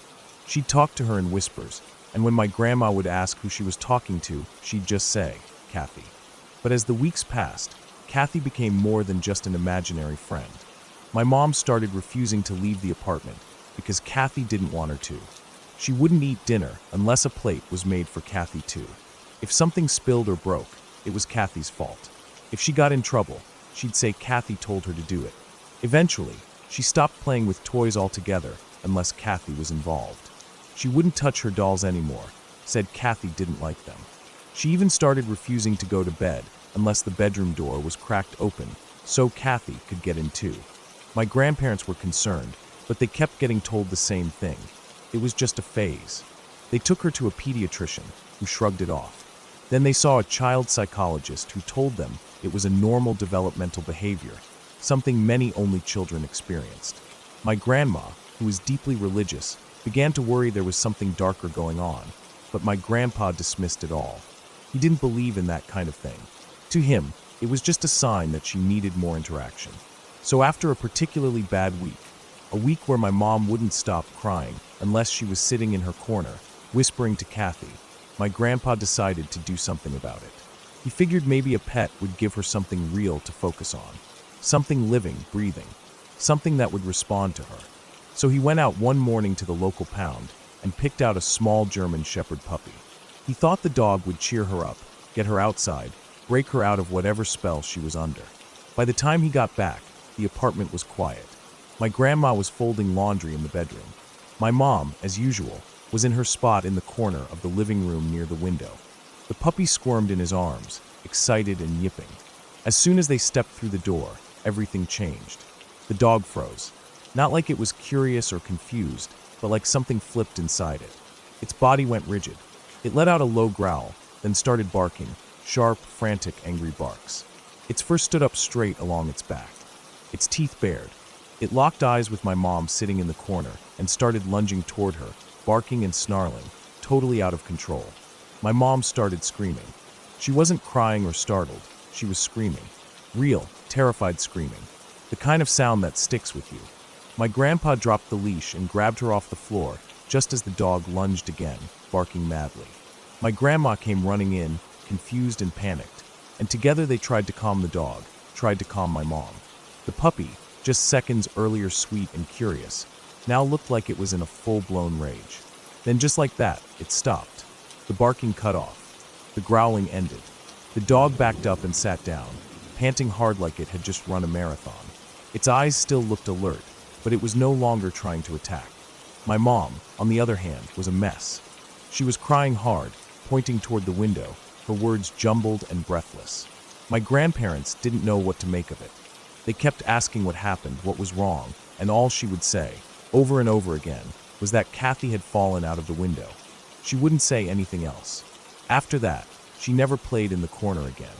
She didn't mention Kathy again. Not once. It was like a switch flipped. No more whispers. No more tea parties. No more crying to leave the door open. My mom started playing with toys again, started acting more like a regular little kid. She didn't seem scared, just tired. Like something heavy had been lifted off her. The dog settled in well after that. My mom bonded with it almost immediately. She named him Max. Max became her shadow, always close by. She took him for walks, fed him, even tried to teach him tricks. And for a while, things felt normal again. But my grandma never shook the feeling that something was wrong with that apartment. The long hallways, the way the air felt heavy at night, the clicking radiators, the sounds from the empty apartment upstairs. She started pushing my grandpa to move. He resisted at first, saying it was just nerves, just imagination. But my grandma didn't let up. She started reading the Bible out loud at night, leaving a crucifix over my mom's bed, keeping the lights on longer than necessary. She wasn't taking chances. And after a few more months, my grandpa finally gave in. The day they moved out, my grandpa ran into the landlord in the hallway. He was handing over the keys and signing some paperwork, just chatting about the neighborhood, the building, that kind of thing. For some reason, the story of Kathy came up. My grandpa said something offhand about imaginary friends and how their daughter had one named Kathy who fell out the window and never came back. The landlord froze. He looked like he didn't know what to say at first. Then, after a moment, he told my grandpa that a few years before they moved in, there had been a family living in that same unit. A young couple with a little girl named Kathy. She was 5. One day, she fell out of the 9th-story window, died on impact. The family moved out not long after. My grandpa didn't know what to say. He just stood there, holding the leash while Max sniffed around at his feet. The landlord kept talking, saying how it had been a freak accident. Something about the screen being loose. Nobody was sure if she fell or if she leaned too far. It was a tragedy, he said. One of those things you never forget. But the apartment had been empty for a while afterward, until my grandparents moved in. My grandpa went back down to the car, got in, and told my grandma what the landlord said. She didn't speak for the rest of the ride. When they got to the new place, she took out her Bible again and placed it on the nightstand. Even years later, she swore that something wasn't right about that apartment, that it had a weight to it, that my mom had been different when they lived there, not like herself. She blamed herself for not seeing it sooner, for trusting the doctors, for not praying more. My mom barely remembers any of it. She says she has a vague memory of a girl in a blue dress, sitting cross-legged near the window. But that's it. She doesn't even remember the incident with the dog. Just flashes, sounds, feelings, and that one moment, a girl with long brown hair, staring at her with wide eyes. As for Max, he lived a good life. Grew up alongside my mom, protected her like a big brother. He never acted out again, never barked at shadows, never growled at nothing. But for the rest of his life, he never went near that corner by the window. Not once. It's hard to explain what really happened. Maybe it was just coincidence. Maybe my mom made the whole thing up. Maybe the trauma of the accident from before lingered in the air, heavy and unspoken. People who don't believe in that kind of thing say it was all just a child's mind at work. But when you hear my grandma tell the story, when you see the way her hands shake as she talks about it, when you hear the silence that falls afterward, it makes you wonder. Even now, all these years later, she refuses to go near that building. It's still standing, still tall and gray with its rows of windows like blank eyes watching the street. But my grandma won't drive past it, won't speak its name. She says some things are better left alone. My mom never had another imaginary friend after that.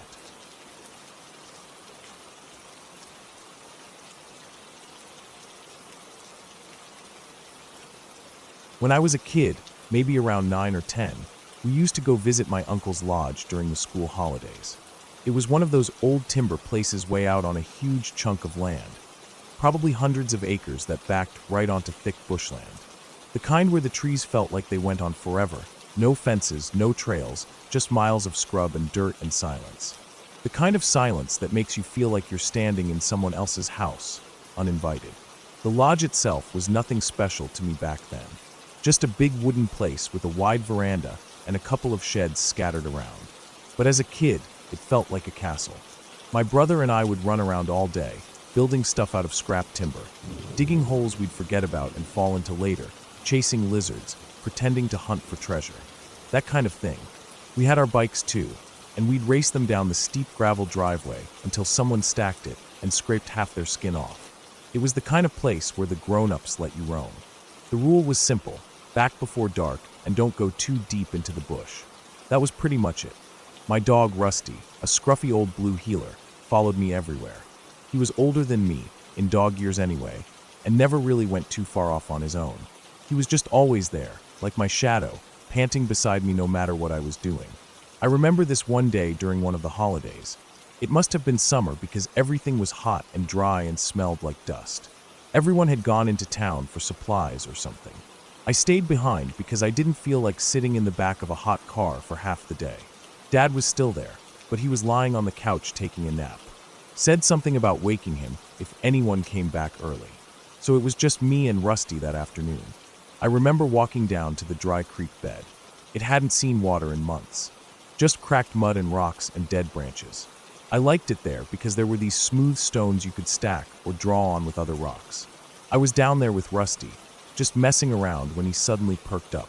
His ears went stiff and he stood real still. Then he bolted, took off straight into the trees like he'd seen something I couldn't. It was so sudden I didn't even have time to call his name. At first, I stood there confused, kind of half laughing, thinking he'd chase a kangaroo or a rabbit and come back. But he didn't. I called him a few times. Nothing. I even whistled. Still nothing. That's when I started getting a bit uneasy. It wasn't like him to take off like that, especially without waiting for me. After a minute or two, I decided to go after him. I told myself I wouldn't go too far. Just follow his tracks a bit, maybe call out and see if I could hear him rustling around. The thing is, the deeper you go into that bush, the faster everything starts to look the same. The light changes too. Even though it was still the middle of the afternoon, the canopy above made everything feel darker, cooler, quieter. The air felt heavier. It wasn't long before I couldn't even hear the wind anymore. I was moving fast, trying to keep my eyes open for any movement, any sound of him running through the undergrowth, but it was useless. I was calling his name louder and louder, but all I heard back was my own voice bouncing between the trees. My legs started to sting from brushing against dry shrubs, and I could feel little burrs sticking to my socks. Eventually, I stopped. I looked around and realized I had no idea where I was. The trees were thicker, and I couldn't even tell what direction I'd come from anymore. That panicky feeling started to creep in. Not full-blown fear yet, just that sense that you'd done something dumb, and now you had to fix it before anyone noticed. I turned around and tried retracing my steps, guessing where I'd come from, but everything looked the same. I picked a direction and started jogging, thinking I could find the creek again and follow it back. I didn't make it far. There must have been a root or a rock or something sticking out, but my foot caught it, and I went flying forward. I remember the rush of air, the sudden drop, and then just black. I don't know how long I was out. Could have been minutes, maybe an hour. When I came to, everything was blurry. I had this dull throbbing in my head, like when you stand up too fast, but it doesn't go away. I was lying at the bottom of a small gully, bare dirt, dry leaves, some fallen branches. The embankment above me was steep enough that I knew I couldn't climb it easily. My leg hurt too. Not broken, but definitely twisted or bruised. I moved slowly, trying to remember what happened, where I was, how I'd fallen. What actually woke me up properly was the feeling of a wet tongue on my face. It was Rusty. Somehow he'd found me. He was lying next to me, his head resting on his paws, licking my cheek. I remember smiling, just relieved to see him. I hugged him around his neck and told him, "Good boy." But then he did something strange. He stayed flat on the ground, like he was trying to disappear into the dirt, and let out this low, growling bark. Not loud, not aggressive, more like a warning. It was a sound I hadn't really heard him make before. Not even when he saw other dogs or animals. It was low and shaky, and his whole body was tense. His ears were back, and he kept his eyes fixed on something behind me. I turned my head slowly. Standing maybe 20 feet away, at the edge of the gully, was a man. He wasn't doing anything, just standing there, looking down at me. He had this old, dirty cowboy hat on. One side of the brim was missing like it had been torn off or bitten. His shirt was brown and dusty, and he wore jeans that looked stiff from dried mud. Gloves too. Thick work gloves, even though it was boiling hot. He didn't seem surprised or worried or angry, just calm. He started walking down toward me, and I froze. My body tensed up like Rusty's. But he didn't make any sudden moves. He just walked slowly, then stopped a few feet away. He looked at me, then held out his hand. I stood up carefully and took it. His glove felt rough and too big for his hand. He didn't say anything, not a word, just turned and started walking up the side of the gully, tugging me gently along with him. Rusty followed close, still pressed against my side the whole time. Every couple of steps, he'd bump into me and throw off my balance, like he wanted to be between me and the man. I tried to look at the guy as we walked, but something about him made it hard. He wasn't scary exactly, but he made me feel cautious. It was hot, the kind of heat that makes your shirt stick to your back, and yet the man didn't seem to sweat. He just kept walking, boots crunching on the dry leaves, holding my hand the whole way. I watched his gloves again, thick black leather ones, not the kind anyone wears in summer, not out here. He didn't say anything, and I didn't either. We didn't walk long, maybe 10 or 15 minutes at most. I recognized the creek bed when we reached it. I could hear my dad's voice in the distance calling my name. It was that usual tone, half annoyed, half concerned, like he was shouting for dinner and getting no answer. I let go of the man's hand and ran toward the sound, Rusty right beside me. I didn't even look back until I was almost at the house. I turned around, wanted to yell out something like thanks, but the man was already gone. Not walking away, just gone. No sound, no movement in the bush. Nothing. I didn't tell Dad about the man. I don't know why. Maybe I thought I'd get in trouble for going too deep into the bush, or maybe I was just confused by the whole thing. I had a headache, a sore leg, and I was more focused on eating dinner and getting an ice pack. A few days later, we went into town. Just a supply run. I was tagging along with Mum, mostly because I wanted a chocolate bar or something from the small supermarket there. It was one of those little country stores that sell everything: bread, dog food, socks, gardening tools. Everyone knew each other. People talked across aisles, joked with the cashier. I was walking near the back of the store when I saw this photo on the wall. It was black and white, probably old. It showed a man standing next to a produce stall, smiling with his dog. The man was wearing that same hat. That same torn cowboy hat with the chunk missing on the side. I froze. I just stared at it for a while, trying to process it. Same build, same kind of shirt, even the gloves. I got Mum and pointed at it, told her that was the man who helped me in the woods. She looked at the photo, then looked at me strange. One of the workers nearby overheard. She came over and smiled and said something like, "Ah yeah, that's old Mr. Rogerson. He used to own this place a long time ago. Grew his own veggies out in the bushland. Bit of a local legend." I asked what happened to him. The woman's face shifted a bit, like she wasn't sure how much to say. Then she told me. Apparently, he died about 30 years ago. Went missing during a storm while checking on one of his bush gardens. His dog had slipped down a steep embankment, and he'd gone after it. A branch came down in the wind and crushed his back. They didn't find him for weeks. He died down in a small gully. His dog was lying next to him the whole time. It died there too. Starved. They were found together. I didn't say anything, just nodded. I never brought it up again. Not to Mum, not to Dad, not to anyone. But I went home and hugged Rusty tighter than I ever had before. And I never, ever followed him into the bush again.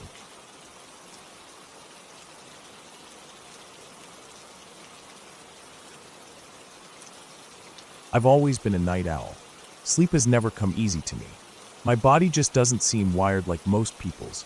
I get tired in the middle of the day, but once night rolls in, I start feeling more awake. Maybe it's from growing up the way I did, in a house full of early risers, farmers, and morning people who were all up at the crack of dawn. I think part of me just resisted it. Whatever the reason, I've never been good at falling asleep, especially not early.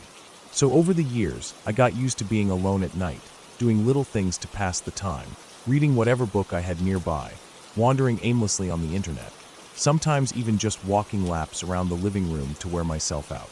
And when the moon was bright enough, I'd go for a walk outside. Growing up on a farm in rural East Texas meant space wasn't an issue. Our place had wide pastures, an old barn, and a few sheds scattered about. It wasn't some massive cattle operation, just a small farm with some livestock, chickens, and enough land around to feel like the world dropped away when the sun set. On clear nights, it could be peaceful in a way that was hard to explain. Crickets chirping in the grass, the sound of cattle shifting in the distance, maybe a coyote calling from somewhere across the hills. That night started like most of my others. It was a little after midnight. I'd been lying in bed for nearly an hour, staring at the ceiling, shifting my legs, flipping the pillow. Sleep just wouldn't come. I got up, pulled on a pair of jeans, threw on a hoodie, and slid on my old worn-out sneakers. I figured a walk out by the pasture might help me calm down. Maybe the cool air would do the trick.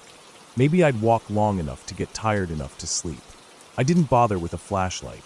The moon was almost full, and everything was lit up just enough to make my way around. As I opened the front door and stepped out onto the porch, I felt that usual stillness. You can always tell when something's off out here because the natural noise of the land disappears. But that night, everything seemed normal, until I noticed a shape near the barn. It wasn't moving fast, just slowly walking from one side to the other. At first I thought it might have been my dad checking something out, but that didn't make much sense. He was a light sleeper, sure, but he wouldn't be out wandering the barn without saying something. I squinted into the dim light, letting my eyes adjust. That's when I noticed the man was carrying something.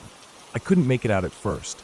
Looked like maybe a toolbox or a small case, but something about the way he moved didn't sit right. He didn't walk like someone who belonged here. The creak of the porch door must have alerted him, because he stopped. I froze. The man turned toward me. The distance from the porch to the barn was only about 25 yards, but in that moment it felt like nothing. Close enough that I could just barely make out what he was holding. Not a toolbox. A gun. A long one, maybe a rifle or a shotgun. My chest clenched so tight it felt like my ribs were trying to hold back my heartbeat. I stepped back inside, shut the door softly, then threw the deadbolt in place. It had been unlocked. Out here, that wasn't unusual. But suddenly, it felt like a massive mistake. I backed away from the door, trying to breathe, trying to think. My legs carried me down the hallway before I even fully processed what I was doing. I pushed into my parents' room and woke my dad. My voice was shaking as I told him what I saw. He sat up fast, reached into his closet, and pulled out his old pump-action shotgun. My mom grabbed the phone and started dialing the sheriff. The nearest town was 15, maybe 20 minutes away, so we knew it'd be a while before anyone got out to us. My dad looked at me, gave a small nod, and we stepped outside. The air felt different now, colder, stiller, heavier. The kind of quiet that made your ears ring because nothing natural was moving. Not a cow, not a goat, not even Velcro, our old barn cat. We walked slowly at first, but then picked up the pace, crossing the yard toward the barn where I'd seen the man. We had a few cattle, a handful of goats, a cranky donkey that didn't like anyone, 6 or 7 chickens, and that raggedy old cat who seemed immortal. But none of them were there. The barn was empty. Normally, even if they were spooked, you'd expect to hear them breathing, shifting, moving in the darkness, but it was like they had vanished. That was almost more unsettling than the man himself. We moved carefully through the barn, checking the stalls, the feed room, the little side shed we used for tools. Someone had definitely tried to force that shed door open.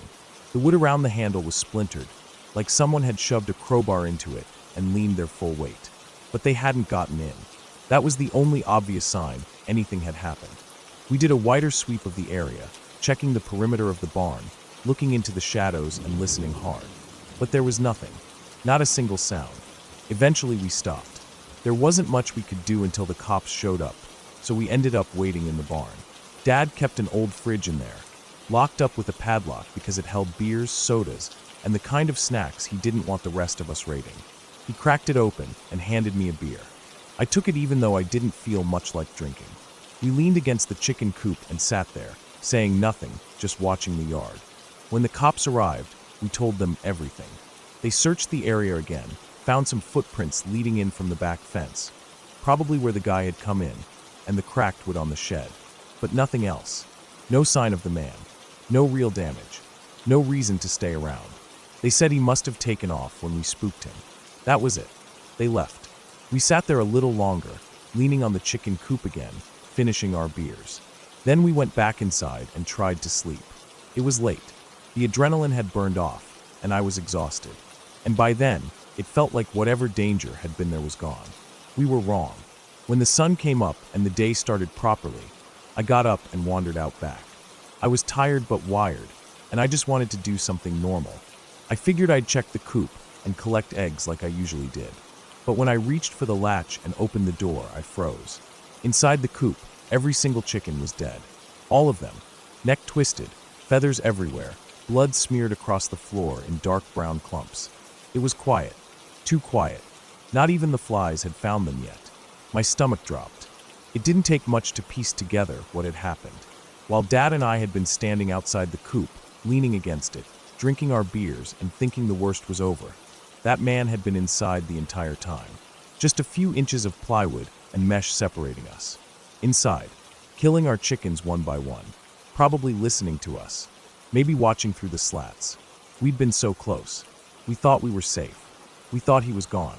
And it wasn't just the fact that he was in there that bothered me. It was what it meant. He hadn't just panicked and run off. He'd hidden, waited, and the only reason he'd killed the chickens was probably to keep them quiet. If even one had made noise, we might have checked inside. The coop was big enough to hide in, old wood, hay stacked in the corner, feeders and water trays creating shadows. Easy enough for a man to crouch and go unnoticed, especially in the dark.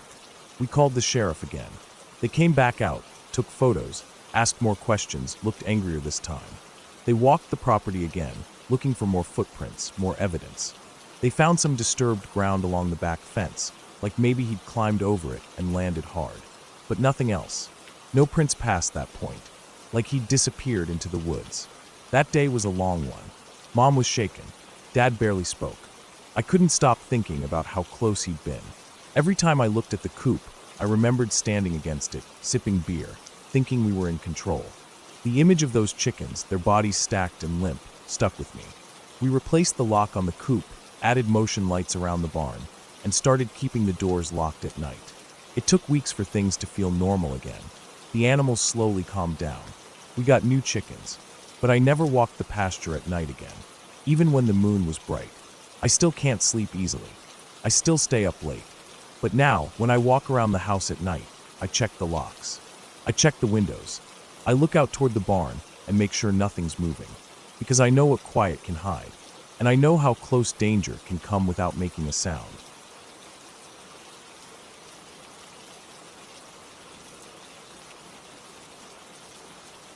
I was 12 years old the night it happened, but I can still feel the air from that night in my lungs like it was yesterday. We were out in the woods of southern Ohio, thick with trees that looked like dark walls when the sun dropped below the ridge. I remember the way the light faded quicker out there than it did at home, how the colors bled from the sky and everything just turned into shadows. My uncle was a quiet man. He didn't like wasting time, and he didn't like bringing people along who couldn't hold their own.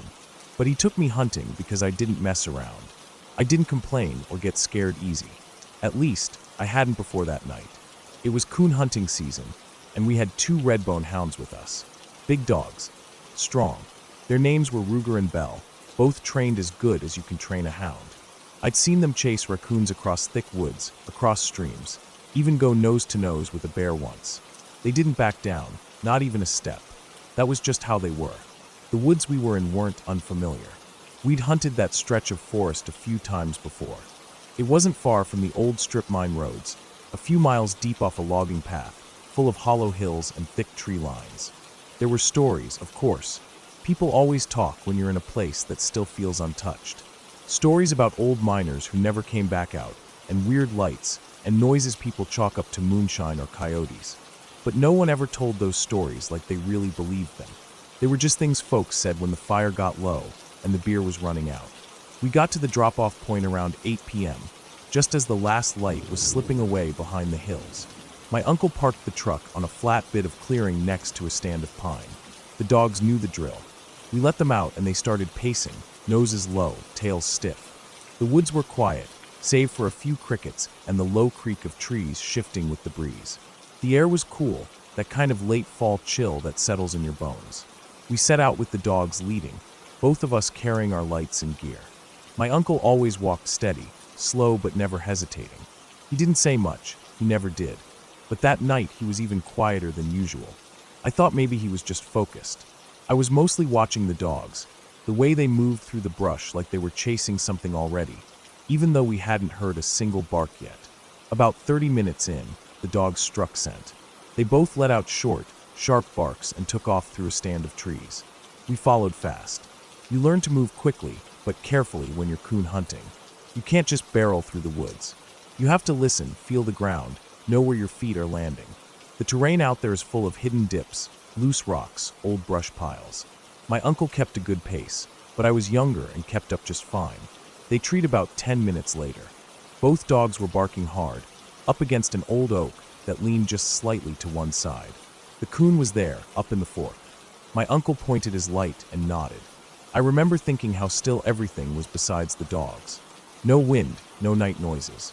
Just the hounds barking and our boots crunching dry leaves. We didn't shoot. My uncle had this thing about giving younger raccoons a pass if they weren't worth skinning. Said there was no point in wasting a life if it wasn't going to be used. So we called the dogs back, which took some time, and started heading in a different direction. That's when things started to feel off. It wasn't sudden at first. It was just this weird quiet. The kind that doesn't feel like nature, but like something holding nature back. No crickets. No wind. Not even the rustle of small animals moving through the underbrush. I noticed the dogs slowed down on their own. Their tails lowered, and they stayed closer to us. That was strange. Usually they stayed ahead, always pushing, always sniffing. But now they walked like they weren't sure which way they wanted to go. We moved into a shallow valley, where the trees thickened and the air felt heavier. I remember smelling damp earth, and something like metal, faint but sharp. It wasn't blood. I know that smell. This was more like iron, but stale. Old. It didn't make sense. I didn't say anything. I kept walking. That's when the light hit us. It wasn't like a flashlight. It wasn't like a car's headlights either. It didn't beam through the trees. It just appeared, all around us. A glow. White-blue. No source. No direction. It was just there, hanging in the air like fog, but brighter and more solid. I blinked hard and rubbed my eyes, but it didn't change. It wasn't coming from above or the sides. It was like the air itself was lit up. And then the noise came. It didn't start soft. It hit all at once. A deep, low rumble, not quite like thunder, but it felt like it came from inside the ground and inside my chest at the same time. It vibrated through my boots, made my jaw ache, made my stomach turn. And over that deep rumble was a high-pitched sound that wasn't quite a whistle and wasn't quite a scream. It shifted, like it was moving through different frequencies. My ears hurt instantly. I turned to look at the dogs. Both of them were on the ground. Not crouched, not watching, flat on their bellies, heads down, ears back, whimpering. I'd never seen Ruger like that. That dog once got into it with a full-grown boar and didn't make a sound. But here he was, whining like a pup, eyes wide and legs shaking. My uncle was behind me, but I didn't look at him. I couldn't take my eyes off the fog. It rolled in so fast it didn't even seem possible. 1 second, we were standing in clean, cold air, and the next, we were in a thick white soup. I could barely see the trees 5 feet in front of me. I could barely see my hands. My breath mixed with it like it was smoke. And then everything stopped. The light blinked out like someone hit a switch. The sound died so fast it made my ears ring. The fog didn't drift away. It just vanished. 1 second it was there, the next it wasn't. Just gone. We stood in pitch black, the real night around us again. My chest was tight. I couldn't feel my hands for a second. The dogs were still on the ground, shaking. I turned on my flashlight and looked at them. Their eyes didn't look right, wide, panicked, not like they usually were. It wasn't something they saw. It was something they felt. And that made it worse somehow. I finally looked at my uncle. He had his flashlight on too. His face was pale, even in the yellow beam of his light. He looked like he'd been holding his breath. I realized I had been too. We just stood there. Neither of us moved for what felt like minutes. I was frozen. Not from fear, exactly, but from not understanding. Nothing made sense. No light source. No fog source. No explanation. Eventually, we got the dogs up. They didn't want to move at first. Belle kept whining and trying to press into my legs. Ruger stayed low, tail between his legs. We decided to head back to the truck. There wasn't any discussion. It was just a silent understanding. This hunt was over. The walk back felt like it took hours. Every branch cracking under our boots made my stomach jump. Every shadow looked darker than it should. The woods felt different, like something had passed through them and changed them. It wasn't colder, but I shivered the whole way. When we got back to the truck, the dogs jumped in without being told. Normally, we had to lift Belle in. She was picky about the tailgate. Not that night. She scrambled in so fast she knocked over a box of gear. My uncle didn't say a word. We just got in and drove. He didn't turn on the radio. Just the low hum of the tires on gravel and the occasional thump of a pothole. I looked out the window the whole way back. I didn't want to look at him. I didn't want to see if he looked scared too. Back at the house, he walked inside and poured himself a cup of black coffee. I sat at the table. The dogs stayed close, right under our legs. My aunt came in and asked how the hunt went. He just said, "Nothing treed." That was it. Then he went outside to smoke. I didn't sleep well that night. I kept thinking about the light, the noise, the way the fog just took over and disappeared. I knew what I saw. I knew what I felt. And I knew it wasn't something normal. But it also wasn't something I could name. It wasn't a ghost or anything from a storybook. It was something real, physical, but completely unfamiliar. I told a friend about it years later. He said it might have been infrasound, low-frequency sound that messes with your body, makes you scared, disoriented. He said the fog could have been natural, maybe a sudden shift in temperature. But I've seen fog roll in. It doesn't just appear and vanish. And the light. I still can't explain that. Not the way it was everywhere, like the trees themselves were glowing. The dogs were never the same after that. Ruger started staying closer to the porch. Belle wouldn't go into the woods alone anymore. My uncle kept hunting, but he never went back to that part of the forest. Not once. He didn't say why. He didn't need to. I never went coon hunting again after that. Not because I was afraid, exactly, but because I didn't want to feel that again. That helplessness. That sense that something bigger than us had brushed past and decided to leave us alive. I know what I saw. I know what I felt. And I know the dogs felt it too. That's what stays with me the most. Those Redbones weren't scared of anything I'd ever seen. But that night, they were broken down, crying on the ground. That wasn't in my head. That wasn't imagination. That was real. I still think about it sometimes, especially when the night's quiet and the wind dies and everything just goes still. That memory creeps back in, not with fear anymore, but with a question I'll never get answered. What the hell did we walk into out there? Whatever it was, it didn't want to be seen. Or maybe it did, just for a moment. Maybe it wanted us to know that we weren't the only ones in those woods. And maybe, just maybe, it let us go.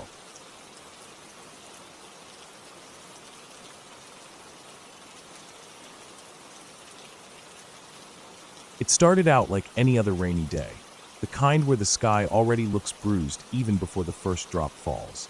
The clouds hung low, heavy and swollen, with the kind of weight that makes the whole day feel like it's dragging. My brother and I were in the truck with my dad, heading down the narrow back road that wound through the trees behind our house. It was a road we'd driven 1,000 times before. It was cracked in places, had deep ruts along the sides where runoff carved lines into the dirt, and it always smelled like damp pine and wet leaves.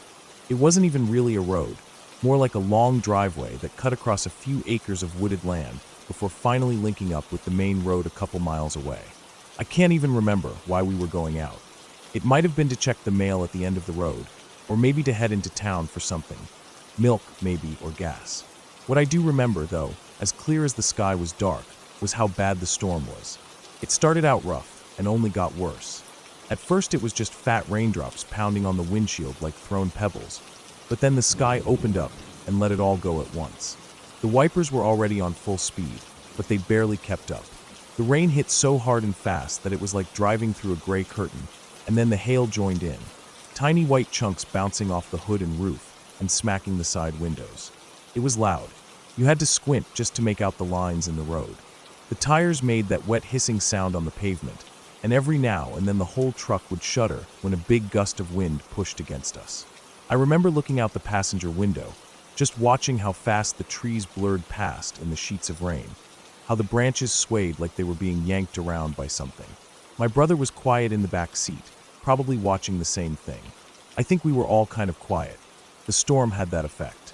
It was so bad that it made even my dad grip the wheel with both hands and lean in a little more than usual. His eyes narrowed. We were about halfway down the road, maybe a mile from the house, when I saw him. At first it didn't even register as a person. It was just a bright spot in the rain, something yellow that didn't belong there. It stood out sharp against the dull gray of everything else. A yellow rain slicker. The kind that looks shiny and stiff, like something you'd see in old fisherman pictures. It was walking, slow and steady, right along the edge of the road on our side, coming toward us in the opposite direction. I leaned forward without even thinking, trying to get a better look through the blur of the windshield. The hood was up, covering the head completely, but it was tipped down just enough that you couldn't see the face at all. No features, no eyes, no mouth, just the dark space under that hood. The rain bounced off the fabric in thick drops, sliding down the arms and back, the way water runs off a tarp. His hands were tucked into the sleeves, and he wasn't carrying anything, just walking, not even hurrying, despite the downpour. Something about the way he moved made my stomach clench. He didn't look right. He was moving too slow, like he wasn't affected by the storm at all, like he wasn't even wet. The water just seemed to roll off him, like he wasn't real. But he was real.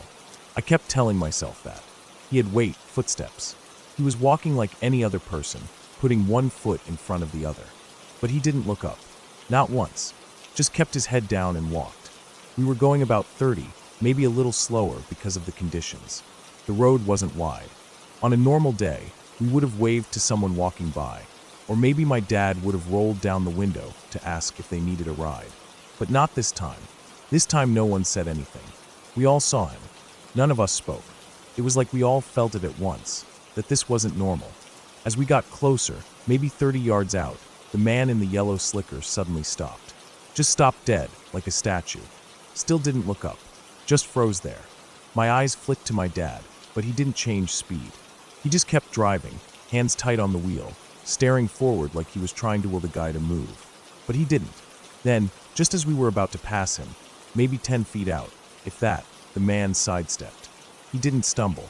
He didn't flinch. He stepped. One big, deliberate step right into the road, right into our path. It happened so fast, but it felt like time stretched out.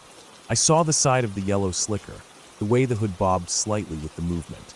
His foot planted hard on the wet asphalt.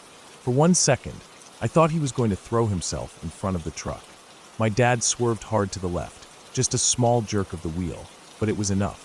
The tires caught the edge of the road, one of them kicking up a spray of gravel and water. The truck slid a little, but my dad caught it, straightened it out. We didn't spin or fishtail. It was controlled, but close. Real close. I felt the side mirror was past something, maybe a foot, maybe a coat. I don't know how we didn't hit him. And then he was behind us. Just like that, we were past him. My heart was slamming in my chest, and I turned in my seat, looking back through the rain-smeared rear window. He was still walking, just walking, like nothing happened. Same slow pace, same bowed head. The rain still pounding down, still soaking everything around him. He didn't look after us. He didn't run. He didn't even stop. Just picked up where he left off, like it was all normal. Like stepping into a moving truck was just part of his day. We kept driving. None of us said a word. My dad stared straight ahead. My brother leaned forward between the seats, staring back over my shoulder. No one moved. It wasn't until we were halfway to the end of the road that I let out a breath I didn't know I was holding. There was something surreal about the whole thing. The kind of moment that doesn't quite settle right in your head. Like your brain doesn't know where to file it. The storm didn't stop. The hail kept coming, but I wasn't paying attention anymore. I just kept thinking about that yellow raincoat and how the guy moved. The way he just stepped into our path like he knew exactly what he was doing. Like he wanted to be hit, or maybe just wanted to scare the hell out of someone. But it didn't feel like a prank. It didn't feel like a drunk guy or a dare. It felt like something else, something wrong. We didn't talk about it when we got back. Not really. My dad said something about idiots walking in the storm, then went quiet again. My brother shook his head and went to his room. I sat in the kitchen for a while, just watching the rain roll down the window. But I kept thinking about it. A couple days later, I went back down the road on my bike just to see. The sky was clear by then, everything bright and dry. The storm had blown through, and it looked like any other summer day. I rode slow, watching the trees, scanning the edges of the road for anything, footprints, trash, anything yellow. There was nothing. No sign that anyone had ever been there. No one else in town mentioned seeing a man in a raincoat, and I didn't see anyone walking out there again. It just ended. I've thought about that day a lot since then. I think about how close we were to hitting him. I think about what would have happened if we had. I think about how calm he looked, how purposeful. He didn't try to stop us or wave us down. He just waited and stepped. That image stays with me, more than anything. The bright yellow slicker, soaked and heavy, and that head tilted just enough so you couldn't see a face. No expression, no recognition. Just a person-shaped question mark in the middle of a storm. I don't know who he was. I don't know why he did it. Maybe it was a mental breakdown. Maybe it was a dare gone too far. Or maybe he just wanted to feel something, even if it was the rush of almost dying. Whatever it was, it worked. Because I still see him sometimes, not in real life, but in my mind. When it rains like that again, when the wind picks up and the sky goes black, I can't help but look up the road, half expecting to see him again. Just walking. And if I ever do, I don't think I'll stop the car.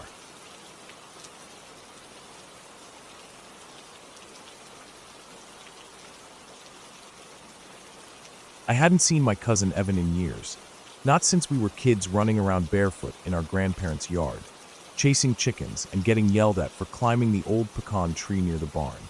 Life happened, as it always does, and we drifted apart, different cities, different lives. But when he called me out of the blue that summer, asking if I wanted to join him on a weekend trip to the mountains, I said yes without thinking too hard about it. We planned a short hiking and camping trip in a less traveled area of the Appalachians, about a 4-hour drive from where I lived. Evan had done a lot of hiking over the years, more than me honestly, and promised that it wouldn't be anything too intense. Just a couple of days out in the woods, fresh air, no phones, maybe some fishing if we could find a stream. I packed light, mostly secondhand gear I borrowed from a buddy who used to do trail work, tossed it all in the back of my car, and met Evan at a gas station off the highway on a Friday morning.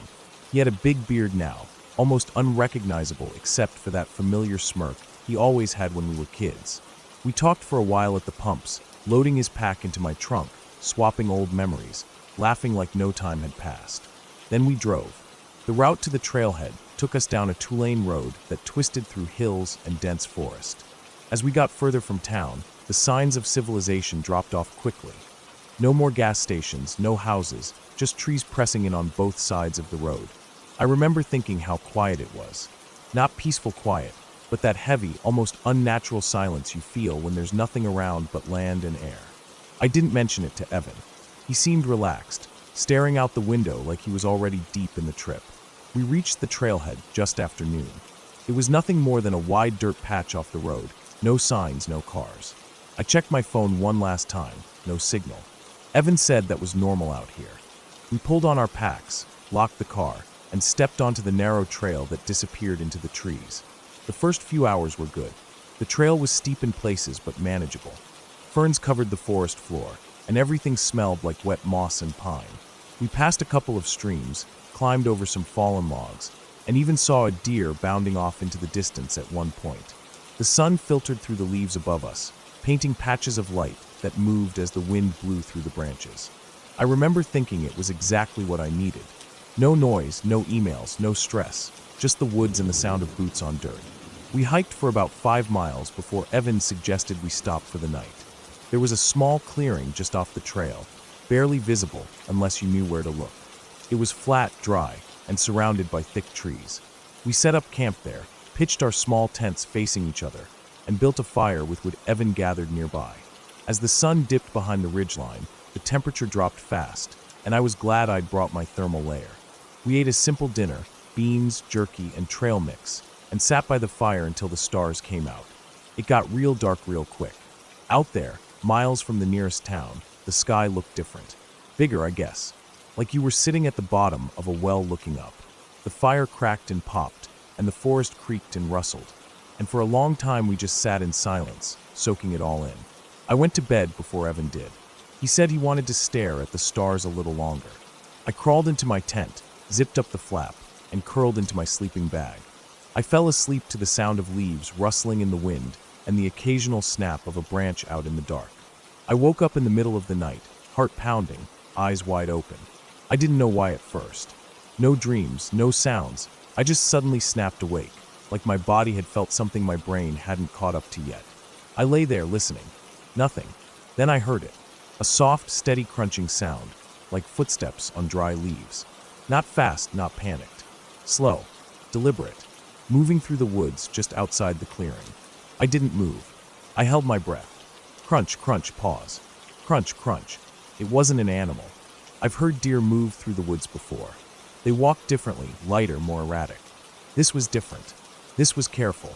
I slowly unzipped my sleeping bag and reached for my flashlight, but I didn't turn it on. I didn't want to give away that I was awake. The steps circled the clearing once, then stopped for a long time. I didn't hear them again after that. I waited at least an hour, maybe more, before I fell asleep again. In the morning, Evan asked if I'd heard the raccoon. I said no. He said he thought something was moving around camp, but figured it was nothing. I didn't say anything. We packed up and kept hiking. The trail climbed higher after that. We passed through dense thickets where the light barely touched the ground, then up onto a narrow ridge with a view of the valley below. There were no signs, no markers, just Evan's memory guiding us. He said he'd been here once before, years ago, and that there was a good spot to camp near a small creek just a few miles further. We reached it by late afternoon. It was even more remote than the first site. No clearing this time, just a flat spot near the creek where the trees opened up enough to pitch our tents. The air smelled clean, cold. The only sound was the water rushing over smooth rocks. We set up camp again, made another small fire, and sat quietly as the sun went down. I kept glancing into the trees, feeling uneasy. Not scared, exactly. Just off. Like the air was too still, or the woods too quiet. That night, I couldn't sleep. I lay there listening, waiting, heart pounding every time I heard a twig snap or leaves crunch. Around midnight, I heard it again, the same slow, steady footsteps. This time closer. They moved through the trees behind Evan's tent. I could hear them crunching through the underbrush, then stopping. Then a soft thump, like someone shifting their weight. Then nothing. I gripped my flashlight, but didn't turn it on. I waited, barely breathing. Eventually, the steps faded. I lay there, stiff as stone, until the sky turned gray with morning light. When we got up, Evan looked tired too. I could tell he hadn't slept well, but he didn't say anything about it. I asked if he heard anything, and he just shrugged, said maybe it was a fox. I knew it wasn't a fox. We decided to keep moving that day, get to a higher point on the ridge, and start circling back toward the trailhead. The hike was harder than the day before, steeper, rougher, less clear where the trail was. At times, it felt like we weren't even on a trail anymore, just weaving through the woods by instinct. Around midday, Evan stopped and looked down at something in the dirt. A boot print. Not his. Not mine. Too large. Deeper than ours. Fresh. He looked at me, then back at the print. Neither of us said anything. We kept moving. From that point on, I felt like we were being watched. It sounds cliché, but it's true. You know that feeling when someone's staring at you, even if you can't see them? That crawling tension at the back of your neck? That's what I felt. Every step. Every minute. The woods got denser, the trail even harder to follow. We kept climbing, hoping to find a good overlook where we could stop and get our bearings. But we never found one. Just more trees, more moss-covered rocks, more silence. By late afternoon, we decided to stop and set up camp early. We found a narrow gully between two slopes, sheltered by thick pines. Not ideal, but it would do. As we set up camp, I noticed something that made my stomach drop. A tree nearby had bark stripped off in long, vertical claw marks. They were old, but deep. Too deep for a black bear. I didn't say anything. That night, we didn't make a fire. We ate cold food, stayed in our tents. Neither of us talked much. I lay in my tent, eyes open, flashlight in hand. Then I heard it. Not footsteps this time. Breathing. Not close. Not far. Just steady, rhythmic breathing, like someone standing still, somewhere out in the trees. I couldn't tell the direction. It echoed weirdly in the gully. I stayed like that all night. I didn't sleep at all. When the sun finally came up, I unzipped my tent and looked around. Nothing. No footprints. No sign of anything. But Evan was already packed. He looked at me and nodded. I nodded back. We didn't speak. We just started hiking. That last day was a blur, constant movement, no breaks, barely drinking water. Just pushing forward, fast as we could, trying to get back to the car. The woods seemed thicker, darker, more twisted. Every branch looked like a hand reaching out. Every rustle made my heart jump. Late in the afternoon, we finally reached the trailhead. The car was still there. Everything looked normal, but something was different. A fresh scrape ran down the driver's side door, deep, jagged, like someone had dragged a sharp object along it. We loaded our gear in silence, climbed in, and drove. Evan didn't say a word the whole ride back. I didn't either. When we got to the gas station where we'd met, he got out without saying goodbye. Just grabbed his pack and walked off. I never saw him again. I tried calling later. No answer. I texted. Nothing. I don't know what was out there. Person, animal, whatever. But it followed us. Watched us. Moved around our camp every night, just out of sight. And it knew exactly what it was doing. It didn't want to scare us away. It wanted us to know it was there. To remember.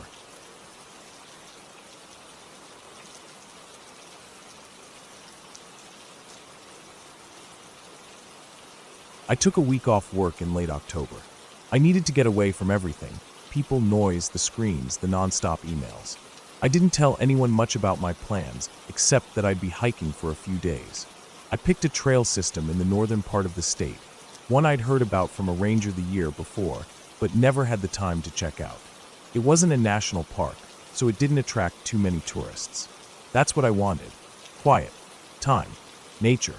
I packed my gear carefully. 2.5 days worth of food, a water filtration kit, GPS, paper maps, compass, survival kit, emergency whistle, flare, and a small 2-person tent just in case I didn't make it to a shelter.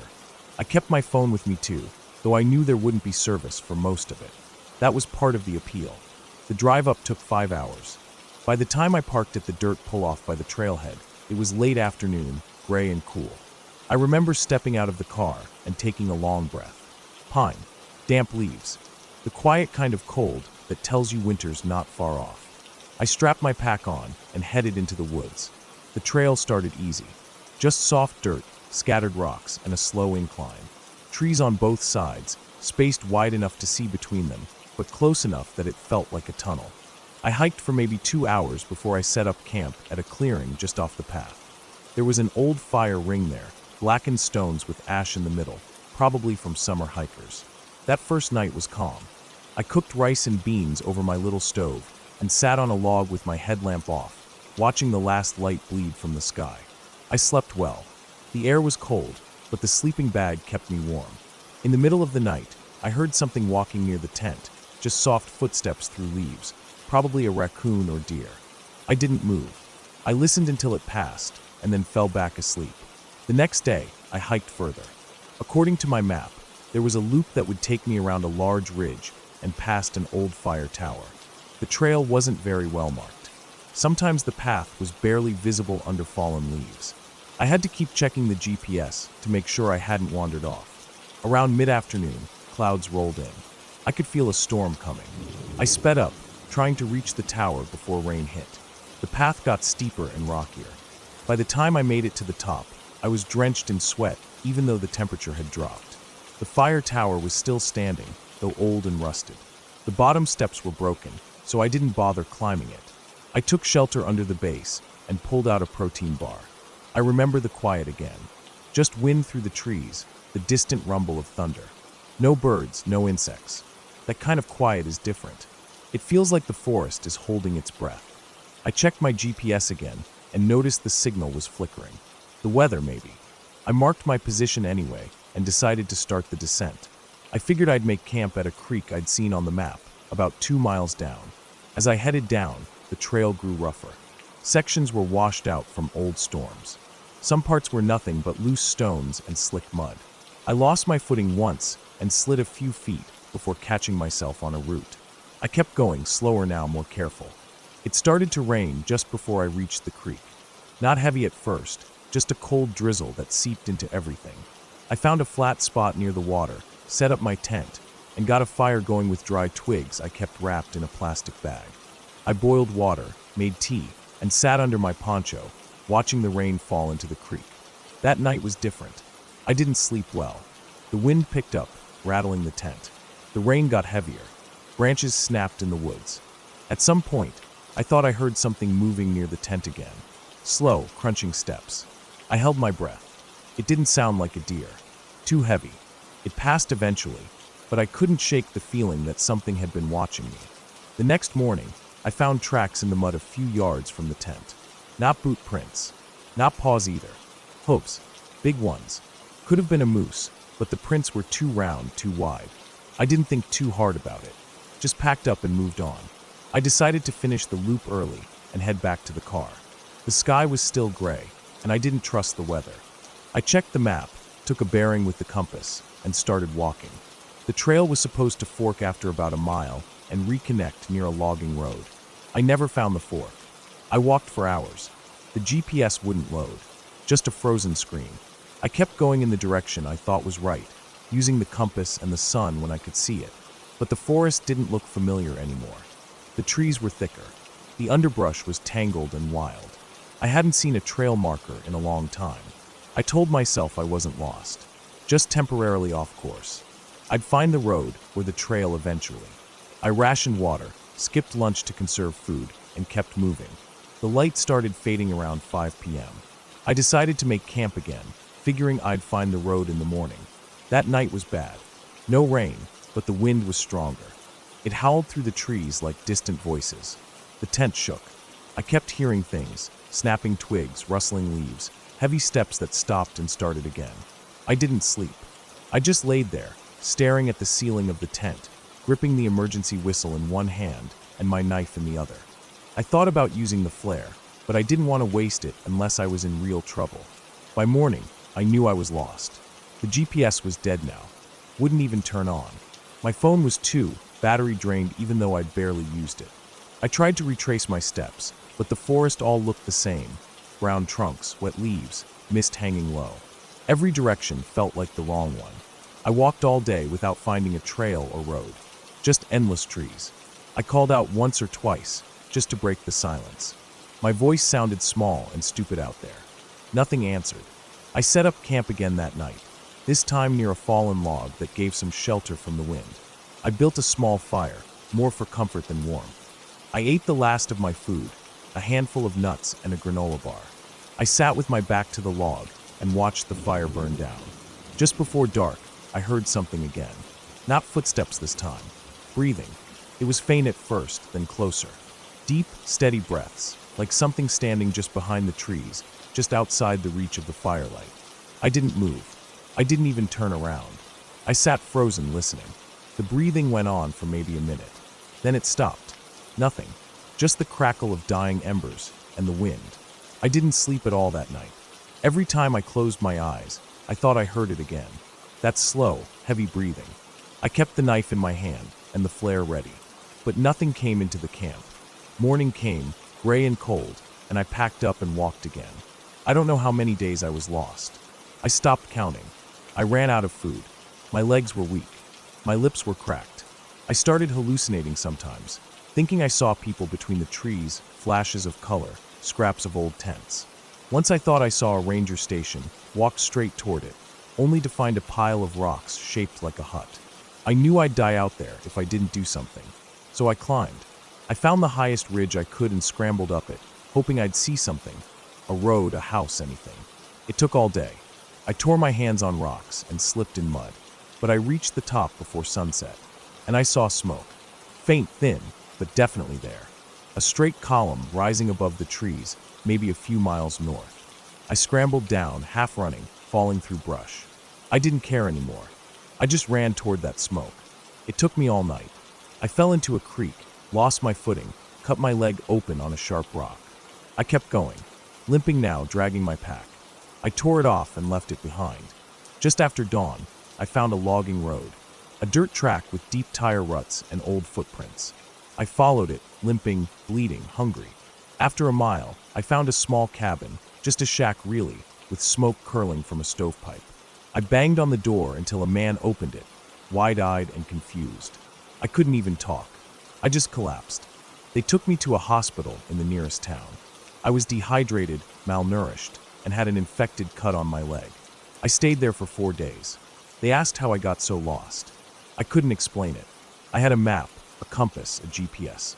I'd done dozens of hikes before. I knew how to stay oriented. But somehow, I'd gotten completely turned around. Something had pulled me off the trail. Or maybe I'd just gotten careless. I don't know. They found my gear weeks later. My tent shredded by wind. My pack soaked and half buried in mud. But what I remember most was the tracks around the camp. Not boot prints. Not paws. Hoofs. Big, round, wide ones. The ranger said there were no cattle up there, no horses, no moose that far south. He didn't know what made them. I didn't argue. I don't hike alone anymore.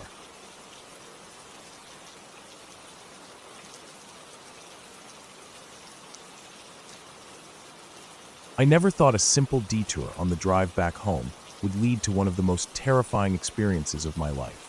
I had just spent a weekend visiting an old college buddy in upstate Pennsylvania, and instead of taking the main interstate back like I always did, I decided to take the scenic route through the Allegheny backroads. I wasn't in a rush. I liked long drives and I liked quiet, especially after 2 days of loud friends and late-night beers. It was early evening when I turned off the highway and started cutting through the wooded countryside. The sky was still light, but starting to fade into that pale blue that comes before dusk. My GPS had me on a narrow, 2-lane road with no dividing lines, cracked edges, and barely enough shoulder to pull over if I needed to. It twisted through thick forests and small hills, and I passed a few farms spaced out by miles. Cell signal was spotty, but I didn't think much of it. I had offline maps downloaded and a full tank of gas. Somewhere along that road, the GPS glitched. It froze and then rerouted me. I didn't notice right away, but after about 15 minutes, I realized I was no longer on the planned route. It had sent me onto a smaller side road called Copper Hollow Road. The name didn't ring any bells, but I figured it was just a shortcut. Sometimes Google Maps did that when it thought it found a faster route. The road got narrower. The pavement turned to gravel. Then the gravel gave way to dirt and rocks, the kind of road you usually need a truck or SUV for. I was in my old but reliable Camry, which had never had trouble before, so I kept going. I told myself I could always turn around if things got worse, but I kept putting off the decision, thinking the road would open back up soon. It never did. The trees got thicker. The light dimmed quickly. It was midsummer, but in that part of the woods, it looked like evening had arrived early. There were no power lines, no mailboxes, no signs of houses or life. Just trees and dirt and shadows. Eventually, I reached a point where the road dipped down into a small valley. The path there was covered in mud and had clearly been washed out by recent rain. I stopped the car and looked ahead. The wheels were already slipping a bit.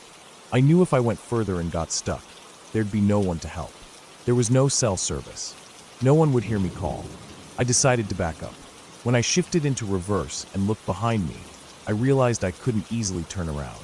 The road was too narrow and lined with thick trees on either side. I'd have to reverse all the way back up the hill, which curved sharply to the left. I sighed and started inching back slowly, carefully trying not to veer off into the woods. That's when my rear wheel hit something and spun out. I cursed under my breath and got out. My right rear tire had sunk into a soft patch of ground where water had pooled. It wasn't a deep hole, but it was enough to trap the wheel. I tried putting branches and rocks under it to get traction. It didn't help. Every time I tried to reverse, the tire spun and kicked up more mud. The sun dipped lower, casting long shadows over the road. I tried walking up the hill a bit to see if I could get a better view, or maybe some signal. Nothing. The trees were too thick. The canopy blocked any light from the fading sky. I walked back to the car and sat for a minute thinking. I didn't want to leave the vehicle, but I also couldn't stay put all night in the middle of nowhere. I remembered passing a small dirt driveway about a mile back. I wasn't sure if it led to a house or was just a logging path, but I figured it was better than nothing. I locked the car and started walking. The woods were completely silent except for the crunch of my shoes on gravel. No birds, no insects. That kind of silence that isn't peaceful, it's heavy. I kept glancing into the trees, half expecting to see something move.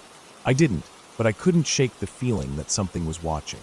I told myself it was just nerves, just the isolation playing tricks on me. After about 20 minutes of walking, I saw the entrance to that dirt path. I took it. It curved through more trees and disappeared into the forest. I followed it, hoping it would lead to a house or cabin. The deeper I went, the more overgrown the path became. It didn't look like it had been used in months. Weeds grew tall in the middle, and branches reached low from either side. The sky above was now a dim grayish blue, barely visible through the trees. Then I saw a structure up ahead. It was an old house, not completely abandoned, but not well kept either. The porch sagged in the middle, and the paint was peeling. A rusted pickup truck sat off to the side, half covered in a blue tarp.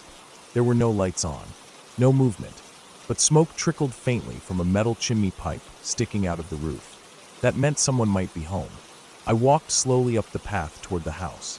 I hesitated at the bottom of the porch steps. Something about the place felt off. It wasn't just the condition. It was the stillness. The kind of stillness that felt forced, like it was holding its breath. But I needed help.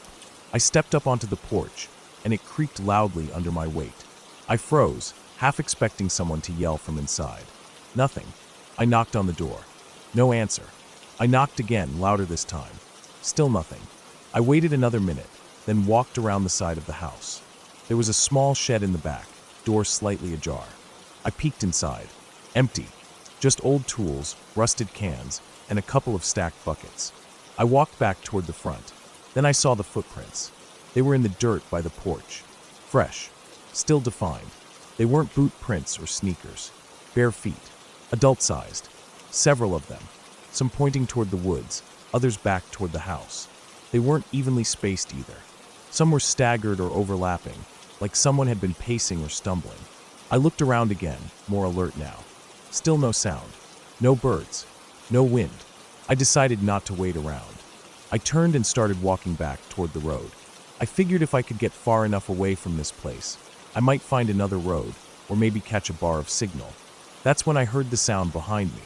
A soft thud, then another, like someone stepping on dry ground barefoot. I froze. I didn't turn around right away. I just listened. Thud, thud. It was coming closer. I started walking faster. My heart thudded louder than the footsteps behind me. I didn't want to run, not yet, but I picked up the pace. The sound behind me grew quicker, matching my steps. I finally turned. Nothing. The path was empty behind me. No movement. No one. I stared for a long second, breathing hard, eyes scanning the trees. I started walking again, this time faster. Every few seconds I glanced back. Still nothing. But the feeling that something was near never left. I broke into a light jog, not caring how loud I was. I needed to get out of those woods. When I reached the main dirt road again, I felt a wave of relief. My car was still about a mile down the hill, but at least I was away from that house. I took a deep breath, wiped sweat from my forehead, and kept walking. That's when I noticed something strange about the road. There were new footprints. Barefoot. Same as before. Only now they were behind me, spaced perfectly in the middle of the road, leading back the way I had come. Like someone had been following at a distance the whole time. I didn't stop to think. I ran. Full sprint. I didn't look back again. I just ran until I saw the faint silver glint of my car through the trees. When I reached it, I fumbled with the keys, yanked the door open, and slammed it shut behind me. I locked the doors, sat there panting, staring out the windshield into the trees. The forest was dark now, almost black. I didn't see anyone, but I felt something. A presence, just out of view. I sat in the car for a long time, gripping the steering wheel. I wasn't sure what to do. I couldn't drive forward. The road was impassable. I couldn't reverse. The tire was stuck.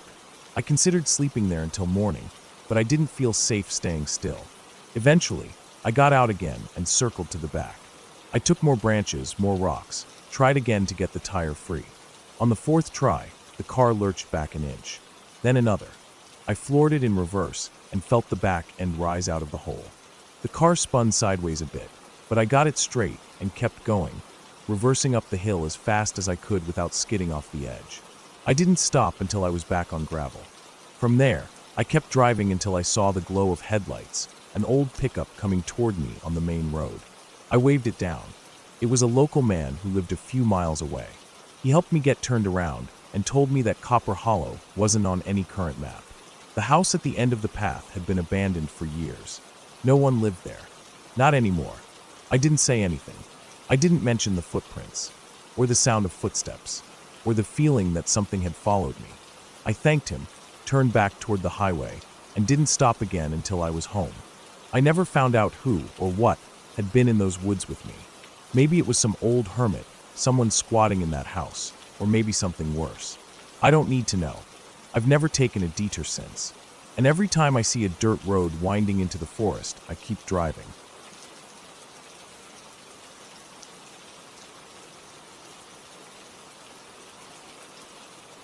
I've always been an early riser, and I usually spent my weekends going out for long solo hikes.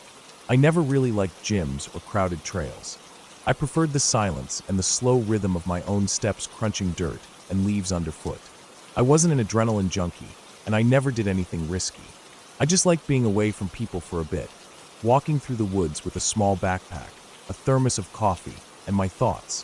One Saturday morning in late October, I decided to explore a trail I'd heard about from a coworker. It wasn't official, not on any map, but he said he used to hike it years ago. Said it cut through a patch of thick woods near an old logging site that had been abandoned for decades. It wasn't too far, just a few miles out of town, and from the way he described it, it sounded quiet, barely touched, the kind of place that hadn't seen human footsteps in years. That was exactly what I was looking for. I woke up around 5 a.m., threw on my usual hiking clothes, wool base layer, light jacket, jeans, and boots. The air was cold enough to fog my breath when I stepped out to load my bag in the car. I had packed light: water, a sandwich, flashlight, small first aid kit, knife, thermos of coffee, and a printed satellite map with some scribbled notes on the area my coworker had mentioned. I also had my phone fully charged, but I already knew reception would be useless out there. The trailhead wasn't really a trailhead.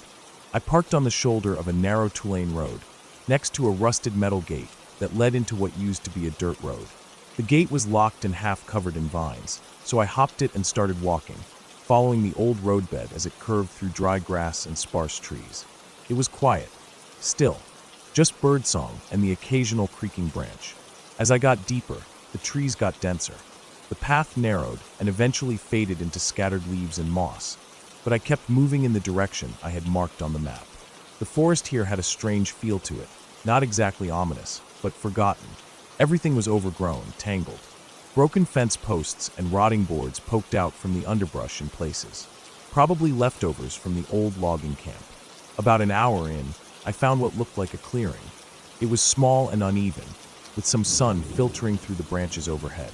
There were a few stumps, a rusted wheelbarrow half buried in dirt, and a stack of logs long turned to spongy mulch.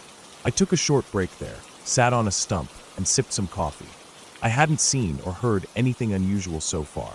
If anything, the silence was what stood out. No planes overhead, no distant traffic. Even the birds had gone quiet. I kept going past the clearing, now relying more on the general direction than any real path. That's when the terrain started getting tricky. The land sloped downward, more steeply than I expected, and the soil was loose with leaves and slick patches of moss. I took my time, stepping carefully, grabbing onto branches and tree trunks to steady myself. At the bottom of the slope, the forest floor flattened out into a low basin, like a shallow bowl. That's where I noticed the smell. It wasn't strong at first, just a faint sourness in the air. I figured maybe a dead animal was nearby. It's not uncommon in the woods. I moved slower, keeping my eyes open for any carcass, both out of curiosity and caution. I didn't want to stumble onto a bear's kill or something. But there were no signs of struggle, no drag marks or prints in the mud. Just the smell, getting slightly stronger the further I walked. Then I saw the structure. It was maybe 60 or 70 feet ahead, partially hidden behind a thicket of saplings and hanging vines. It looked like a shack. Old. Very old. The roof was caved in on one side, and the wooden planks were gray and warped with age. I hadn't expected anything like this, but given the history of the area, maybe it was part of the old logging camp. Still, something about it put me on edge.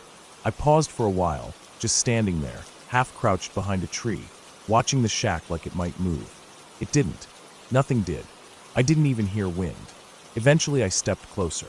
My boots made almost no sound on the damp ground. I wasn't trying to sneak, but I also wasn't walking boldly. Just slow, careful steps.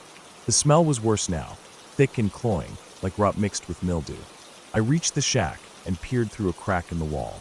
It was dark inside, barely lit by the gray daylight leaking through the collapsed roof. I couldn't see much, just some broken beams, piles of debris, and something else. At first, I thought it was a bundle of old tarps or blankets. Then I realized it had a shape to it. Rounded, lumpy, too large to be a deer. My breath caught in my throat, and for the first time all morning, I felt real fear. I didn't want to look closer. I didn't want to open that door or find a better angle. But I also didn't want to walk away without knowing what the hell I'd just seen. I circled to the front of the shack, where the door hung open, twisted off one hinge. I took one step inside. The boards creaked beneath me but held. I could see better now, my eyes adjusting to the dim light. The bundle was a body. It was human. Male, maybe in his 40s or 50s. He was on his side, curled up slightly, knees bent toward his chest. His skin was grayish mottled, clothes shredded and dirt-caked. No visible blood, no obvious wounds. But his eyes were open, wide open, and his mouth too, like he'd frozen mid-scream. I stumbled back, out of the shack, almost tripping over the threshold. My heart was pounding now, my breath coming fast. I tried to make sense of what I'd seen. Was he a hiker? Someone who got lost. But his clothes didn't look new. They were old, like from another decade. Layers of wool and denim, not the kind of modern outdoor gear people wore now. I turned to leave. I didn't want to be there anymore.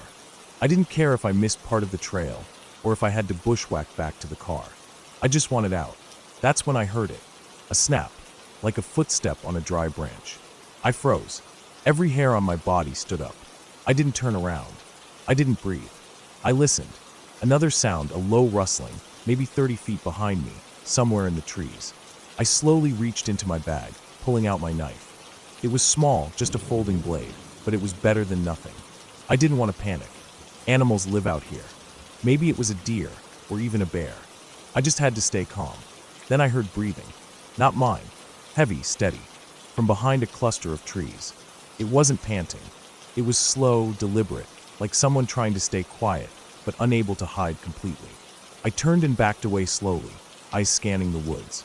I couldn't see anything, but I knew something was there. Watching me. Following me. I didn't run.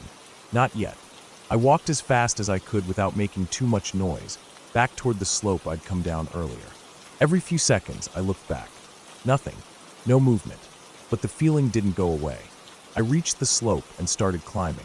It was harder going up, my boots slipping on the loose dirt and wet leaves. My legs burned. My lungs ached. I gripped tree roots and low branches, pulling myself higher. Then I slipped. One boot lost traction, and I fell hard on my side, sliding a few feet before stopping against a log. Pain shot through my hip, but I pushed up fast, breathing hard, knife still clenched in my fist. When I looked back down the slope, I saw something move. A figure, standing still at the bottom, near the base of the trees. It wasn't clear, just a dark shape. No details, no face, but it was upright, human-shaped, and it was staring up at me. I didn't wait.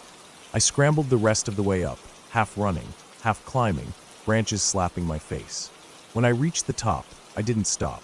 I just kept going, pushing through the brush, trying to retrace my steps toward the clearing. I moved fast, not caring how much noise I made now. Every few steps I looked back. Nothing. No one. But I didn't believe it was gone. I couldn't. That feeling of being hunted never left. Eventually I reached the clearing again. The sun had shifted, more shadows now. I was breathing hard, soaked in sweat despite the cold. I took a quick drink of water, then kept moving. The old road was ahead. If I could just reach it, I'd be close to the gate. As I got closer, I noticed something strange. The ground was marked. Tracks. Not boot prints. Drag marks. Like something heavy had been pulled through the leaves. Fresh. They led off the road and into the trees. I didn't follow them.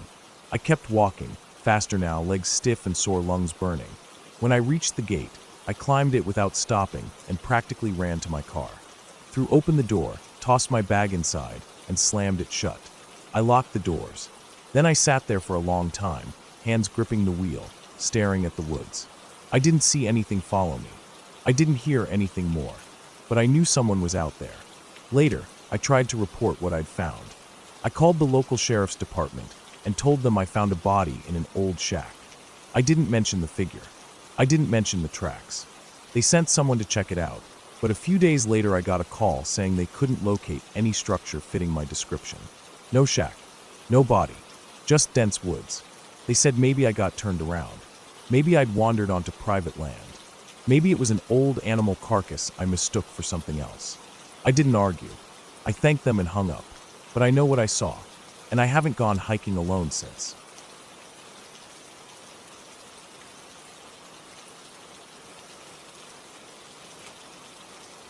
It started with a stupid idea.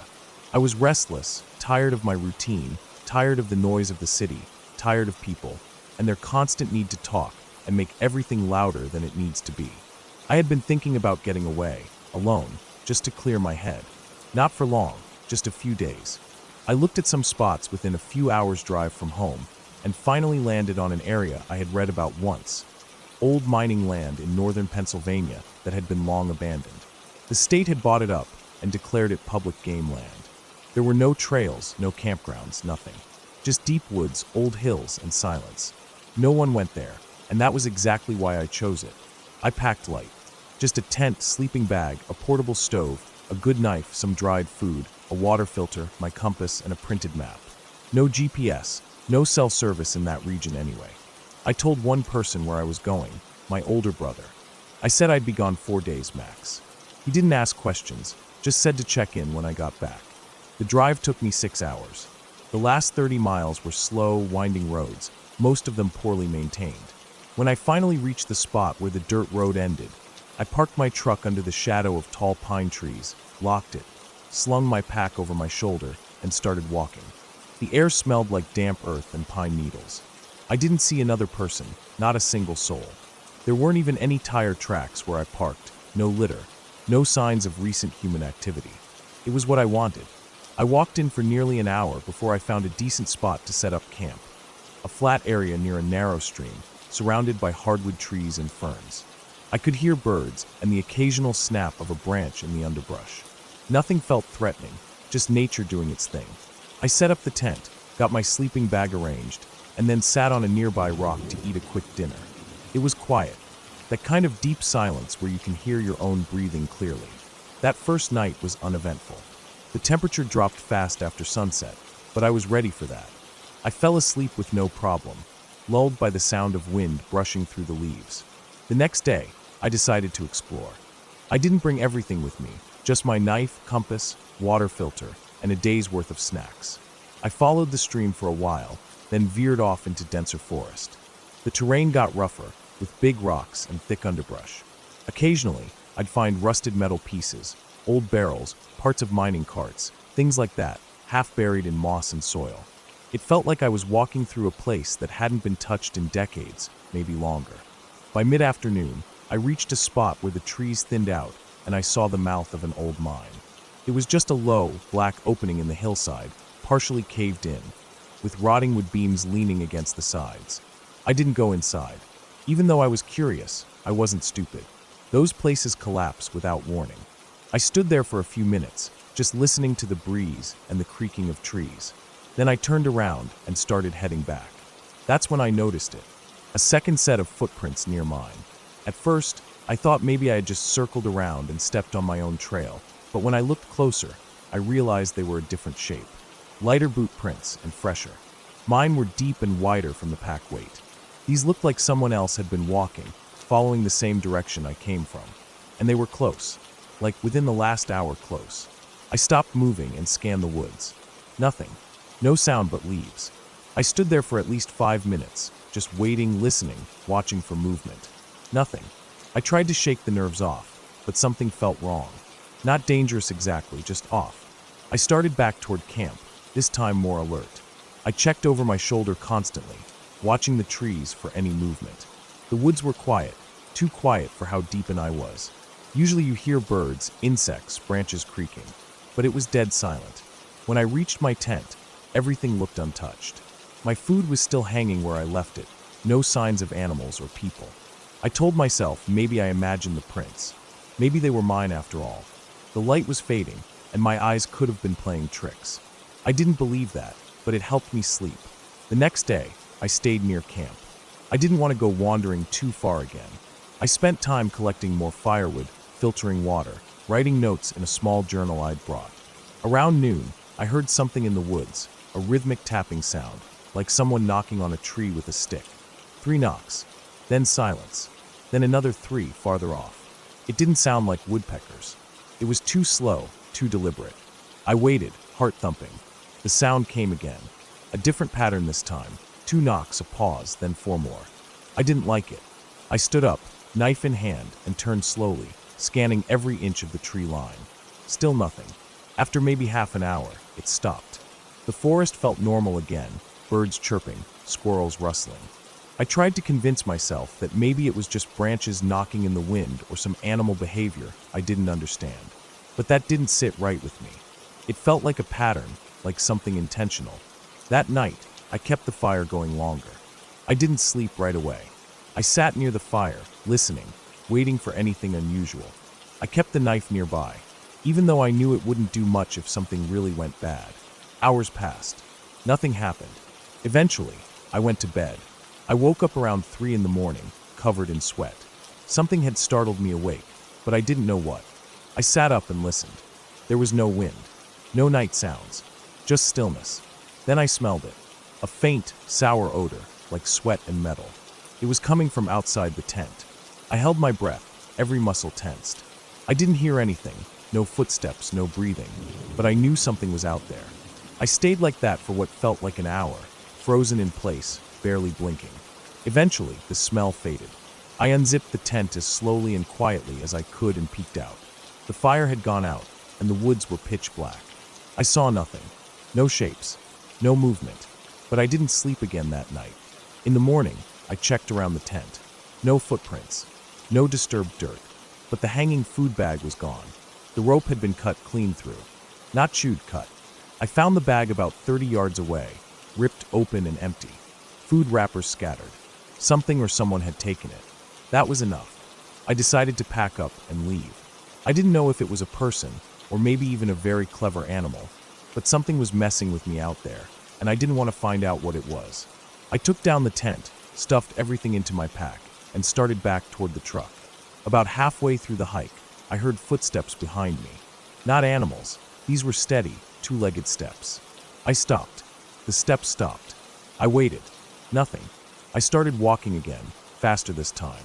I kept my head down, watching the trail, but I kept checking over my shoulder.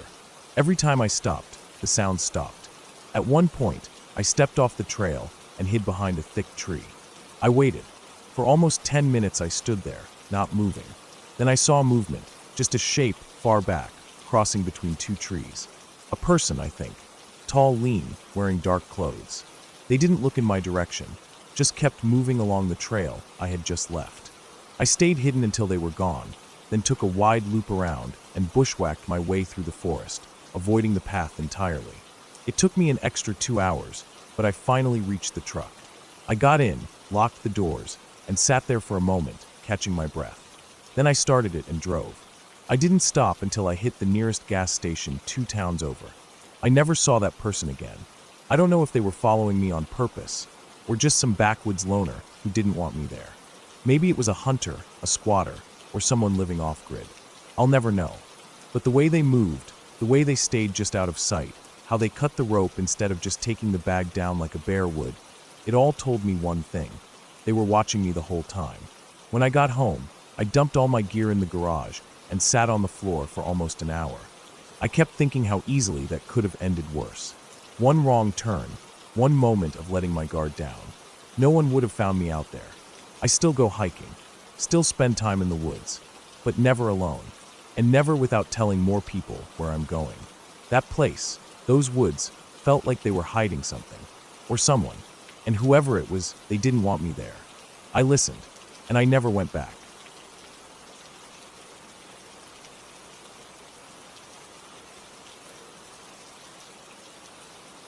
I remember the whole thing clearer than I wish I did.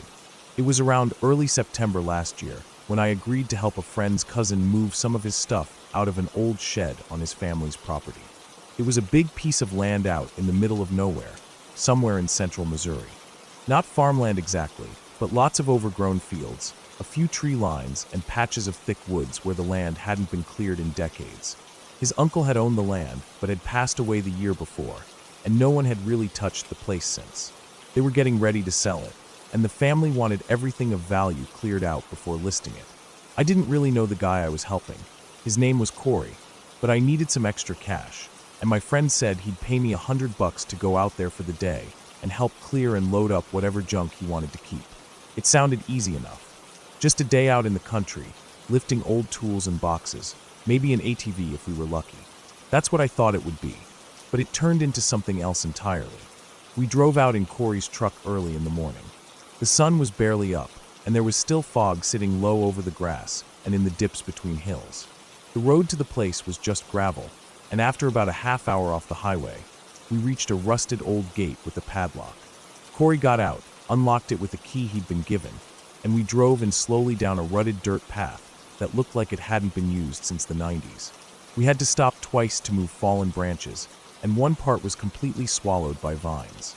The house itself was just a single-story structure, weather-beaten and sagging on one side. The paint had peeled off in huge chunks, and the roof was patched with what looked like sheets of metal and old tarps. But we weren't going into the house. Corey said we'd stick to the shed and the garage for now because the house had water damage and was probably full of mold. Behind the house, about 100 feet away, was a large wooden shed, almost like a barn, but not quite that big. It was painted dark red once, but now it was mostly gray with age. The doors were wide open, and inside was a mess. Rusted tools, empty shelves, busted furniture, piles of rotten cardboard, and buckets of God knows what. The air inside was thick, dusty, and smelled like old dirt and motor oil. You could hear insects buzzing from the corners and see spiderwebs clinging to everything. We got to work right away. I started sorting things into piles, metal that might be worth something, wood or garbage to burn or throw out, and anything that looked like it might have sentimental value. Corey seemed kind of on edge the whole time. Not jumpy exactly, just quiet.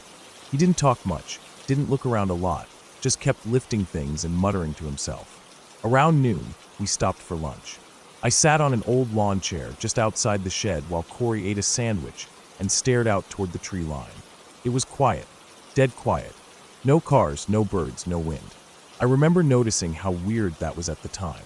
Even in the middle of nowhere, you usually hear something, crickets, maybe a hawk in the distance, or the wind through the trees. But it was like someone hit mute on the whole world. After lunch, I went around to the far side of the shed where there was a small door, half covered by vines. I hadn't noticed it before. It looked like it hadn't been opened in years.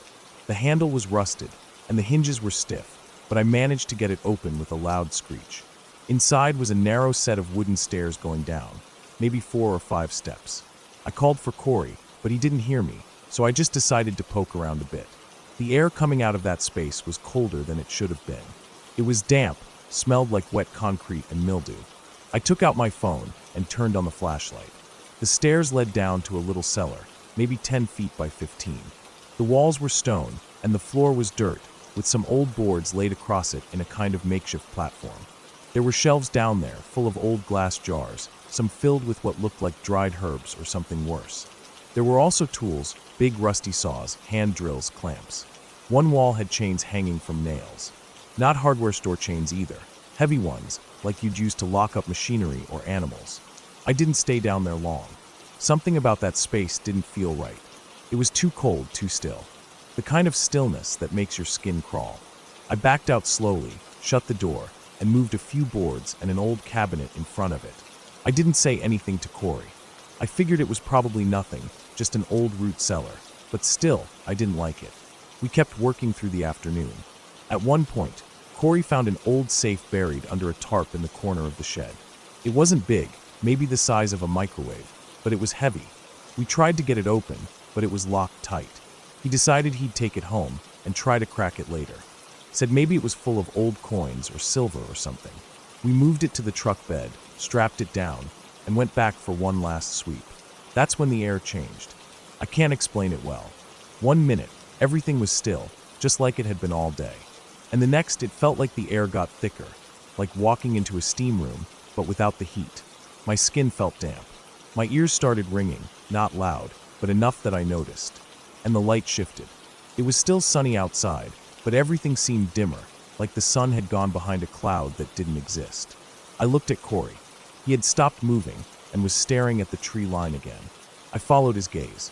Something was moving in the trees.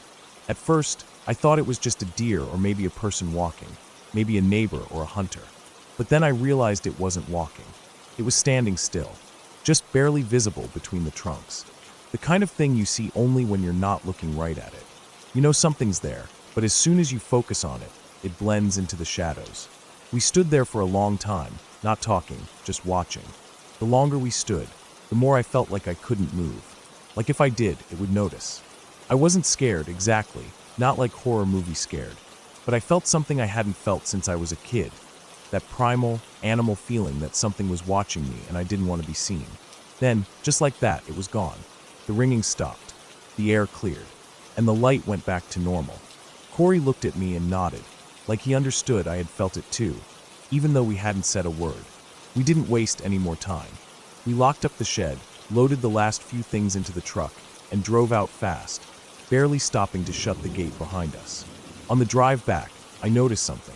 The safe in the truck bed, one of the straps had come loose. But instead of sliding or shifting during the drive, it hadn't moved at all. It just sat there, perfectly still, like it was rooted to the bed of the truck. When we got back to town, I helped Corey unload, and then went home. I didn't sleep well that night. I kept dreaming about those chains in the cellar, swinging slowly, even though there was no wind. The next day, I texted Corey to ask if he had opened the safe. No reply. I waited a few hours and called. Straight to voicemail. Over the next couple days, I tried again. Nothing. My friend who introduced us said he hadn't heard from Corey either. A week later, I saw something on the local news. A truck had been found parked on the side of a rural road just outside town. Engine off, keys in the ignition, door wide open. No sign of the driver. But in the bed of the truck was a small, old safe, busted open, empty. They never found Corey. Not a trace. No signs of struggle, no footprints, nothing. I never went back to that property. I never told the police what we saw or what we felt. They wouldn't believe it anyway. Hell, I'm not even sure I believe it. But I know what I felt.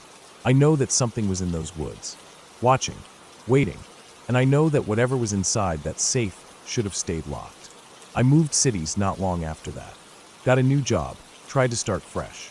But sometimes late at night, when everything's quiet and still, I get that same feeling. That thick air, that ringing in my ears.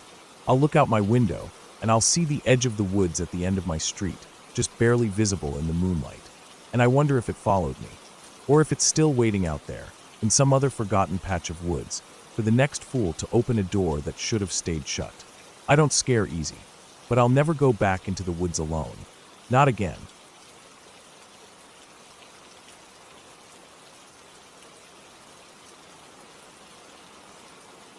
I still don't know what it was.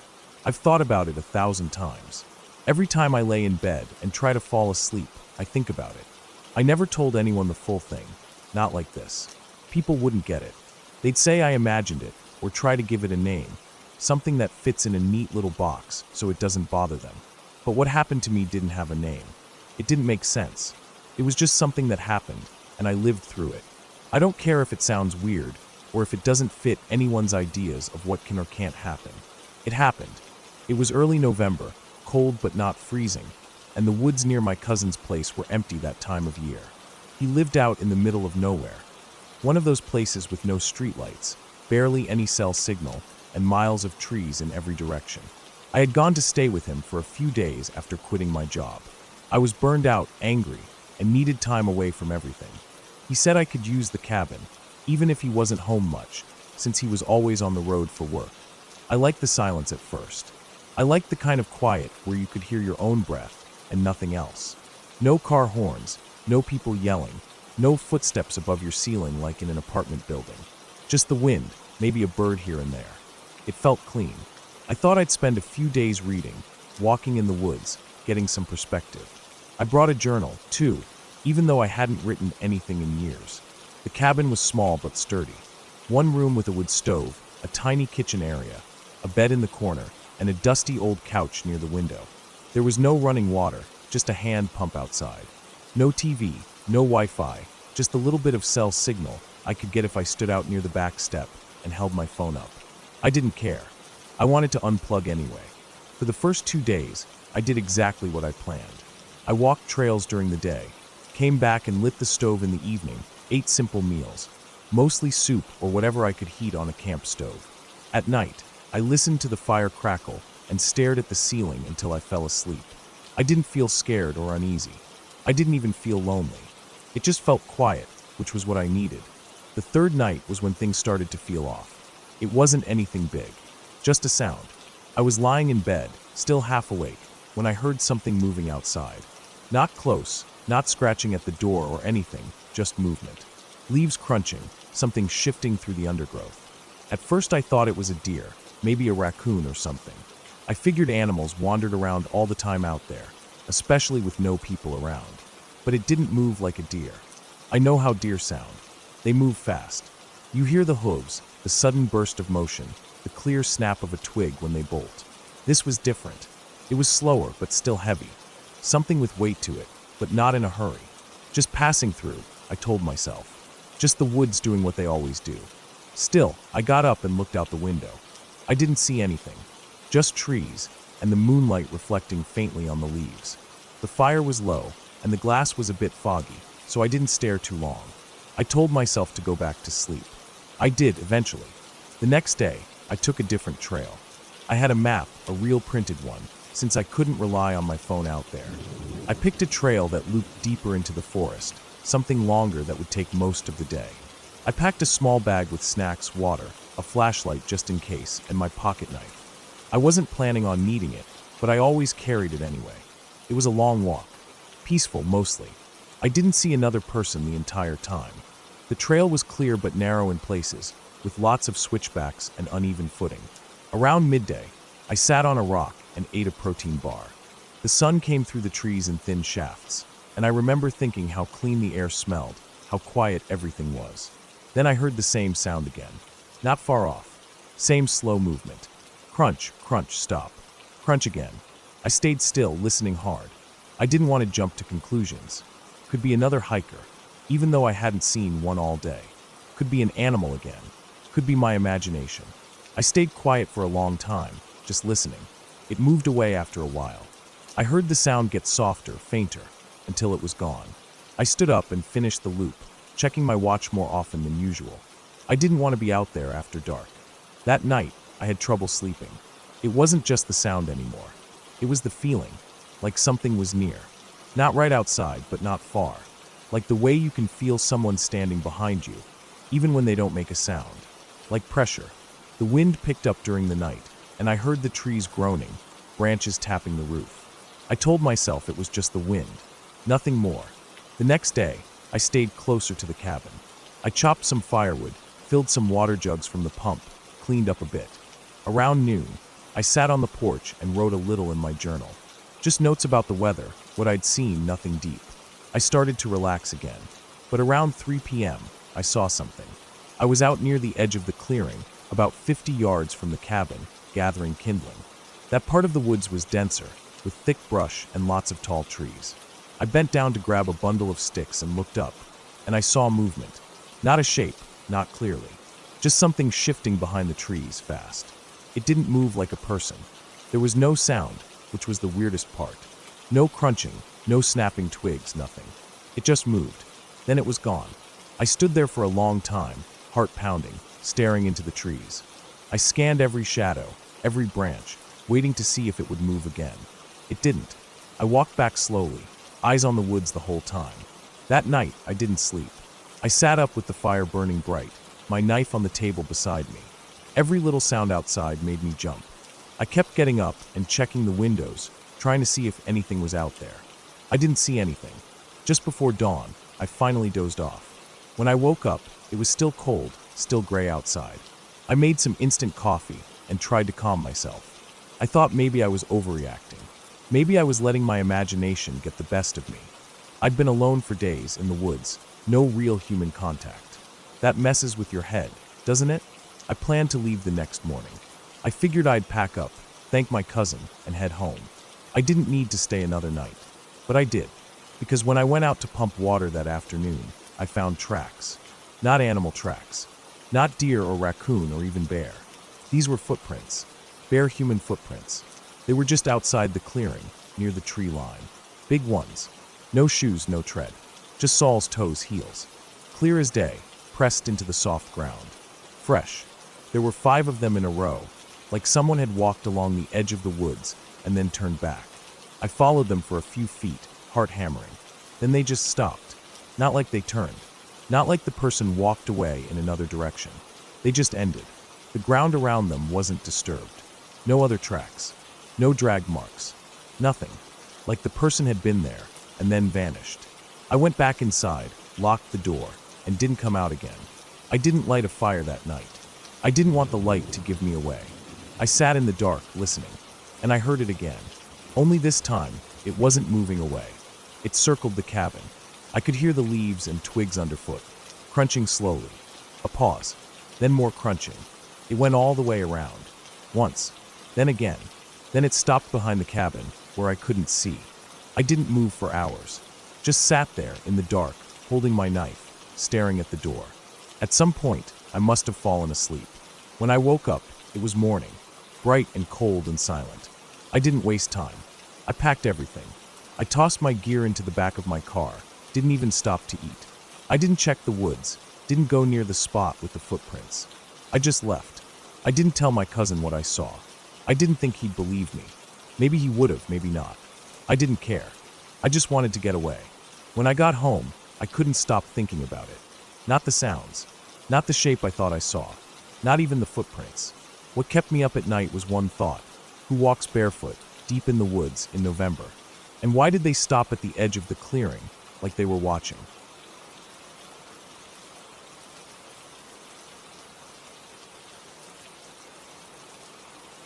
It started with a favor I didn't really want to do. My cousin had bought this old property upstate, a couple hours from where I live.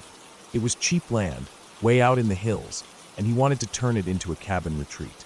I hadn't seen him in a while, and out of the blue, he called and asked if I could help him move some things into a storage shed on the property. He had a bad back and didn't want to hire strangers. I figured it would be a quick drive, maybe a night or two helping him move stuff, and I'd head back home. I packed light, just a duffel bag, some snacks, my boots, and a few tools in case he needed them. I left early in the morning, filled up the tank, and hit the road. The drive started normal, but once I got into the rural areas, things thinned out fast. Fewer signs, fewer cars, fewer houses. The last hour was all dirt roads and forest-lined gravel paths. By the time I pulled up to the property, the sky was clouding over. The land was nothing but a clearing cut into thick woods, with a lopsided barn, a half-collapsed house, and a new metal storage shed that looked completely out of place. It stood there like it was dropped from a helicopter, shiny, new, and wrong in that setting. My cousin wasn't there. I waited for about 20 minutes, walked around the place, and called him a couple times. No signal.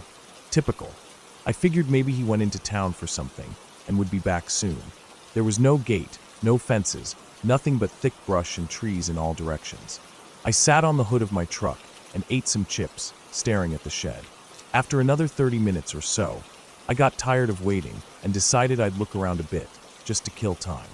The barn was leaning to one side, with holes in the roof and a floor full of old junk, rusted tools, broken ladders, a few animal bones, and spider webs thick enough to catch a bird.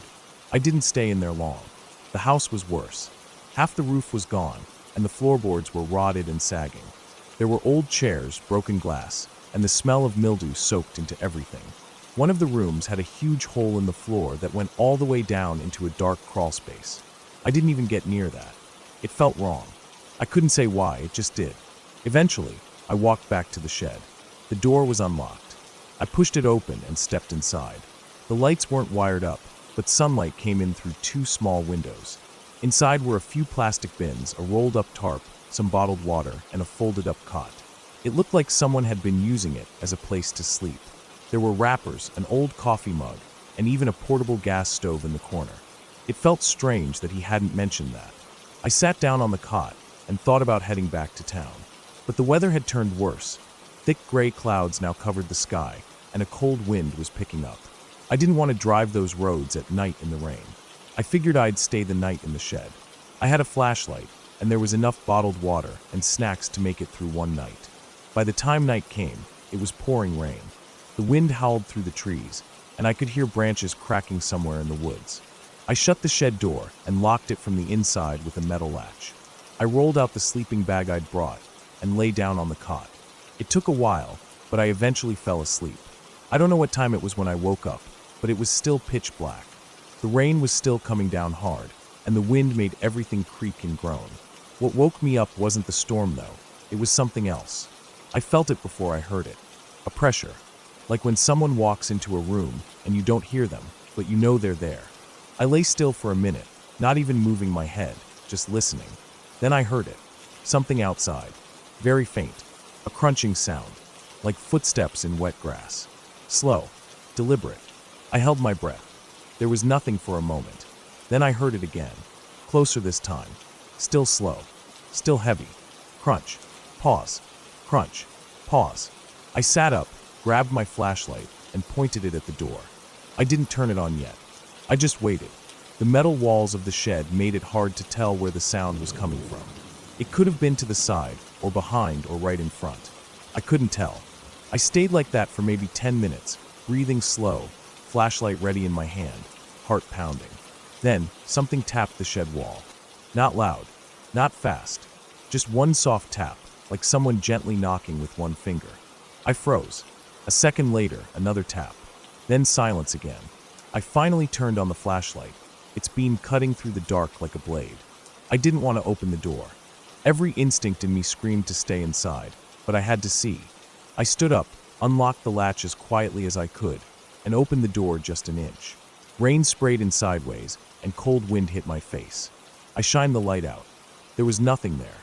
I opened the door a bit more, stepped out barefoot into the mud, and swept the beam across the clearing. Still nothing. I walked slowly around the shed, listening. The storm covered most small sounds, but I didn't hear anything else. No more footsteps. No more tapping. Eventually, I went back inside, locked the door again, and sat on the cot until morning. I didn't sleep the rest of the night. When the sun came up, the rain had stopped. Everything was soaked and fog clung to the tree line. I opened the shed door and stepped out into the wet grass. I walked around the shed, checking the mud for any sign of what I might have heard. At the back of the shed, I found footprints. Clear ones. Not mine. They came out of the woods, circled the shed, and went back the way they came. Barefoot prints. Deep, heavy wide. Too wide for a normal person. I stood there staring at them for a long time. I packed up my things, locked the shed, and left. No sign of my cousin. No messages. I never heard from him again. I called the sheriff in the county and told them I hadn't heard from my cousin and that his property was sitting empty. They said they'd check it out, but I never got a follow-up. I stopped asking after the third call. I tried not to think about it, but I couldn't let it go either. About a month later, I drove back out to the property. Everything was the same. The shed was still there locked. The barn and the house untouched. But the strange thing was, all the stuff inside the shed was gone. The plastic bins, the tarp, the water, the cot, even the gas stove. Everything had been cleared out. The shed was empty except for a single thing in the center. A pair of boots. Not mine. Not my cousin's size either. They were huge. Too big for any normal man. They were caked in mud, with the laces torn off, and one of them had what looked like a crack running down the side, as if something had stepped on it too hard. I left them there and drove back home. I haven't been back since. I don't talk to anyone about it, not even my family. Sometimes I wonder if I should have gone looking for my cousin, checked hospitals or reports something. But I didn't. And sometimes at night, especially when it rains, I think about that slow crunching sound. And I wonder what would have happened if I had opened that door a second earlier, or if I hadn't woken up at all.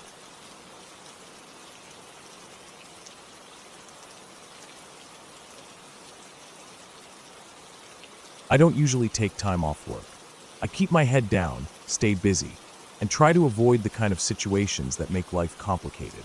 But about a year ago, after months of non-stop pressure at my job, my supervisor basically forced me to take a week off. I didn't have a plan.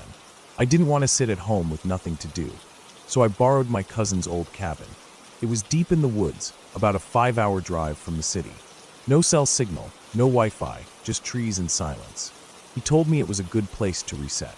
I left on a Sunday morning and drove until the roads went from pavement to gravel to dirt. The last hour of the drive, I didn't see another car. No people, just endless pine trees. I stopped once to let a deer cross, and then I didn't see another living thing for miles. When I pulled up to the cabin, it was exactly how he described it.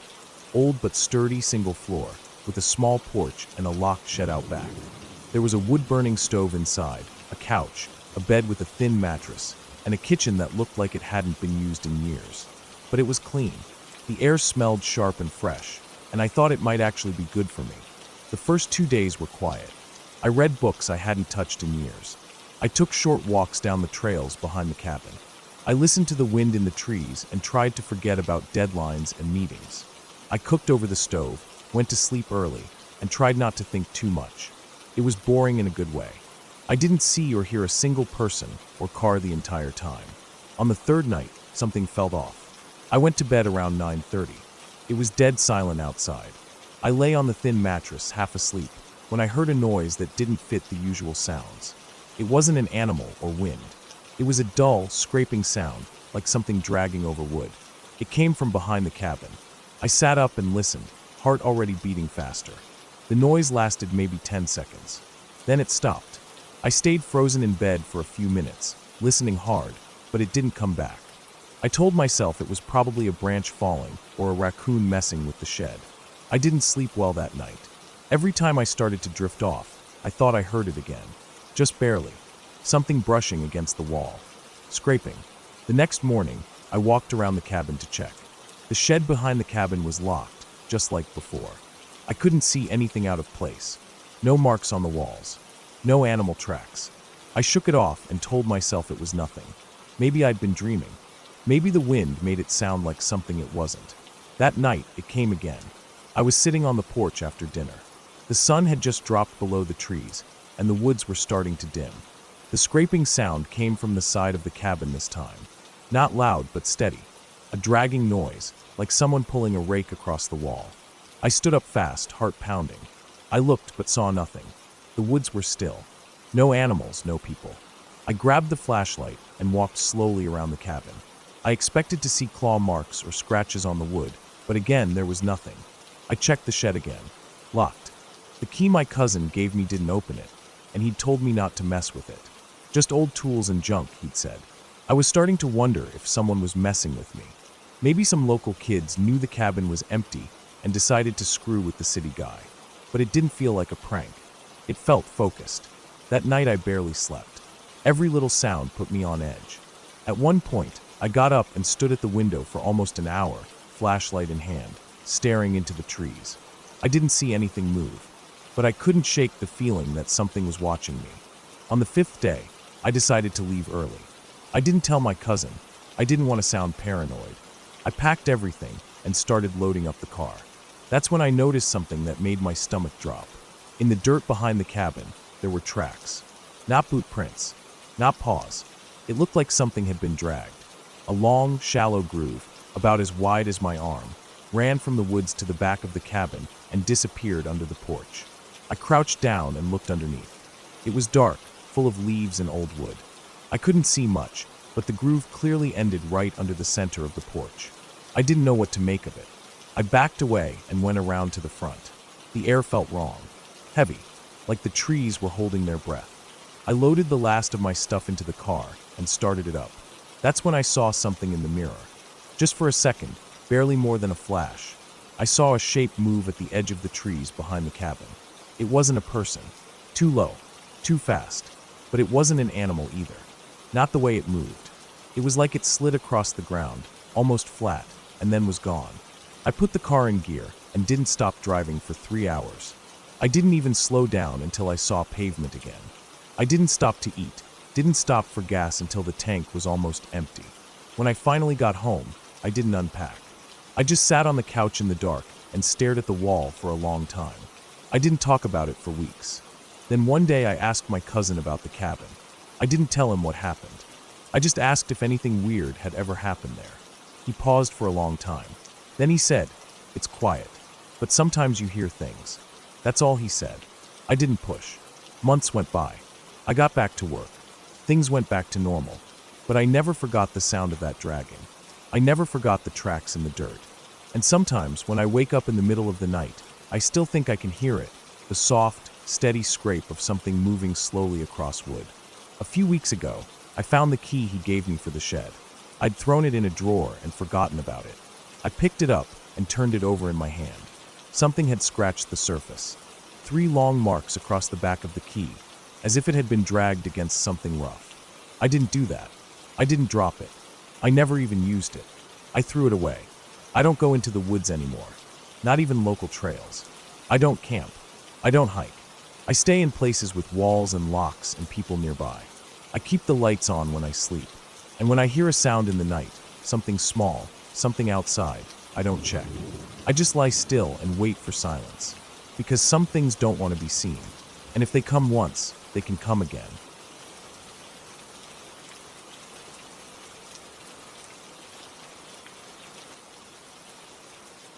I've worked as a security guard in downtown Vancouver for years now, and by this point, not much surprises me anymore. I've dealt with all kinds of calls, floods, alarms, fights, power outages, medical emergencies, people locked out of their units, elevator entrapments, you name it. But there are some shifts that stick with you long after they're over. Some moments that keep replaying in your head, especially when it's quiet at night and you have nothing but time and silence around you. This happened during an afternoon shift at the HSBC building downtown, and I don't think I'll ever forget it. It was one of those typical weekday afternoons. The lobby was quiet, the foot traffic slowing down now that lunch hour had passed. I had just finished a routine patrol and was back at the desk checking reports when the phone rang. The caller ID showed it was coming from one of the floors high up in the building. I answered it out of habit, expecting something minor, maybe a locked office or someone needing help with the door. But the voice on the other end was panicked and tense. A woman said one of their lawyers had collapsed in their office. She thought he was having a heart attack. Her voice was shaking, and she kept saying his name, Tom. I grabbed the AED kit from the wall behind the desk, keyed into the radio to notify dispatch, and called for paramedics. Then I headed to the elevators. The ride up felt slower than usual. I remember holding the AED tight against my chest, listening to the hum of the elevator motor, watching the floor numbers light up one after the other. I kept checking the battery status on the AED. It was good. Everything was ready. When the doors opened, I moved fast. The office was maybe 10 doors down the hall. The receptionist was standing by the door, waving frantically. As soon as I got inside, I saw Tom on the floor of his office, lying on his back, shirt loosened, his chest rising and falling in short, uneven gasps. His tie had already been taken off. Someone had undone the top buttons on his shirt. He looked terrible, ashen, sweaty, pale in a way that didn't seem normal. He kept one hand clutching his chest and the other grabbing weakly at the floor. I told his coworkers to give him space and stay back. I knelt beside him and checked his vitals as best I could. His skin was cool and clammy. He was conscious, but only just. His eyes kept blinking slowly, like he was struggling to stay awake. I kept talking to him, not to comfort him, just so he stayed alert and responsive. You're trained to do that in situations like this. Keep the person conscious and aware if you can. He looked like he wanted to speak, but couldn't get the words out. I opened the AED, peeled the pads from the packaging, and stuck them to his chest just in case. The device didn't advise a shock, so I left it on monitoring mode. I remember thinking that the paramedics needed to get there now. Any second longer, and we'd be looking at a very different situation. Finally, I heard the elevator chime again, and a couple of paramedics came rushing down the hall with their equipment. They had the full kit, better gear, a professional defibrillator, oxygen masks, the works. I backed off and let them take over while I pulled out my notebook and started recording details. Time of arrival, who was present, what actions I'd taken. I kept glancing at Tom as they worked on him. He was more alert now, talking to the paramedics, although he sounded desperate. He was saying he didn't want to die, that he hadn't written a will, that he needed to call his ex-wife. It was heartbreaking in a way, watching someone realize how quickly things can fall apart. He was pleading with them, grasping at their arms as they tried to work around him. They kept trying to reassure him, telling him he was going to be okay, that help was here. But then something happened that I'll never forget. Tom suddenly stopped talking and looked past them. Not at them, but above them, towards the ceiling, or maybe something beyond it. His face changed. He was already pale, but whatever color was left drained completely. His eyes widened, mouth opened slightly. He looked absolutely terrified. His body recoiled like he was trying to get away, sliding back across the floor weakly, still sitting upright. He didn't say anything for a second, just that wide-eyed, empty stare. Then he started shaking his head slowly. And then he screamed. I don't fucking believe it. No, no, no. His voice was hoarse, but it echoed. Everyone in the room stopped for half a second. The two paramedics tried to calm him down, but it was like he couldn't even hear them. Then he made this guttural, drawn-out exhale, a sort of sigh, but it was heavier, almost like his whole body gave out with it. The monitor beeped, then flatlined. They jumped into action, doing everything they could. CPR, defibrillation, drugs. Nothing worked. Tom was gone. The coroner confirmed it later that night. Cause of death was cardiac arrest. Sudden and severe. The thing that stayed with me, though, what was he looking at? He wasn't looking at the medics or the equipment or any of us. He was looking through us. His reaction wasn't confusion or panic. It was recognition. He saw something, or someone, and the look on his face said he knew exactly what it was. And he was terrified of it. No one else saw anything. Nothing out of place. No flickering lights, no sounds, no shadows. Just a man dying while looking at something only he could see. We all tried to explain it away. Hallucinations are common in people going through cardiac arrest. Lack of oxygen to the brain, the body's systems shutting down. But this didn't feel like a random firing of neurons. This felt intentional, directed, focused. And even after he died, the feeling in that office hung around like fog. I stayed there until the medics cleared out, waiting for the cleanup crew, and I swear I kept feeling like someone was watching me from the hallway behind me. But every time I turned around, it was empty. You try to move on from things like that. You don't want to dwell, but it creeps up on you in quiet moments. And just when you think you've let it go, something else happens. It was maybe a week later when I had another incident. This one wasn't dramatic in the same way. No one died, but in some ways it disturbed me more. I had just switched over to a residential building a few blocks away, newly opened, high-end units, mostly professionals living alone or as couples. Everything was clean, modern, automated. Not a bad post to work. It was late in the evening, maybe 9:30 or so, when a woman came down to the front desk. She looked frazzled, a bit embarrassed even, but determined to talk to someone. I could tell something had really shaken her. She had moved into her new place the previous Friday, and said since the first night, she kept hearing someone at her door. The first time, the banging had been soft but persistent, as if someone was testing the strength of the door frame. She'd called out, and it stopped. But then the doorknob started rattling. She assumed maybe a neighbor was confused or drunk, or maybe a mistake in unit numbers. But when she called the night guard, no one was found. It happened again the next night. Same kind of pattern. A gentle knock or bang, then the doorknob twisting, sometimes for almost a full minute. Again, security responded, but no one was in the hallway. That evening, I offered to walk up with her to her floor, check out the area, and do a sweep. She looked relieved. We took the elevator up and stepped into the hallway. It was quiet, sterile almost, like every other high-rise hallway in the city. We walked to her door. Everything looked normal. No signs of tampering, no marks on the frame, no damage to the lock. She let me into the suite, and we walked around together. Nothing seemed out of place. The place still smelled like cardboard and fresh paint. I offered to hang around a few minutes just in case, and she seemed thankful. I eventually said I'd head back to the lobby and monitor the CCTV footage for a while just in case. As I stepped out of her suite, the door still open behind me, I nearly collided with someone in the hallway. An old woman, gray hair pulled back tight, pale skin thin. She was standing maybe 6 inches from the door, looking right at me. I was so startled I actually jumped back. She didn't flinch, just stared between me and the new tenant behind me. I tried to gather myself. She didn't say anything at first. I asked if I could help her. No, she said flatly. Just waiting for the elevator. And just like that, the elevator dinged. She turned and stepped inside. I moved to follow her, instinct telling me something was off.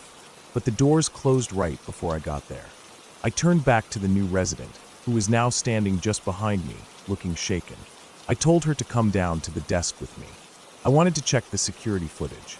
My working theory was that the old woman was a relative of the previous tenant, someone who still had access and maybe didn't realize the unit was no longer hers. We got to the desk, pulled up the feed for that floor, and rewound to about 2 minutes before I opened the door. We watched it together. There I was opening the door, stepping out into the hallway, and jumping back, just like I remembered. But there was nothing there. No one. The hallway was completely empty. I jumped back at air. We kept watching. Nothing came out of any other suite. No elevator arrivals. No one entering or leaving. That hallway stayed empty for the next 5 minutes. I reviewed it over and over, trying different angles. Same thing. No sign of the woman. No sign of anyone. I didn't know what to tell the resident. I think I muttered something about checking access logs, and she just nodded. She didn't say much after that. I think she wanted to pretend it hadn't happened. So did I. But I kept thinking about the old woman, about her face, her clothes, how close she had been to the door, how calmly she had stared at me. She wasn't disoriented or lost. She wasn't even curious. It was like she had been waiting there for us, and the second she was done,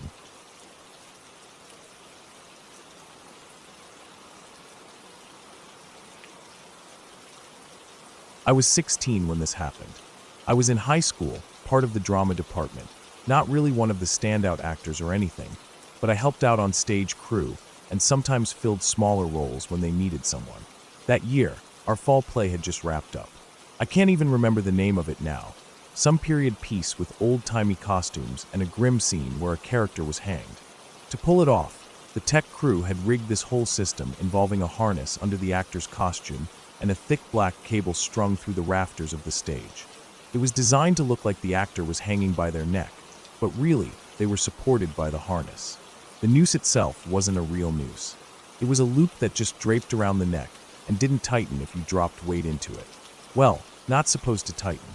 After the play closed, Halloween was just around the corner, and the department always did a haunted house in the auditorium as a little fundraiser. We'd throw together spooky props, cobwebs, fake blood. Someone would hide behind the curtain and rattle chains or jump out in costume. It was cheesy, honestly, but it brought in a few bucks and gave everyone something to do. That year, someone got the bright idea to incorporate the hanging setup from the play into the haunted house. There was a suggestion to reuse the cable rig and fake noose, but instead of doing a dramatic scene, we'd just have a dead trick-or-treater hanging from the stage ceiling, like they'd been caught sneaking candy or something. That was the gag. Dumb, dark humor. The costume was a full-body dinosaur suit, bright green with an oversized head and floppy arms, and it came with a matching mask.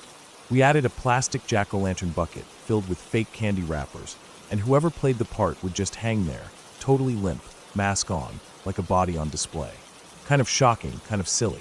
Typical high school edgelord humor. I volunteered to do it. Maybe I was bored. Maybe I just liked the idea of being part of the scare. Plus, it gave me a good excuse to get out of setting up some of the more boring props. I figured I'd get a few laughs, spook a few kids, and have a story to tell afterward. The rig was still in place from the play. It started with this thick harness you had to wear under your clothes, with a strap that came up your back and clipped into a carabiner attached to the cable overhead. The cable ran through a pulley system, bolted into the beams above the stage, and the tension was managed from the catwalk. Once clipped in, you'd just sort of lean forward off a small ladder, and the harness would take your weight. The noose, meanwhile, was just for show. It went around your neck loosely and gave the illusion of hanging, but all the actual weight was held by the harness. That was the idea, anyway. I remember the first time I got into costume. The dinosaur suit was bulky and warm, smelled like old fabric and gym socks, probably hadn't been cleaned in a few years. I slipped on the harness underneath, cinched it tight across my waist and shoulders, and climbed the ladder. The crew helped me clip into the carabiner. Then I put the noose around my neck and slipped on the dinosaur mask. Then I stepped off the ladder. It wasn't exactly comfortable. The harness pulled hard at my legs and shoulders, bunching everything up, and the dinosaur costume didn't help. After a few minutes, I had to come down to adjust things.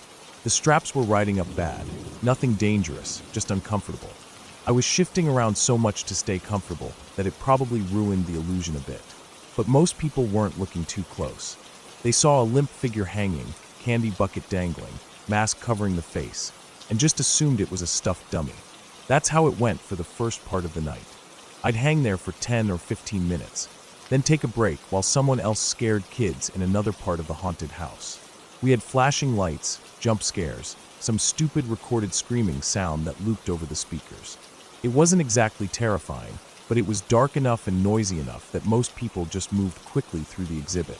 Eventually, I took a break again because the harness was pinching, and I figured I'd adjust it before doing another round. I left the costume and mask backstage and unhooked myself. There were a few other students goofing off behind the curtain, some tech kids, a couple of freshmen pretending to sword fight with broomsticks. Everyone was bored. What I didn't know at the time was that during my break, a couple of the guys had gotten curious about the noose setup.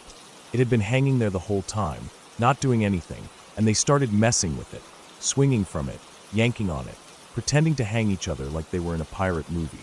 Nothing malicious, just stupid teenage roughhousing.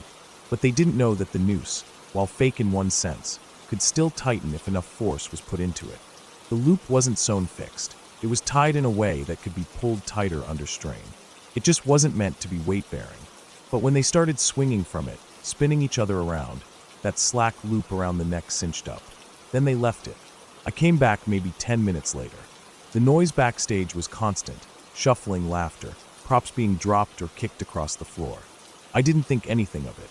I grabbed the dinosaur costume, tugged it on again, clipped the harness under it, climbed the ladder, slipped the noose over my head like before, put on the mask, and leaned forward into the rig. The second I dropped my weight, everything went wrong. The noose snapped tight around my neck. Not all at once, but with this sudden constricting tension that clamped down right under my jaw. It didn't break my neck or anything, but it squeezed in just the right place to choke me instantly. The pressure was brutal. My airway closed up, and I felt the blood in my head just stop moving. The harness was still supporting my body, but the rope, now tight and unmoving, was pressing against my throat with its full weight, digging into the soft parts of my neck. At first, I didn't even panic. I just sort of blinked and thought, that feels weird. Then everything started to fade. It's hard to describe. I wasn't flailing or kicking because the harness held me steady, and I hadn't realized what was happening. It felt like I was falling asleep, like nodding off in class after pulling an all-nighter. Warm, distant, like sinking into a thick cushion. My arms hung limp. My legs went numb. The edges of my vision turned black. Then, something in my head just lit up. This brief, electric spike of awareness, like an internal alarm clock going off. I couldn't breathe. I couldn't think. But I suddenly remembered. I was hanging. I was choking. And nobody knew. There were people just on the other side of the curtain, feet away. Kids walking through the haunted house, parents laughing nervously, classmates running props or scaring kids with rubber axes. But no one was looking at me. No one could see me in the dark. To them, I was just a prop. A motionless dinosaur dummy swinging gently from the ceiling, holding a candy bucket. And I was about to die. Some instinct kicked in. I reached out blindly with one hand, couldn't find anything. I groped at the air, tried to move my legs. Nothing. My body was lead. My vision was almost gone. But I turned my head just a little, felt the noose bite harder into the side of my neck, and managed to get a hand on the ladder. I don't even remember climbing it. I just remember pressure, then relief. My lungs opened up all at once. I sucked in air so fast it hurt. My vision came back in waves. Everything was spinning. I was sweating, legs shaking, whole body trembling like I'd just come out of an ice bath. My hands fumbled at the noose, tugged it off, then unhooked the harness with shaking fingers. I just stood there for a long moment, bent over, holding my knees, gasping for air. No one noticed. I slipped backstage again, peeled off the costume, dropped the mask on a chair, and sat down behind the curtain. My pulse was racing. My neck was sore, red where the rope had pressed in. I rubbed at it gently, still shaking. My head throbbed like a drum. I didn't say anything to anyone. I didn't tell the teacher. I didn't tell the other students. Not that night. Eventually, I stood up, walked to the bathroom, splashed water on my face, then just walked out of the building. I didn't even say goodbye. I just went home. That night, lying in bed, staring at the ceiling, the weight of what almost happened hit me hard. I could have died. Not from some dramatic fall or accident on stage. Not from some twisted plan or stunt gone wrong. I could have just died there, silently, in the dark, dressed in a stupid dinosaur costume with a plastic candy bucket hanging from my wrist. And no one would have noticed. Not for hours. They would have laughed, maybe, commented on how realistic I looked, thought I was the best scare of the night, even applauded the realism, and I would have been dead the whole time. It made me feel cold all over. I imagined it in detail, how they would find me, the slow realization, the horror, the stories that would spread after, the newspaper articles, the hushed conversations in the hallway, the rumors that would twist and grow with every retelling. And I knew exactly how the legend would sound, because I'd heard ones like it before. Every school had them. That drama kid, the one who used to hang from the ceiling in the haunted house, he wasn't acting. He died up there. They say he choked to death during the Halloween event, and nobody noticed until the end of the night. His girlfriend found him, still hanging, when the lights came on. The teachers all say it's not true, but it happened. I could hear it playing out in my head like an urban myth in the making. Except it almost wasn't a myth. It almost happened to me. And the worst part is how easy it would have been. Just a few more seconds. That's all it would have taken. If I'd passed out completely, I would have never grabbed the ladder. The harness would have held my weight long enough for me to quietly stop breathing. By the time someone realized I wasn't faking, it would have been too late. I never wore the harness again after that night. Never touched that stage rig again either. I told a few close friends.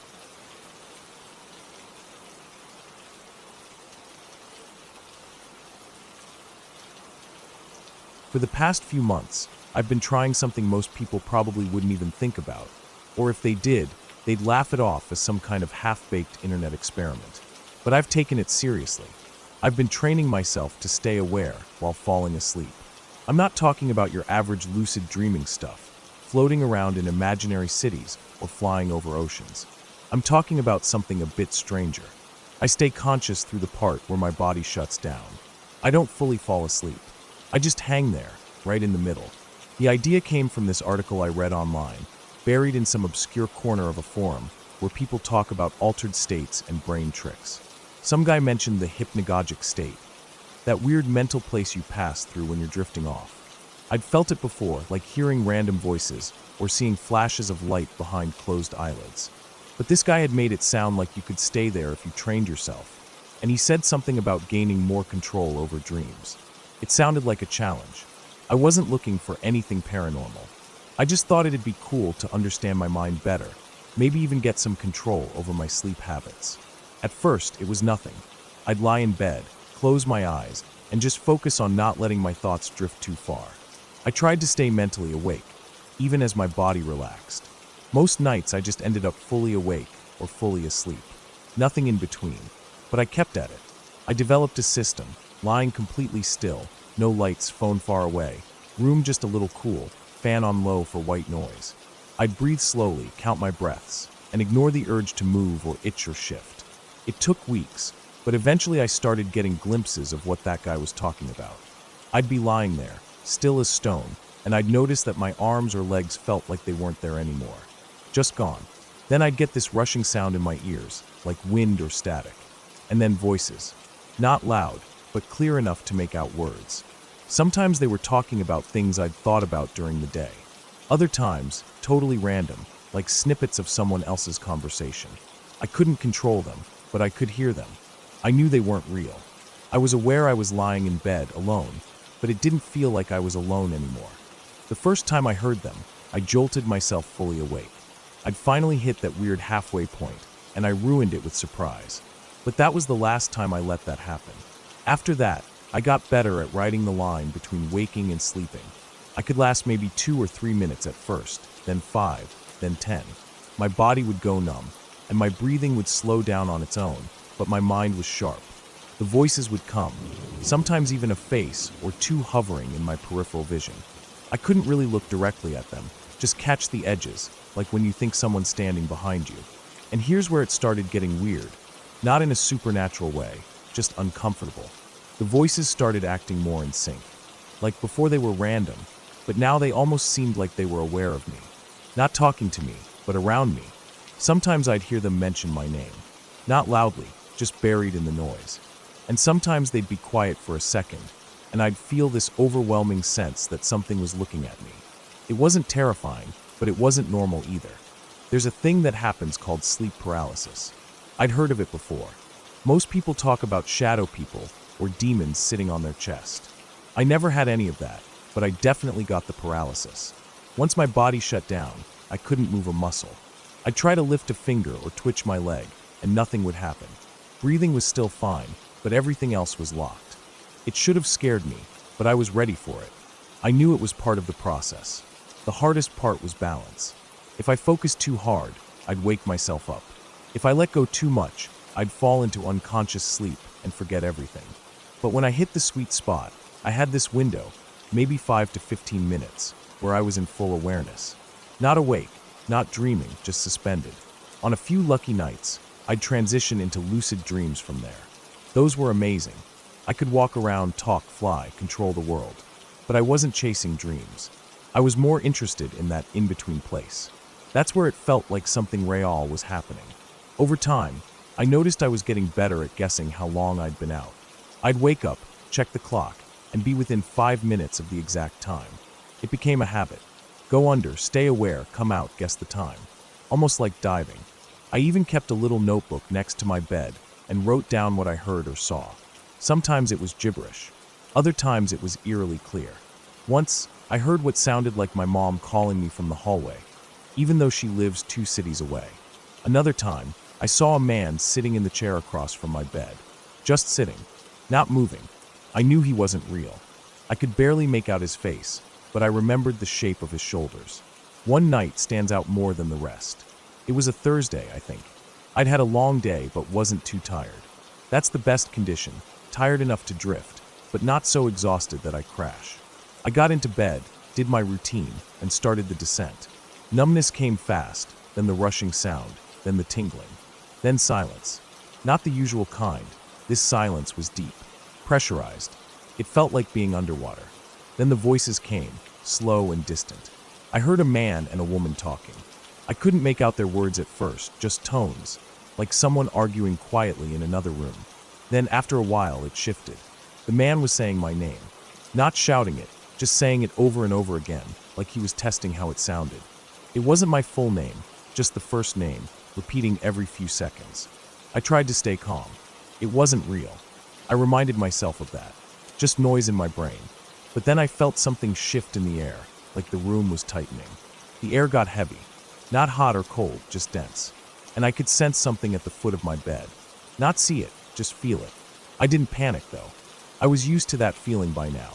But this time, the sensation stayed longer than usual. I blinked, or at least tried to. In that state, it's hard to know what you're physically doing. But in my perception, my eyes moved, and I could see the room in a dim, grayish hue, like I was looking through smoked glass. The figure was there, not clear. More like a person-shaped shadow standing near the edge of the bed. Not moving, just watching. I waited, trying to see if it would do anything. Sometimes these figures just vanish. This one didn't. It stepped forward once. Just one step.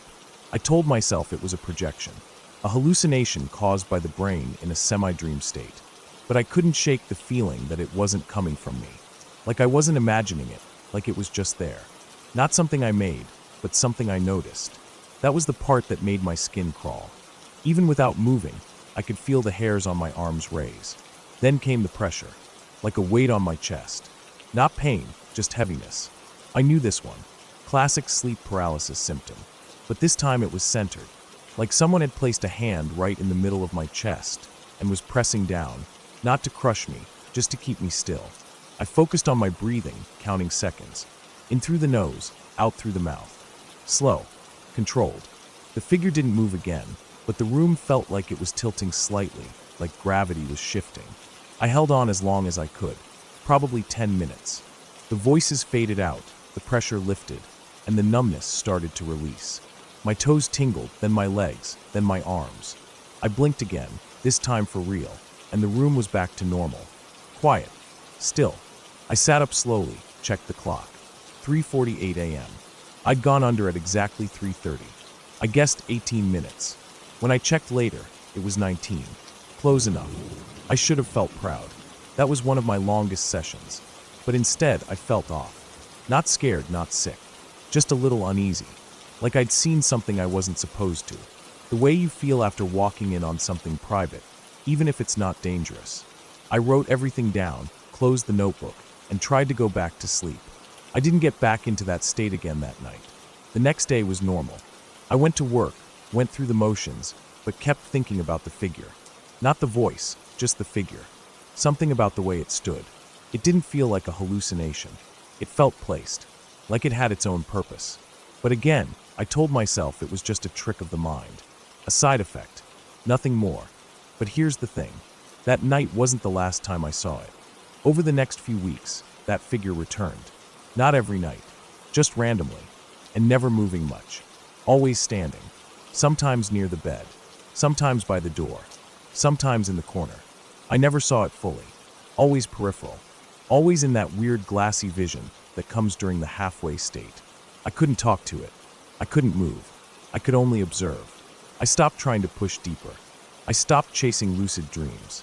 I didn't give up the practice completely, but I started keeping it shorter. Less frequent. Just enough to stay in tune, but not enough to fall too far. I realized something. Maybe we're not supposed to hang out in that space too long. Maybe the brain designed it as a hallway, not a room. You're supposed to walk through, not stay. I've told a few people about what I've been doing. Some call it creepy. Some think I'm making it up. Others just nod politely and change the subject. I don't blame them. It's not normal. But I know what I've seen, and I know how it felt. I still do it sometimes. Once a week maybe, just to keep the skill alive.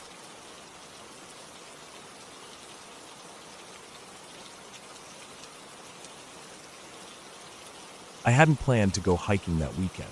Honestly, I had planned to just stay home, order takeout, and catch up on some sleep. But then I got a text from Rob, saying he and his cousin were going to check out this trail up north near the border of the national forest. And did I want to come? It wasn't anything official. Just a long, narrow trail through thick woods that someone had found on a forum. A couple of backpackers said it was quiet, barely touched, and good for a full-day loop if you started early. I didn't know Rob's cousin Mason, but I figured why not.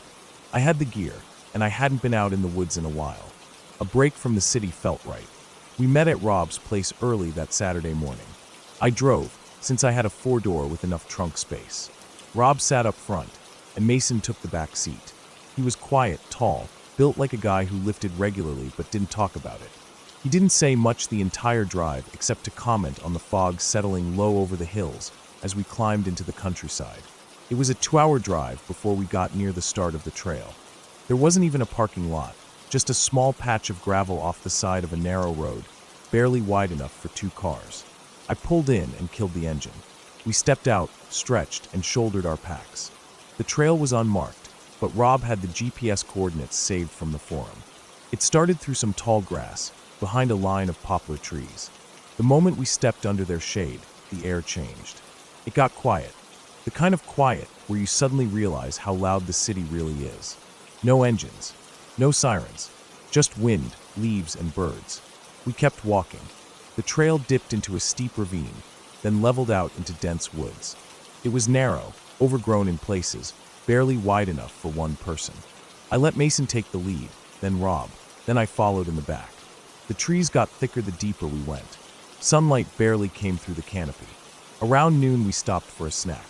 I took off my pack and leaned against a big rock while chewing a granola bar. We talked a little then, mostly about how peaceful it was, how different it felt from the crowded hiking trails we were used to. No dogs barking, no joggers or families, just us in the woods. That was when I first noticed the smell. It was faint but strange, like something had died not far away. That heavy, rotten smell that turns your stomach even when you don't know where it's coming from. I mentioned it, and Rob sniffed and nodded. Mason just said it was probably a dead animal. We didn't think much of it. Kept walking. About an hour later, the trail split. Rob checked his phone, but the GPS showed only the main trail, nothing about a fork. One path kept climbing uphill to the left, the other dropped slightly and curved into a thicker patch of forest. Mason said we should go right, down into the thick part. He said it looked more like the main trail. I wasn't sure, but I didn't say anything. We followed him. The trail got worse, rocky, uneven, and sometimes it just vanished beneath dead leaves. The trees pressed in closer. I started to notice that even the birds were quieter now. Less chirping, just the occasional rustle, like something moving through brush a few yards away, then silence again. I told myself it was probably squirrels or deer, but it still made me uneasy. We kept going. Then we reached a clearing. It wasn't big, maybe 20 feet across, but it felt like a sudden break in the forest. The ground was packed dirt, no grass, and in the center was what looked like the remains of a campfire. Old, maybe weeks or months ago. Burnt logs, ash, and a rusted tin can nearby. A broken plastic chair leaned against a tree. Rob said someone must have camped here before. But something about the spot made me uncomfortable. I don't know what it was. The silence, maybe. Or how the trees around it leaned inward like they were watching. Or the fact that the fire hadn't been put out properly, just left, like someone left in a hurry. We didn't stop long. Just enough time for a drink of water before we moved on. That's when things started to feel off. The trail beyond the clearing narrowed into what looked like a game trail. Not made for hikers. We followed it anyway, brushing branches aside, stepping over roots and rocks. At one point, Mason stopped suddenly. I almost walked into him. He pointed at the ground. There were tracks, bare footprints in the dirt. Human, not boot prints, bare feet. Deep, clear impressions, toes and all. They looked fresh. No one said anything for a long second. Then Mason shrugged and kept walking. Rob looked at me, uneasy, but followed. I didn't want to be alone, so I went too. We kept following the trail, though now I was scanning the trees more carefully, listening harder. Every so often I thought I heard something behind us, twigs snapping, brush moving. But every time I looked back, there was nothing. Just thick forest, dark and quiet. At one point, I noticed the trees didn't look the same. The bark was darker, the trunks closer together, almost as if we'd crossed into a different part of the woods entirely. I checked my watch. It was already after 4. We should have turned back, but none of us said anything. I think we were all trying to play it cool, not wanting to be the first one to say we were creeped out. Then we found the tarp. It was blue, torn, half covered in leaves, and nailed between 2 trees like a makeshift shelter. Underneath it were bits of old rope, food wrappers, and a moldy sleeping bag. I looked closer. There were scratch marks on the trees. Not knife carvings, scratches. Like fingernails or something dull and sharp dragged downward again and again. The bark was stripped raw in places. I felt something tighten in my gut. Mason stood there, staring. Then, without saying a word, he stepped forward and pulled the tarp down. The whole thing crumpled into a heap. He tossed it aside like it annoyed him. We kept walking. That was the first time I noticed the smell again. Stronger now. Not just rot, but something else.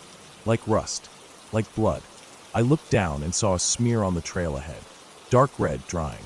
Another few feet, and another smear. Then a piece of torn cloth snagged on a bush. That's when Rob finally said he thought we should turn around. Mason didn't respond. He just kept walking. I hesitated, then followed Rob as he tried to convince Mason to stop. But Mason wouldn't. His pace got faster. He moved like he was chasing something. That's when we heard the sound. It was faint at first, a kind of metallic clang.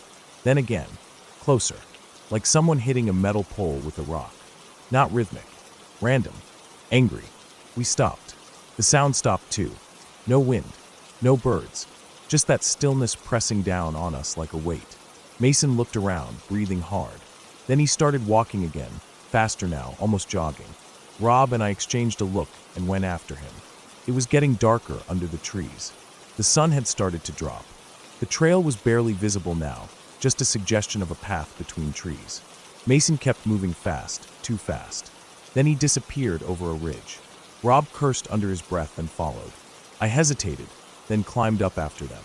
At the top, the woods opened slightly, and I saw Mason standing there, staring at something ahead. I stepped up next to him and saw it too. It was a shack, old, leaning, barely standing, made of wood and corrugated metal, half covered in moss and vines. The windows were broken. The door hung crooked on one hinge. A rusted oil drum sat outside, and next to it, a pile of bones. Animal bones, maybe. Too many to count. Some still had bits of fur on them. I felt something crawl up my spine. Mason started walking toward it.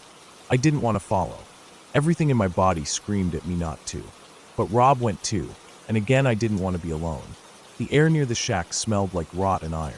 I covered my nose with my shirt. Mason stepped inside. Rob paused at the doorway, looked back at me, then followed. I stayed outside. A minute passed. Then 2. Then I heard a sound from inside, like something being dropped. A thud, then footsteps. Fast, then silence.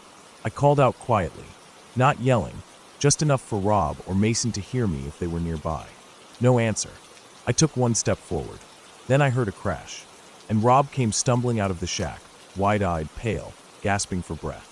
He looked at me like he didn't even see me, just brushed past and started running. I ran after him. We didn't stop until we were deep in the woods again.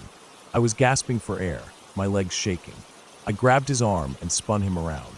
His face was blank, just pure shock. I asked where Mason was. He shook his head slowly, then finally said he didn't know.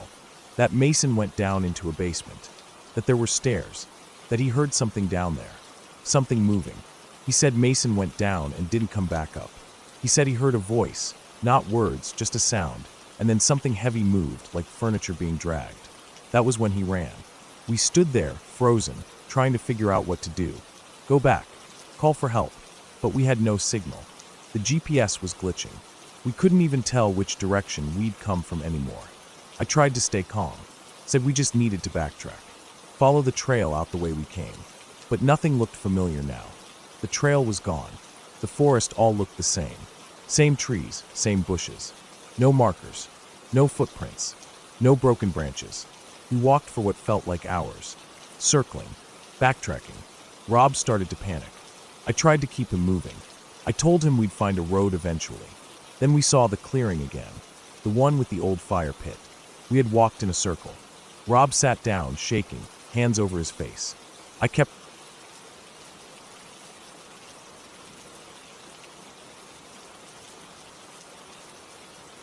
It started as just another job. I was a freelance land surveyor, nothing glamorous about it, but it paid well enough if you didn't mind being alone in places that didn't show up right on GPS. Some weeks, it was city zoning checks or construction layout. Other weeks, I was in the middle of nowhere, charting forgotten property lines, abandoned lots, and old backwoods acreage for developers or private landowners who had no idea what they even owned anymore. This one was supposed to be simple. A real estate company in central West Virginia wanted a survey done on a 300-acre stretch of forest land they'd recently acquired. It was mostly wooded hills with no structures or power lines, just rough terrain. The client warned me there was no cell reception in the area, so I'd need to rely on my radio, topographic maps, and the satellite tracker they loaned me to log the property's edges. They were thinking of leasing the land out for hunting or possibly selling it off in parcels. I left before dawn and made the 3-hour drive out to the property. The access road was barely a road, just a narrow, uneven path through the trees, thick with ruts from decades of runoff and disuse. My old Tacoma struggled with the grade, bouncing hard over buried rocks and exposed roots. It took nearly 45 minutes to go the final 2 miles. I parked at the edge of a small clearing, surrounded by thick woods on all sides. I checked the equipment, loaded my backpack with essentials, water, 2 sandwiches, extra batteries, GPS tracker, compass, flagging tape, and locked the truck. I left a note on the dash with my name, the day's date, and the estimated time I planned to be back, just in case something happened. It's a habit I picked up after years in the field. You learn not to rely on luck when you're alone out there. The air was thick and humid, even for early morning. The trees were dense, tall, and tight together in that Appalachian way, close enough to make you feel closed in after just a few steps off any path. But there were no paths here, just underbrush, brambles, and a solid wall of green in every direction. I picked a starting point from the map and headed out. For the first couple of hours, it was pretty uneventful. Just the usual stuff, thick vegetation, uneven slopes, spiderwebs in the face. I moved slowly, marking trees with tape every 100 feet or so, using the GPS unit to log the perimeter. The land sloped steeply in some places, flattening out in others where old logging had left scars decades ago. There were signs of animals, deer, maybe a black bear or 2 judging by the claw marks I spotted on a tree, but nothing recent. No footprints, no signs of people. Just me and the woods. By early afternoon, I'd covered more than a third of the perimeter and stopped to eat one of my sandwiches. I found a fallen log and sat down, listening to the buzzing of insects and the distant knock of a woodpecker echoing through the trees. I checked the GPS tracker, and it showed everything working fine.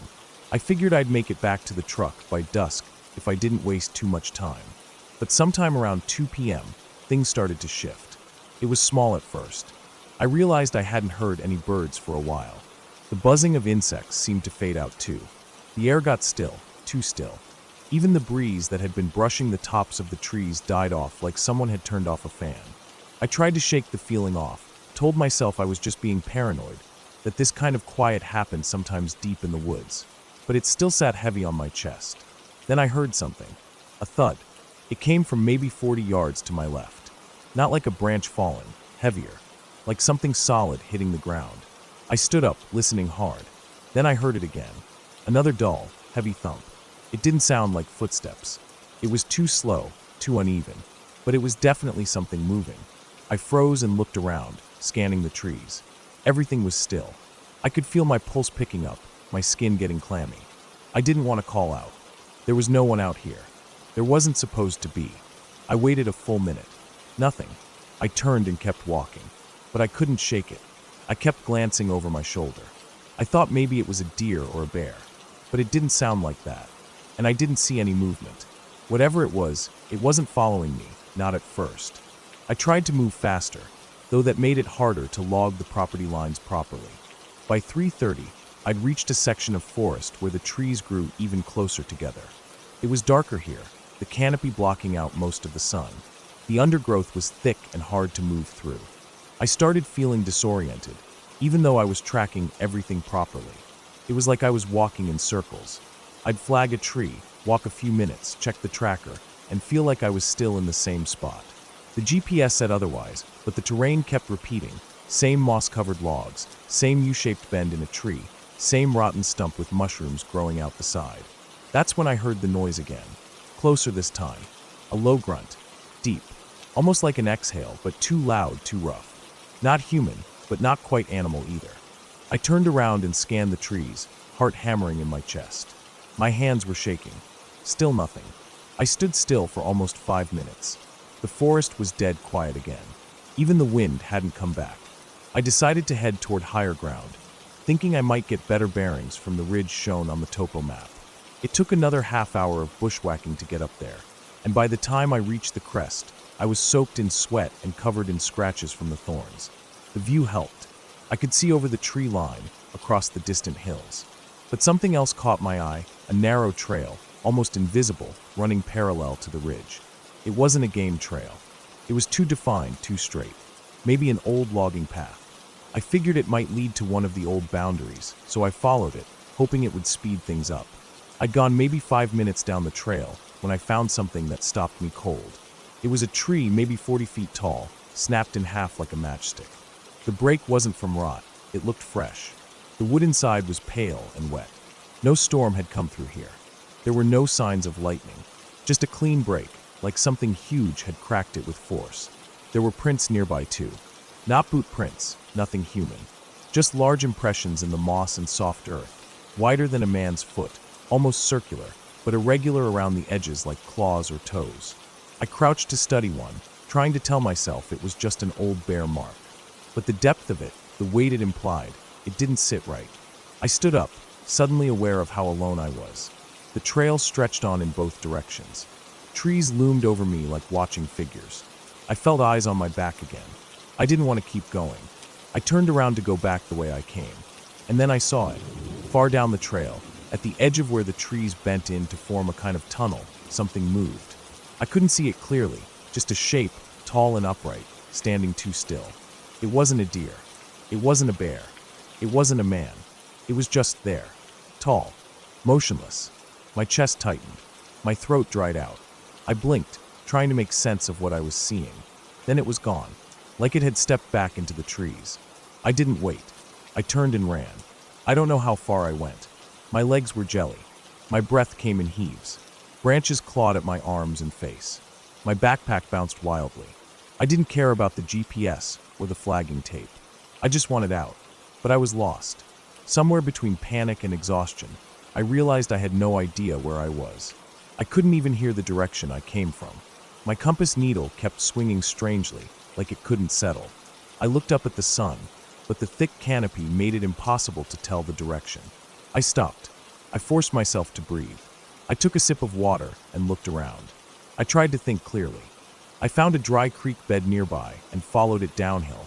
hoping it would lead to a road or the boundary of the property. The daylight was starting to fade now. Everything was tinted gold and deep green. The forest felt even more claustrophobic in that light. Then I heard it again, this time closer. That same thump, heavy, deliberate, followed by a dragging sound, like something big moving slowly over the ground. I crouched behind a fallen log and stayed still. It passed by 30 feet from me. I didn't get a good look. Just a shape, tall, wide, black against the trees. It moved slow, too slow. Its back was hunched. Its arms, or whatever they were, hung low. I saw one of them brush against a tree trunk, and the bark split open like it had been scraped by something hard. It didn't stop. It kept going, and then the forest was quiet again. I waited another 10 minutes before I moved. I stayed crouched, took the opposite direction from where it went, and kept going downhill. I didn't run anymore. I just walked quiet as I could, stepping over dry branches, listening hard with every step. Eventually, I saw something ahead. A shape. My truck. I don't remember crossing the final stretch. I just remember fumbling with the keys, starting the engine, slamming the lock button, and not breathing until I was 5 miles down the access road. I didn't tell anyone what happened. When the client asked for the data, I said I'd had equipment issues and only managed to log half the perimeter. I returned the GPS unit and made up an excuse about a corrupted file. I didn't go back. They hired someone else to finish it. A few weeks later, I looked up the area again out of curiosity. That stretch of forest? It used to be owned by a paper company that logged it in the 60s. After they pulled out, the land sat abandoned. No roads, no cabins, no homes within 20 miles. Just trees and